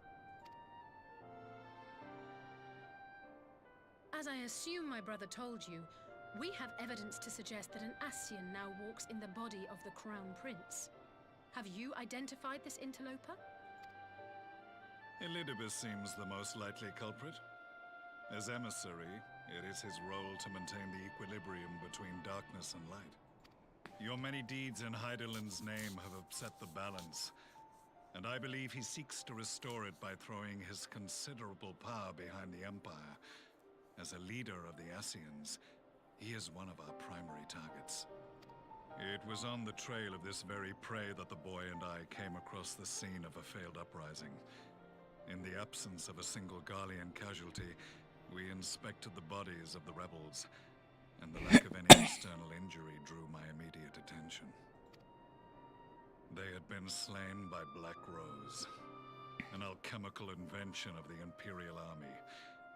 When I yet served as legatus, I ordered its production halted and all stockpiles destroyed. Toxic gas is not a tool of conquest, but of extermination.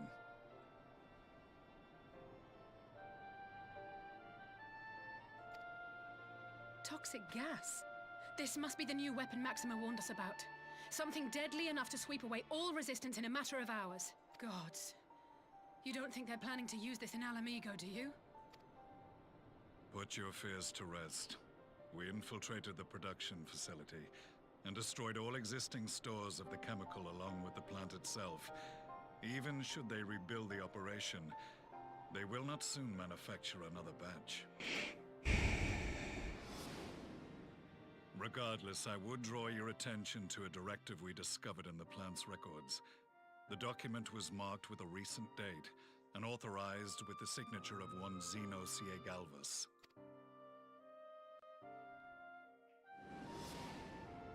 A dead man signing the death warrant for thousands. 'Tis bad comedy. Yeah, right? But the tale does not end there. Within that same facility was a chamber filled with devices of elegant design. Cloning technology, we realized. Uh-oh. And what should we find in each and every incubator? But a young Emperor Solus.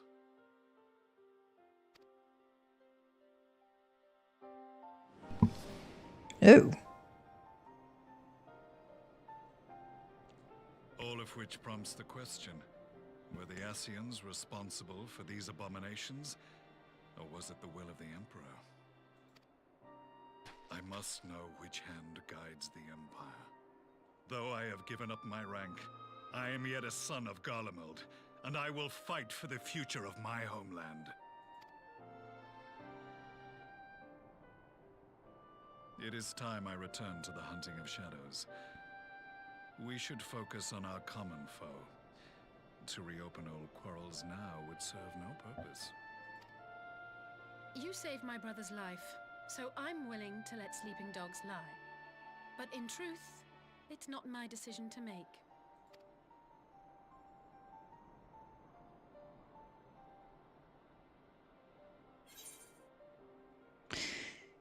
You're right.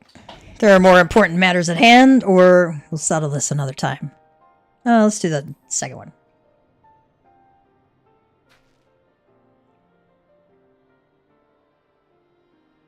There was a time when I scorned those who placed their faith in false gods.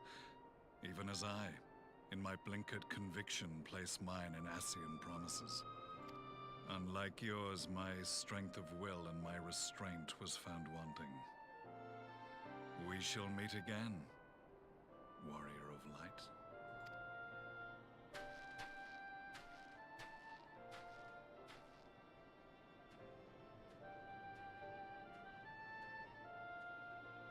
So that was the infamous Black Wolf. An unexpected ally, to say the least. Yeah.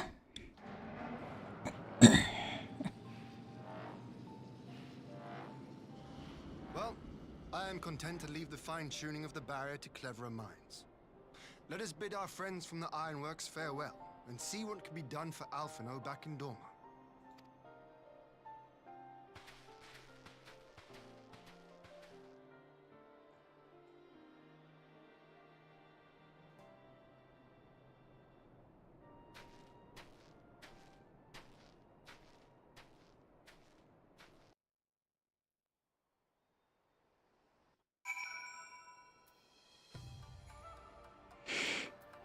Yuguri says, what uncanny timing that Master Alphino should be returned to us just as we were testing the barrier. I only hope a cure can be found for his malady.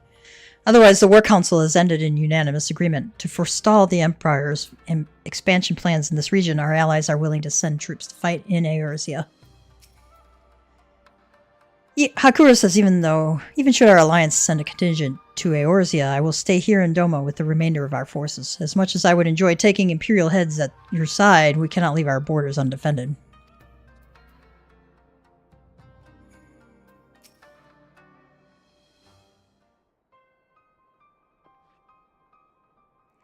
Ian says, Alfino is safely ensconced in a private chamber. My finest healer is examining him as we speak.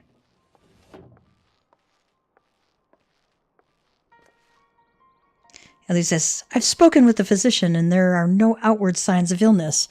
Alfino is lost in a sleep from which he cannot be awoken, just like the others. It seems that even the lands of the Empire were not far enough away to escape that cursed voice. Ian says, I share your frustration, Alize, I do, but Alfino is returned to us alive and otherwise unharmed. All that remains is to find the means to awake him.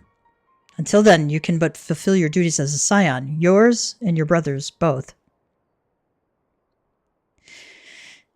You're right, of course. There are arrangements to be made and little time to make them. To business then, my lord.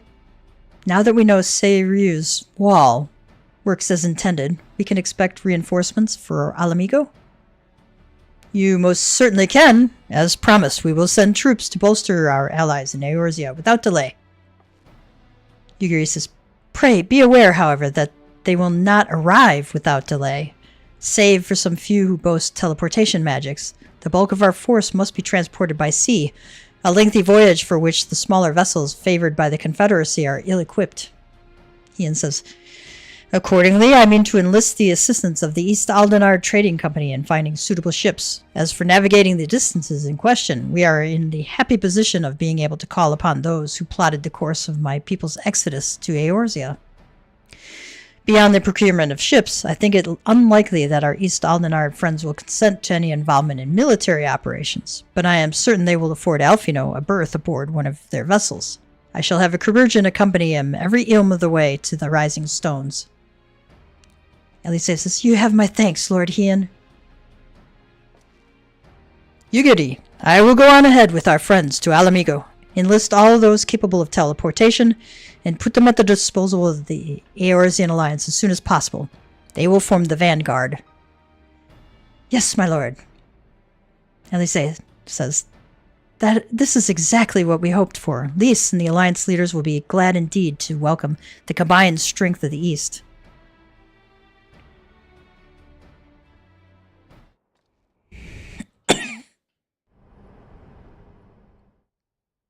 Meanwhile, at the Black Rose chemical plant,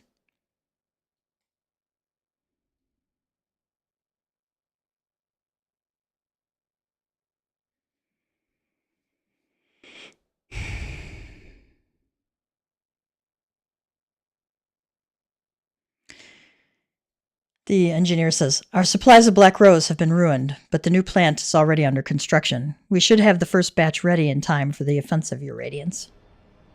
See that you do.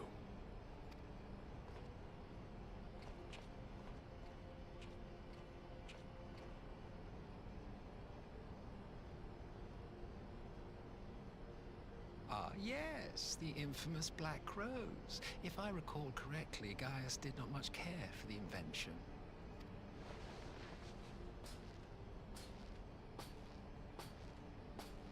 A ruthless and indiscriminate weapon indeed, this airborne poison. It seems you are capable of making decisions worthy of your bloodline. With no gift for sorcery, we Garleans must look to Magitech to even the odds. If it spares the needless deaths of our soldiers and serves the cause of this empire, there is no method I would not employ.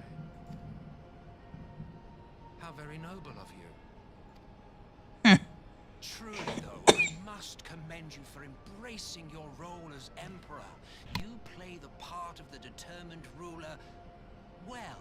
Sometimes even I catch myself believing.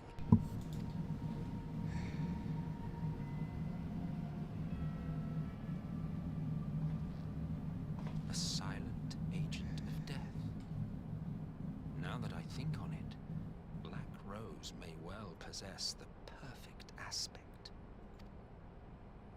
Slowly but surely, the deluge of light has worked upon the ether here in the source, and the gas should be most susceptible to its influence.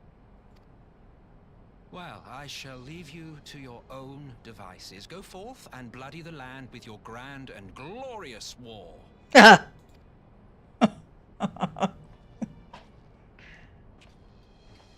I'm gonna look into the aspects of What precisely? I'm gonna look into the extermination. You go out and fight.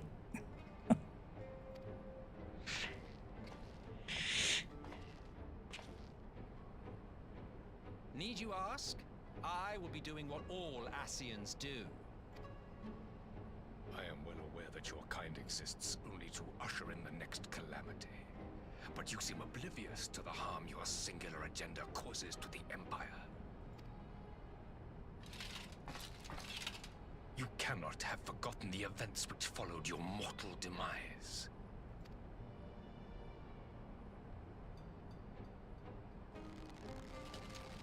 Our homeland was plunged into civil war for your failure to name a successor. The edifice you so carefully constructed was but a hair's breadth from collapse.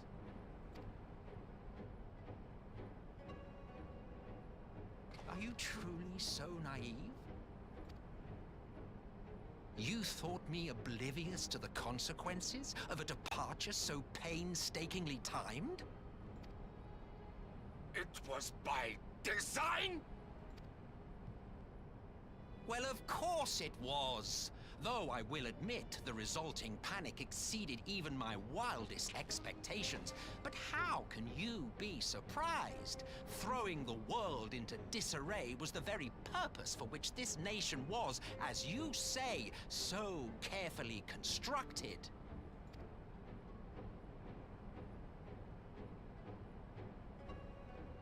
Now, if you have no further questions, I must be on my way. Since we may not meet again in this lifetime, it would be remiss of me not to offer a word or two of gratitude. I really must thank you for this surplus of vessels. I can mold any host into my own image, but having bodies tailor-made for me in this fashion is so much less tiresome. You dabbled in elegant cloning techniques, yes? It certainly is a compelling, not to mention entertaining, field of research. And of all the options available, you chose the founding father on whom to experiment. You have a twisted streak to you, Varus. Like grandsire, like grandson, hey? If events play out as planned, this will become something of a family enterprise. Something. You will be the capstone of this world, I the anchor and shard, and together we will give the lie to this star's fraudulent existence.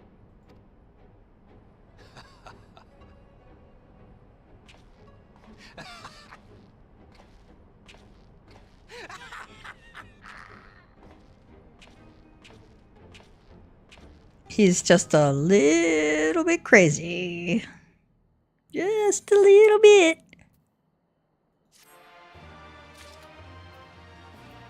Okay. Go on ahead, Gav. I will join you in Alamigo with our advanced party as soon as I can. Hakura says, while you and my lord Hian are away crossing swords with the Empire in distant Alamigo, I shall be here with the remainder of forces watching our borders. Pray send the Garleans my regards. Oh, we will. Trust us. Come, let's return to Lys and share the good news from about our Far Eastern reinforcements. Okay. I've got to take a break and get dinner made for the family. And I want to finish this out tonight, so I will probably come back on and live stream it so that you guys can see the end of it live. And so I will be on probably back on at about an hour, 45 minutes to an hour. All right. Cats and kittens, we're going to have a cat joke. Because we got to have a cat joke. Close out every stream.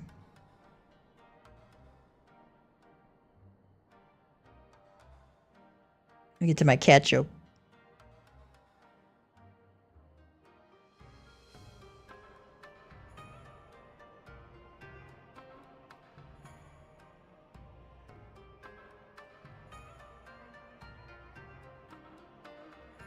All right. What should you use to comb a cat? A catacomb. Yeah, catacomb. Okay. On that terrible cat joke, I'm going to sign off for the time being. See you back in about 45 minutes to an hour, cats and kittens. MamaCatGamer is signing out for the time being.